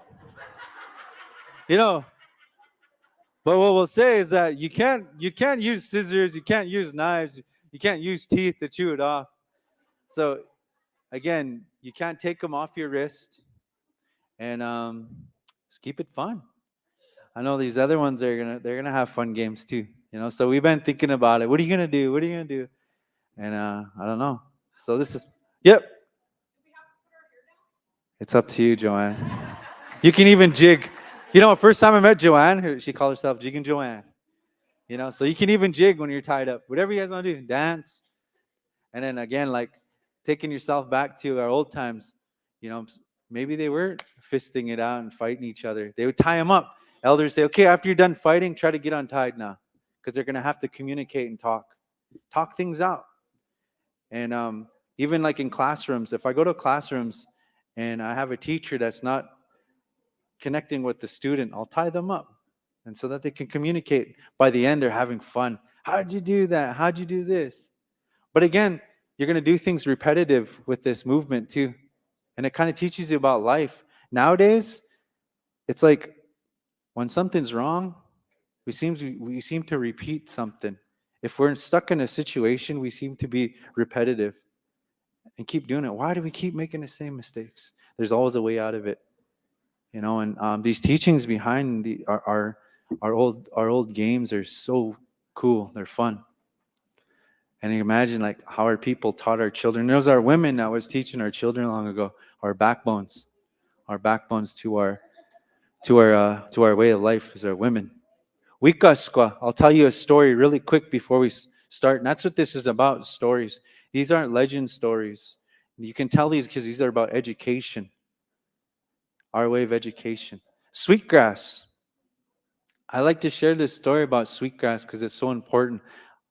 A lot of people, when you see a sweetgrass, you see it on a dash of a car for protection. It might be green by the summer, by fall it's yellow. But it's there to protect you. But we're never told why we braid it into threes. What is the communication of why we braid our hair into three? Growing up, I had long hair my whole life. I just recently cut my long braids. And having these teachings, I could share this story of like I suffered with anxiety and depression to the point where I cut my hair Nothing else, like just nothing mattered. Even these stories, but these stories really helped me though. When it got really tough, it reminded me of how lucky I was to hear these stories at the right place at the right time. And so with sweetgrass, there's so many stories of why we use it. If you ask a child, they're so bright and they're pure. Our children is the closest way you can get to the Creator is by looking in a child's eyes, a baby's eyes. A child, in our teachings, these games, you tell a little one, no, you think they're having fun, they run away from you because they don't understand the word no. It's because they're teaching us, our babies, how to have fun in this life because life is right here. We're meant to be here right now. You're born and you pass away. Night, day, male, female, good, bad, happy, sad. Life's in your hands right here. So wikaskwa, when I was younger, my mom braided my hair and she would be talking. Who you talking to? Just me being nosy. But there she was, kakisimo, saying a prayer for me to be watched over with my long hair. Something I got bullied for growing up with having long hair. So there's sweetgrass and our braids are the same thing. One of the strands on that braid, because everything above us is the Almighty, the mystery, our Creator. That's the top of the sweetgrass. That's the top of your braid right here. This is how God keeps in contact with us. Just teleport the mind that we have. It's so powerful. Under here is all female. Whether you're a grandmother, a spirit, an animal, a plant, a human, right into the waters, that one strand, that's what that represents. On the other side of that braid, you have all males, the male grandfather, a spirit, an animal, a plant, right down into earth. And that middle strand is the number one law or way of life that God give us all, and that's love. And when you tie that all together, that's how we're supposed to live as male and female on earth, is with love. Those braids remind us of how we should be all together. And those things, those stories are in these games, just a little bit. And when you burn that smell of sweetgrass, that's the smell of love. Nothing can conquer that love.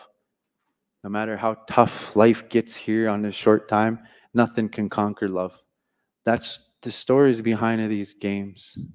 And it's not even game because when you tell somebody games, because English is just so, it's a way of life. How did we survive long ago? By having fun, teaching our kids how to have fun, not yelling at them, hey, get out of there, kick you, That's not how we taught our children long ago. Something that was taught to us over time.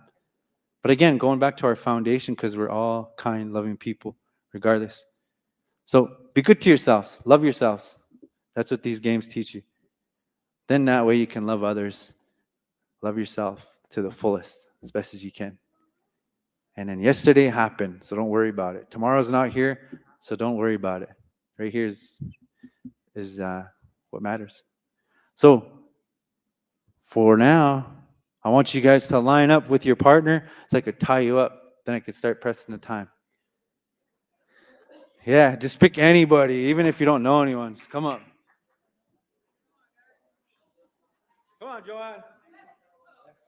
Where's Lover Ball? Here you go.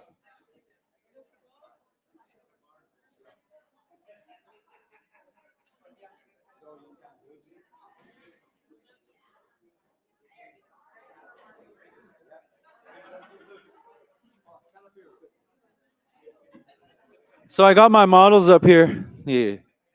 No. So see how they're tied up? You cannot take the thing off your wrist. You can't loosen it. You can't slip them off your wrist, but they're gonna be untied still. But they're hooked up. So find a spot in the room. You guys go do your yoga. Hey, Ron, Isidore, you guys come help me.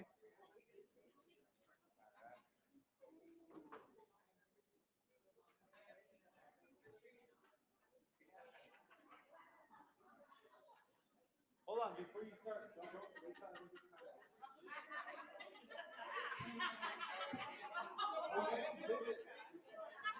So how they're tied up right there? I'll show you guys. So you.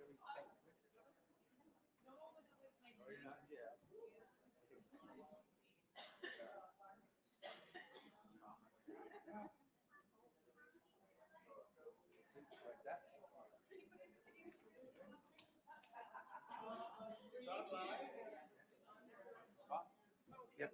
However. Before you guys start getting untied, don't start yet until I give the time. So just stand there with your partner. Visit about something else.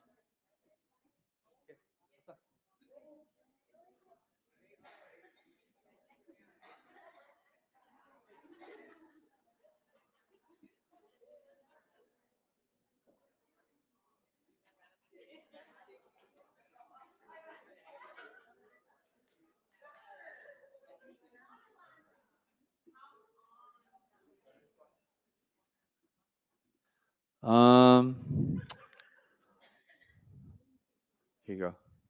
Also, while these guys are tying them up, that if you've done this before, you know, there's one thing that ruins everything when you're trying to do something, and that's the internet.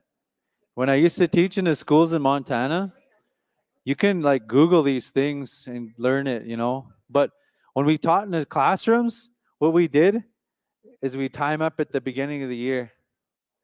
And all year long, we'd keep them tied up certain time of the year just so they can figure out things. So that way the class is communicating, getting along. And yeah, but nowadays you could just go on YouTube or whatever, TikTok, and figure it all out. So don't do that. Leave your phones alone.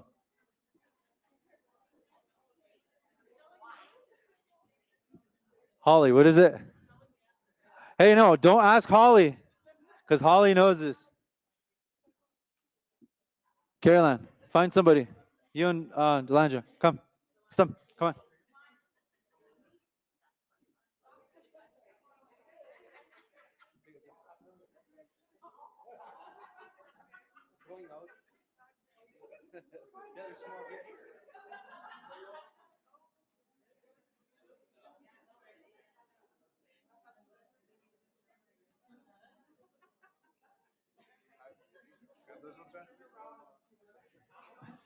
April, come up. You and your sister, come. Come on, come have fun.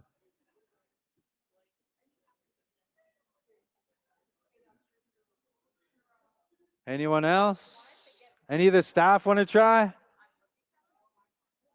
Carmen, find somebody. There you go. You guys don't get along. Carmen and David are arguing right now. Any of the elders, you guys arguing?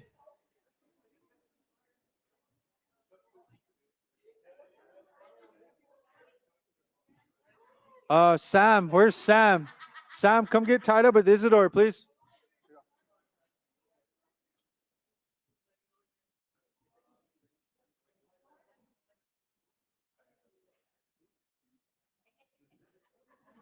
I'm going to tie up Remy and Rod. You know, the cool thing is that what we're seeing is a lot of teachings that's kind of contrary to our way of life.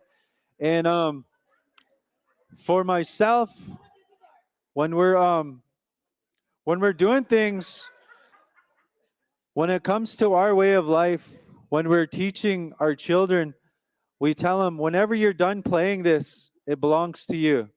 So take this game and use it. Use this teaching.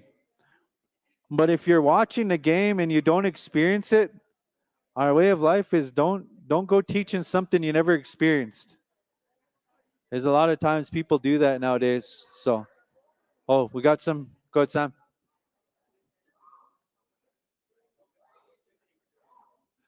Remy, Santiago, Estam. Oh, yeah. Hold on, not yet.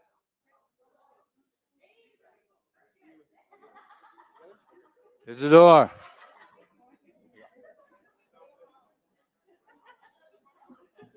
I need somebody to come with Rod. Joanne, come here. Nope. Hey, Liz, you can't? All right. Bezbev, all right.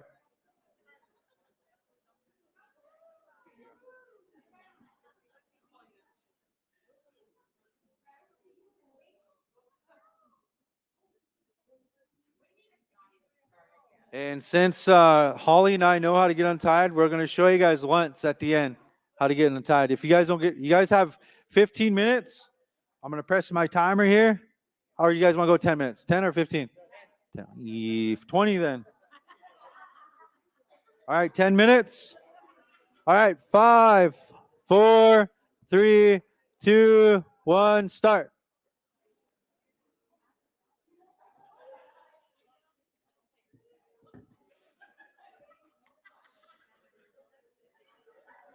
It's yoga time. Yeah, okay. Okay, just keep going. Go sit down. You guys are staff, so you don't get a prize. Yeah. Only because Amber knows how to get untied. That's why. Yeah, Amber did. I know it wasn't Isidore.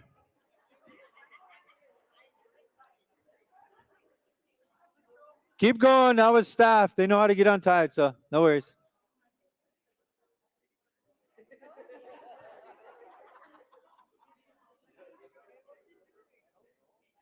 Keep going. Keep going. Figure it out.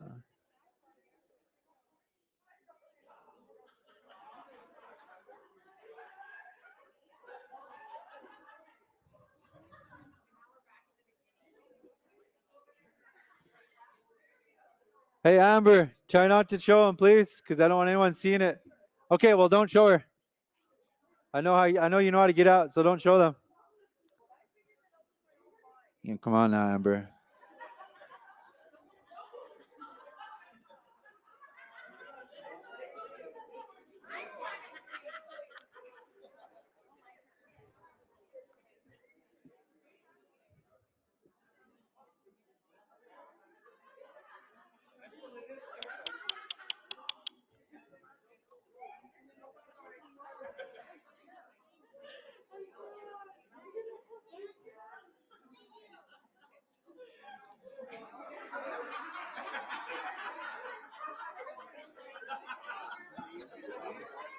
Huh? You can't break it? Can't use your teeth? No, can't use that. I cannot say that one. Keep going, you guys. There's a way. There's a way out of it.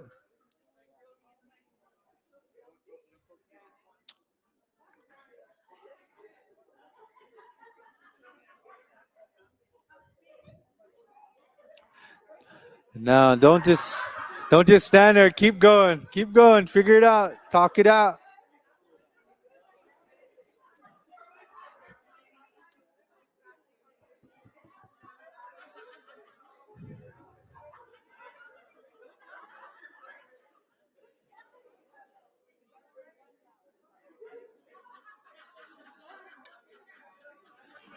Come on, Amanda. Don't look at anybody, Randy. Come on, you guys.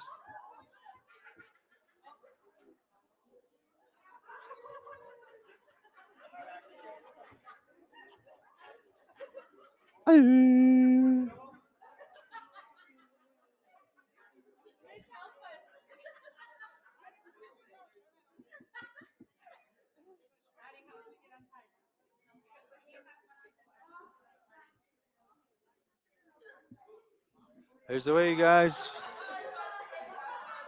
Halfway's there, you guys.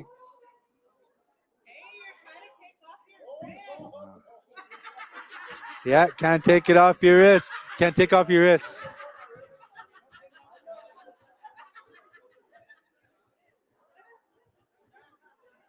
No friction.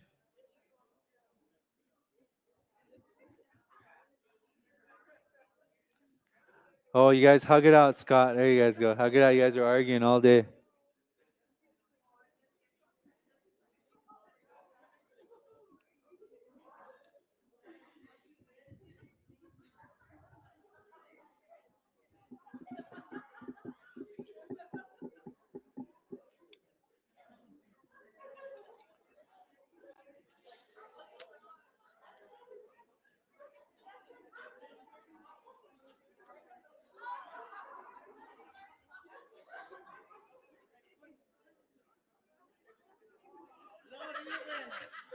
Not even David saying, there's a way, bro. There's a way. I'm telling you the truth.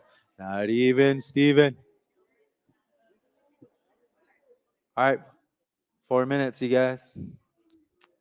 Don't give up. Keep going. Kay po me.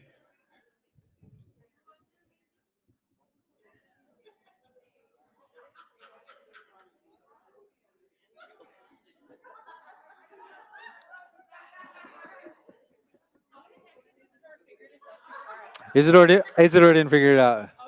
It was Amber, yeah. Hey, Amber, stay out of this. No. No, Amber, stay out of it, Amber. They're trying to ask you how to get out, but don't tell them. Yeah.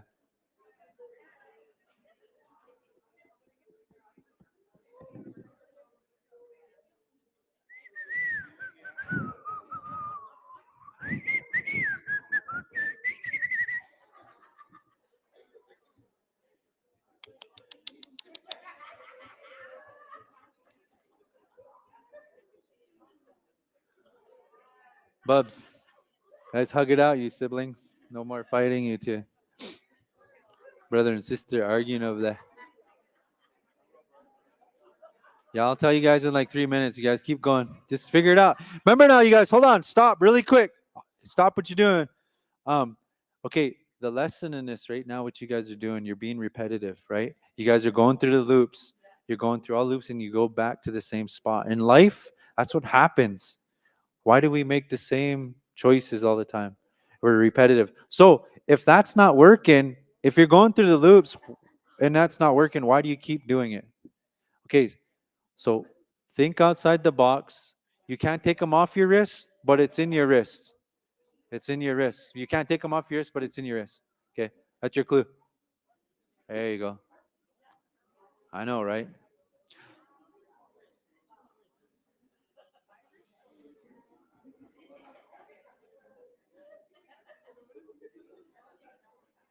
Nope, you can't take it off, but it's in your wrist.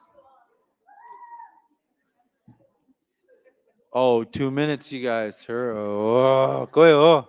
Inachni.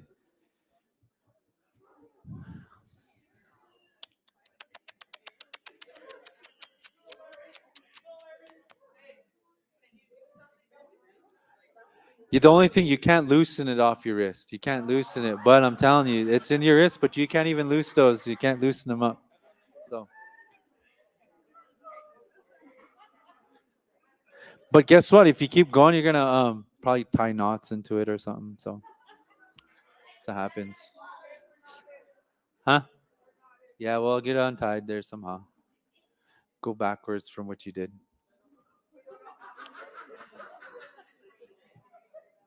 All right. Hey, Izzy. Astam.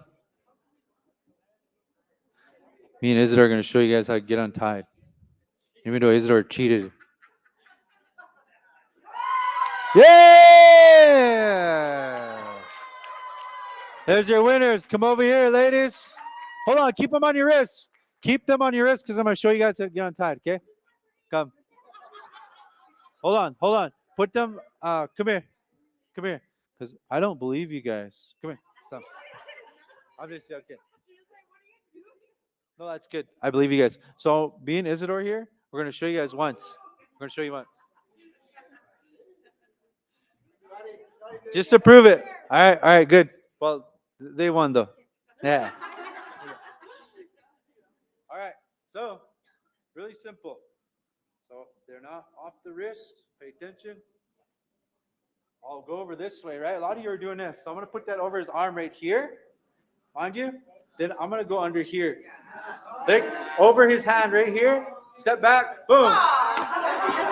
Simple as that. Hey.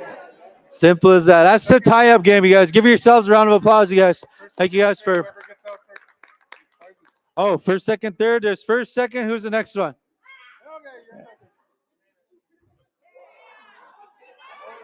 All right, over there. Come over here. You guys did it. Come over here. So first, second, and third. These ladies over here. Come over. You two. Choose your prizes first. Hold on. Yeah, just bring it over here.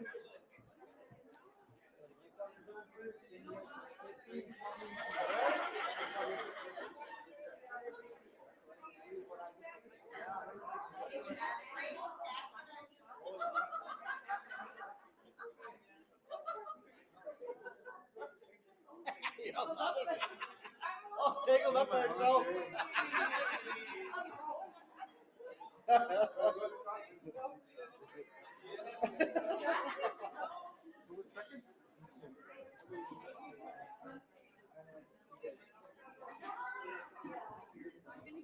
Thank you guys so much. That's my game. So hope you guys had fun.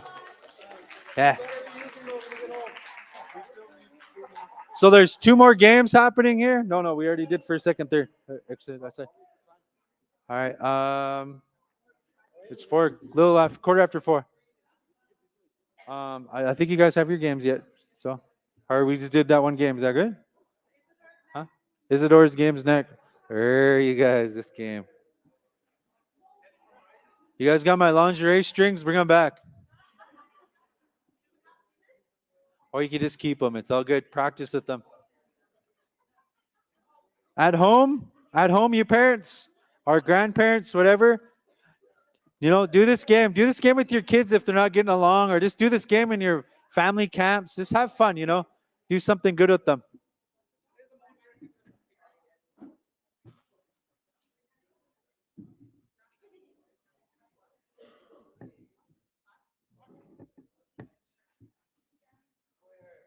I don't know. There's oranges and pantyhose up here, so I don't know what you guys are doing.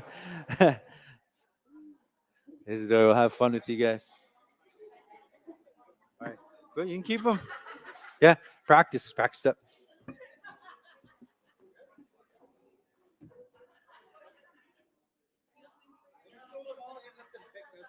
All right.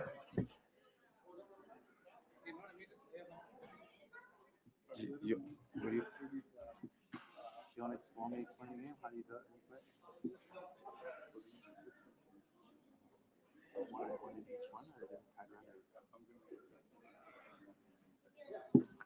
All right, you guys, get your phones out.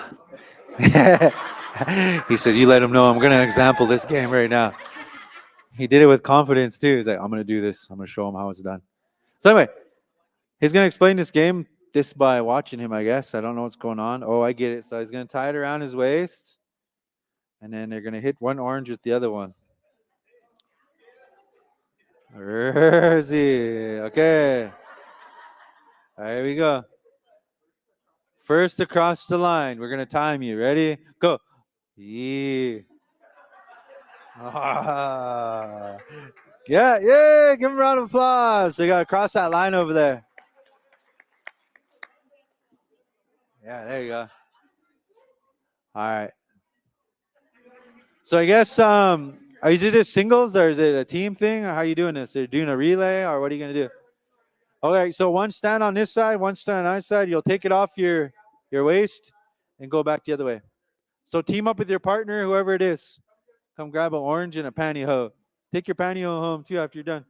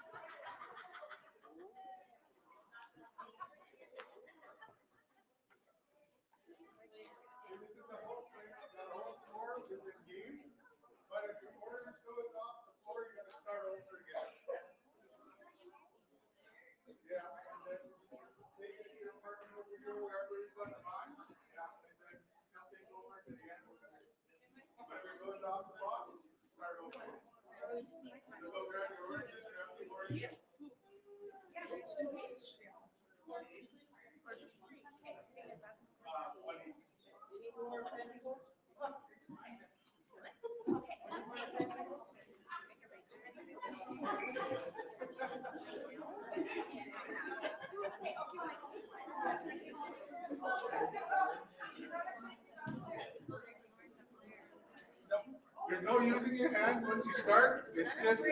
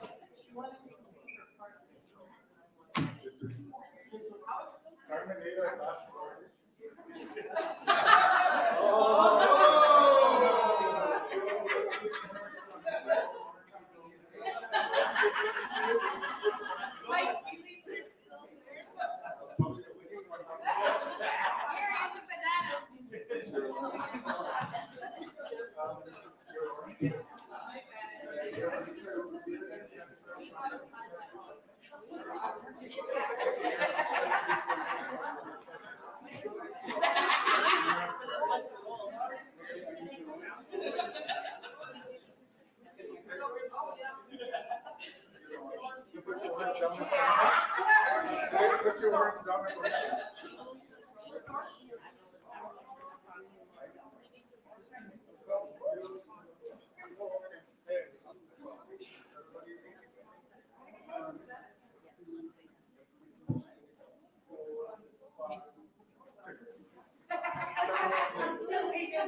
Get everybody off the box.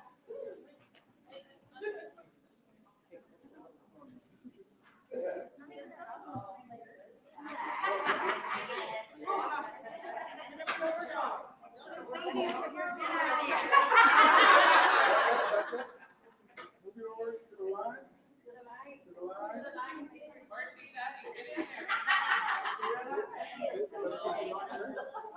On the box.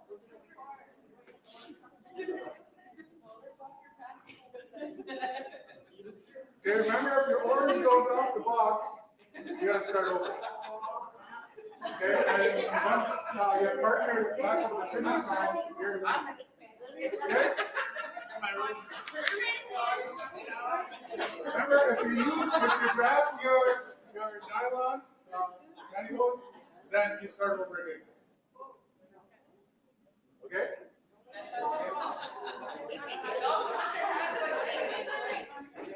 On your mark. Get set. Go.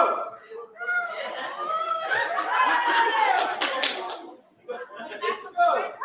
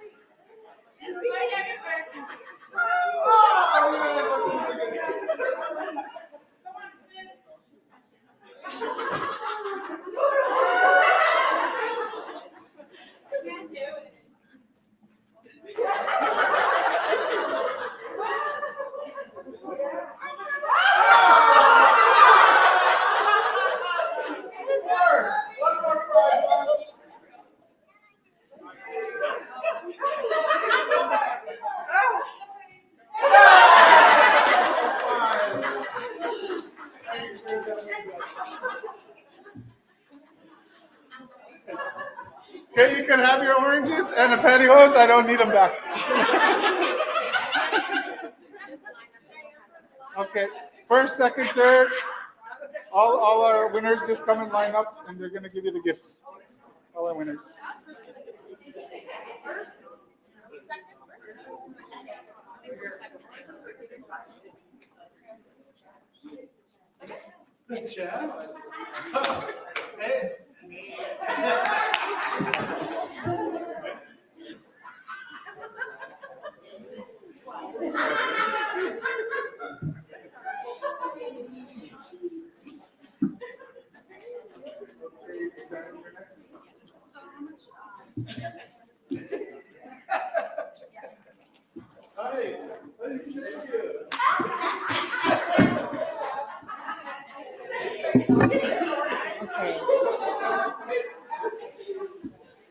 Hi, so I'm short. So we're gonna start the next game. This is a hula hoop game. We play it at Wapayton culture camps all the time. I don't know who made it. I feel like my Uncle Bill made it, but I don't know who did. So I'm gonna be playing some power music, and everyone can come in the middle and make a big circle. And while we're playing the music, it's like hot potato. So you put this through your body, and you come out. You pass it to the next person, and when the music stops, whoever has this in their possession is eliminated. So it's like hot potato. It's really fun. So you can power dance if you want to, but so everyone can come in the middle and make a circle.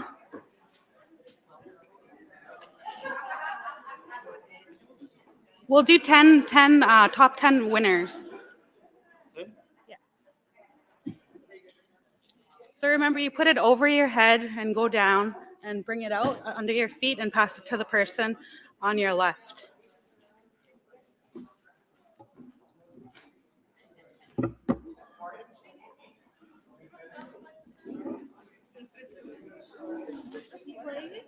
I'm playing. I'm just waiting for them. Yeah. Okay, is there anyone else?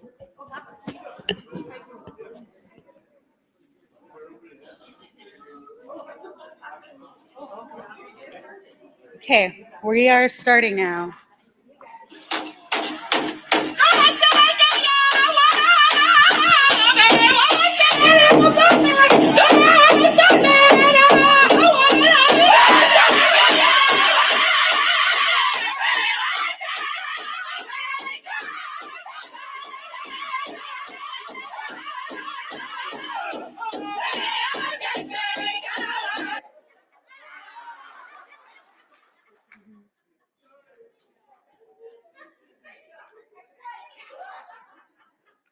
Okay, we're starting again.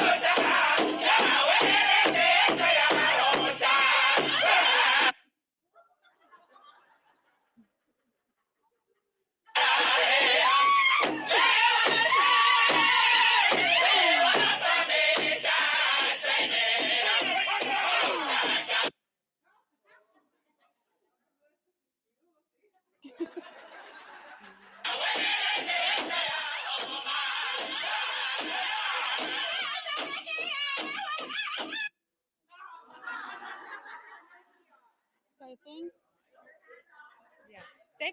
Okay, I guess we're going to 6. Okay, there's 2, 4, 6. One more.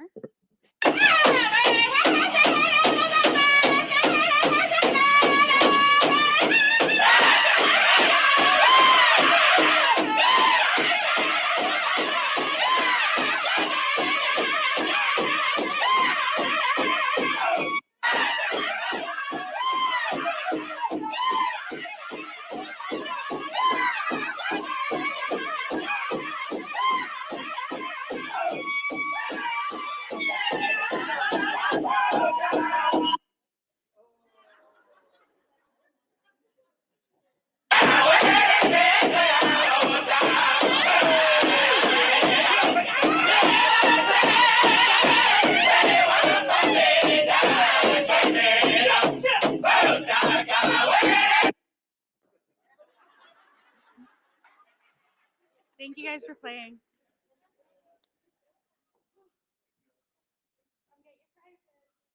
Oh, is that it?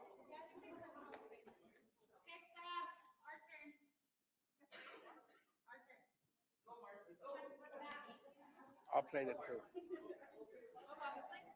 Are we playing good?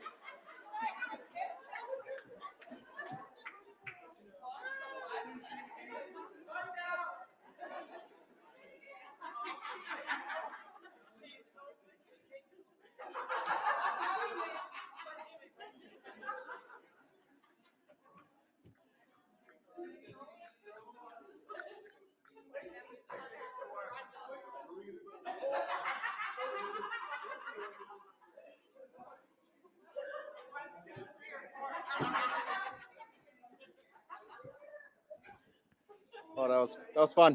That was a lot of fun. So my name is Raj Nana. I'm from Standing Buffalo. I'm the culture liaison. One of our dances we have is the Kohominy, and a lot of Kohominies we have something called potato dance. I think they have them at round dances as well. So we've got some potatoes. If you want to get a partner, we've got some great gifts for a potato dance.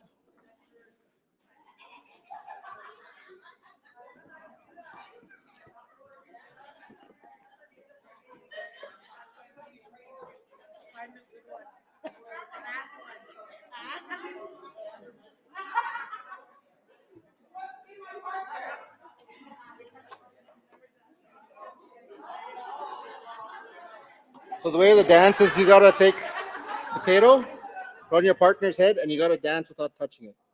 So they'll be singing a Kohominy song, and you gotta keep that. You can't let it fall. If it falls, you lose. Okay.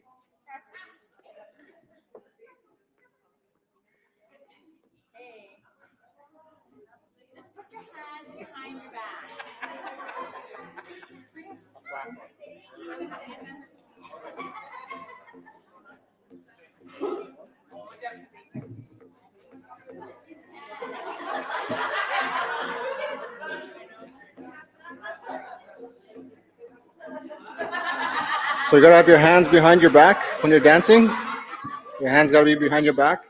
And then singer here will sing. And you guys stay in time. All right?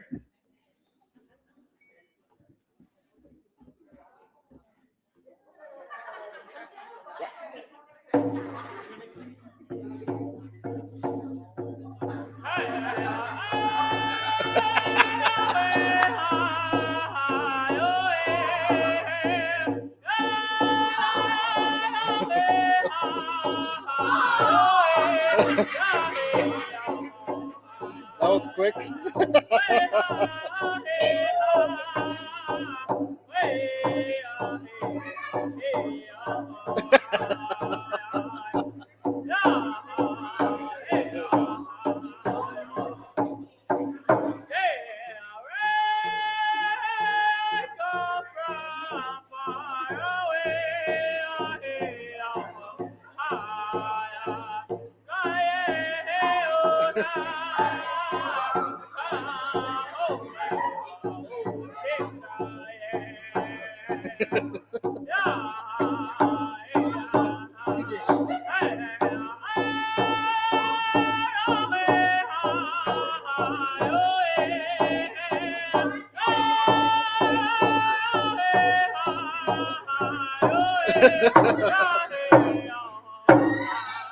That's our last two. Oh, that was a good try. Look at that. There's our winners.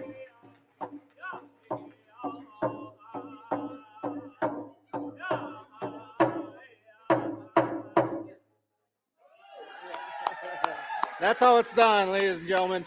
So everybody that participated, we'd like you to come up. We'll give you a gift here.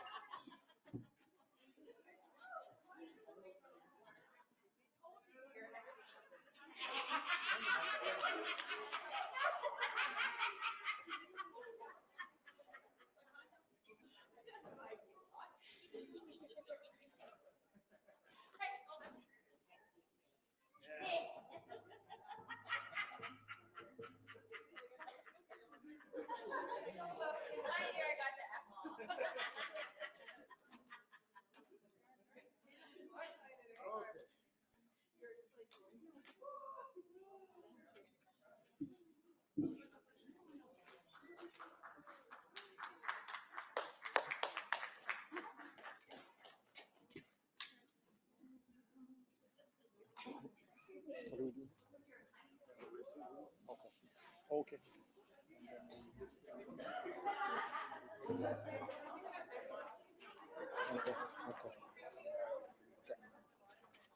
Okay. You better explain.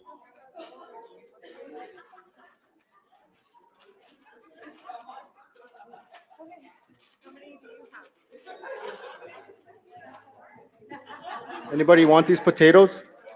Let's get it. Liz, you want to take these potatoes?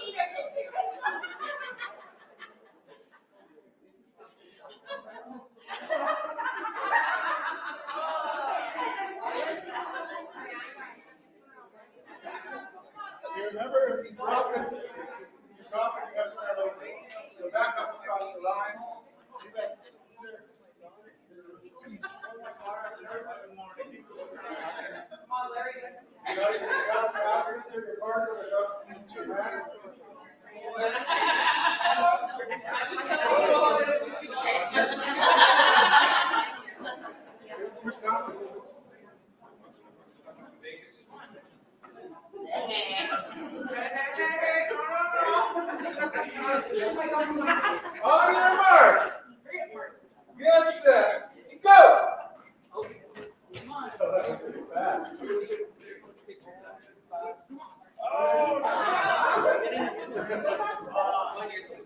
Well, that was easy, wasn't it? All right, you're all winners. That's all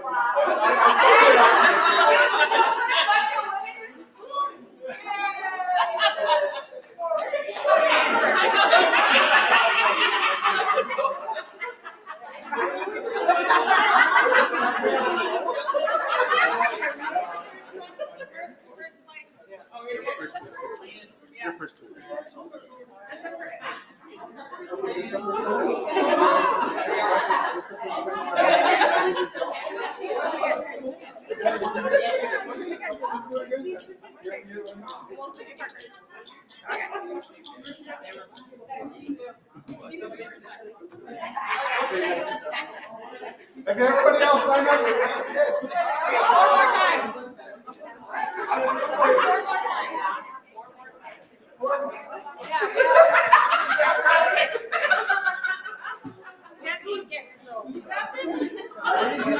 One more time.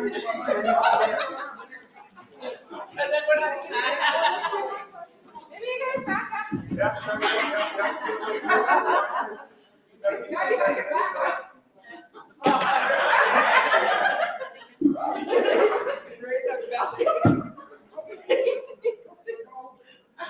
You gotta get backwards now. What? Really? Yeah.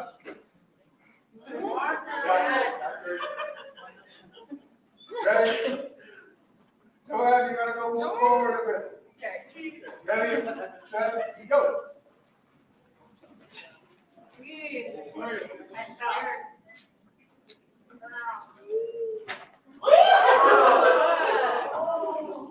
got a minute.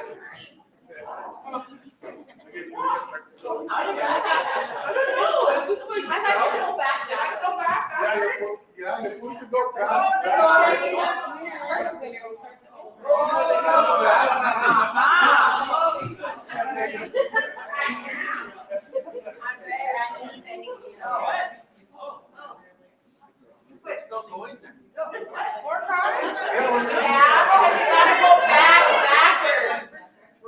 Are we restarting?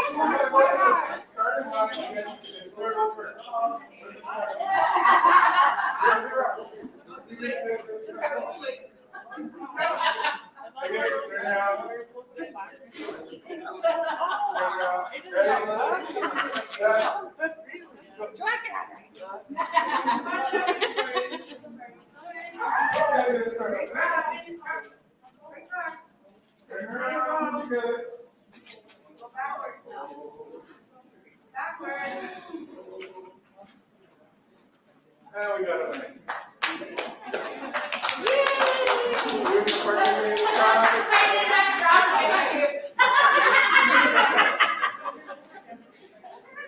Is it or which one? Oh, me and Rayanda. No. Oh, you did. Oh. Okay.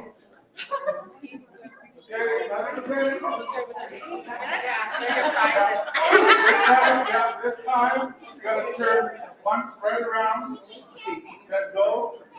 Get your partner, just turn once right around, and you have to go backwards. Yeah, we'll go backwards. You come backwards? Yeah, turn once right around. Full turn. Full turn. Yeah, face me. Yeah, face me. Turn around, once you do a complete turn, you gotta spin, you can go. Ready, set, go.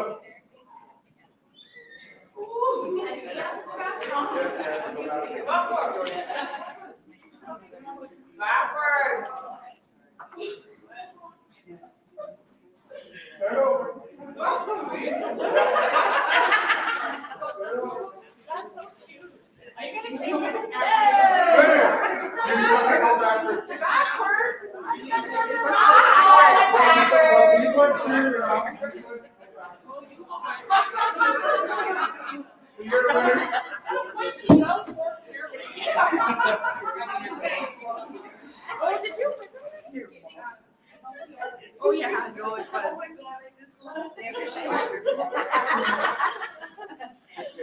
This time you'll hop on one leg, side, twist around. Again, just do a twist once around again. Go straight forward to your partner. They'll just turn around and go backwards. Okay? Ready, set, go.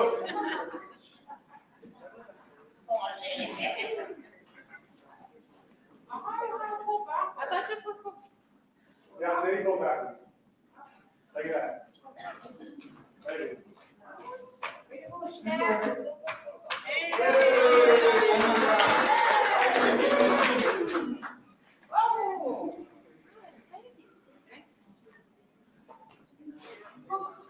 Last round. Okay. This time just go as fast as you can. Ready, Real set, fast. go. With your eyes closed.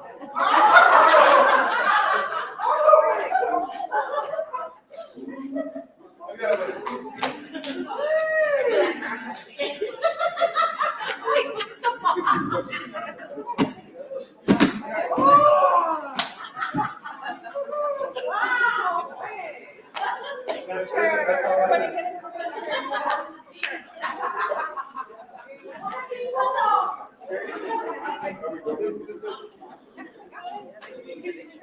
Okay, whoever wants to participate, pick up your chairs and bring us to the other room.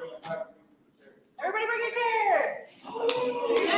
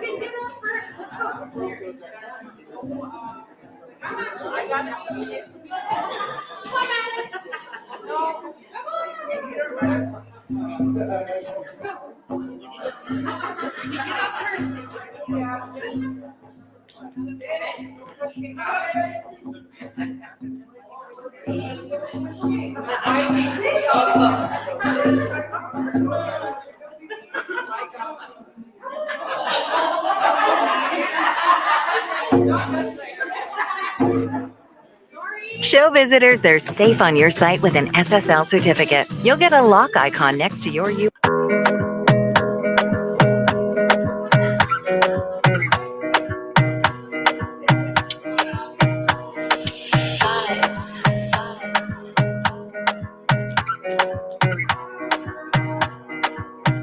Another banger. Baby, calm down, calm down. Yo, this your body, it puts in my heart for lockdown, oh lockdown. Yo, you sweet life, phantom, phantom. If I tell you say I love you, you know they for me younger.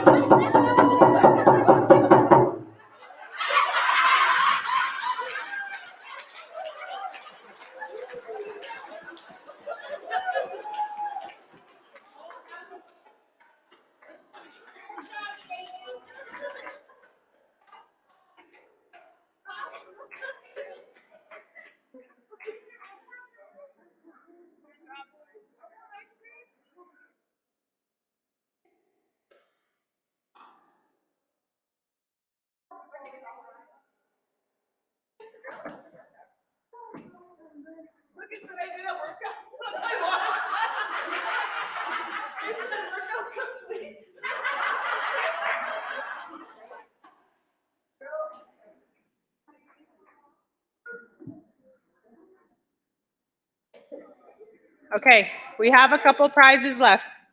The first one to say apple in their language can come and get 2 prizes. Tina.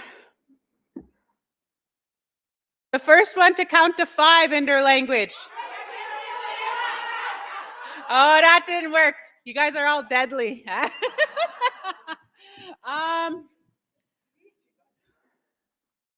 The first one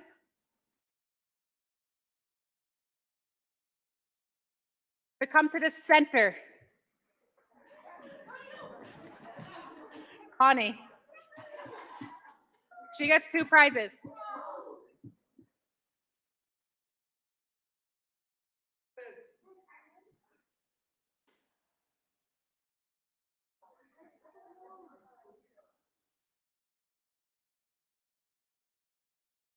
Okay, the first one that can tell me what QBOW stands for. Amber, sorry.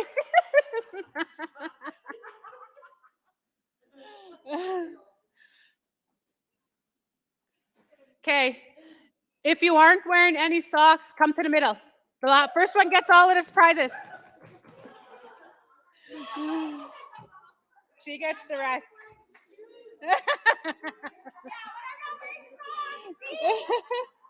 She gets the rest. We're done.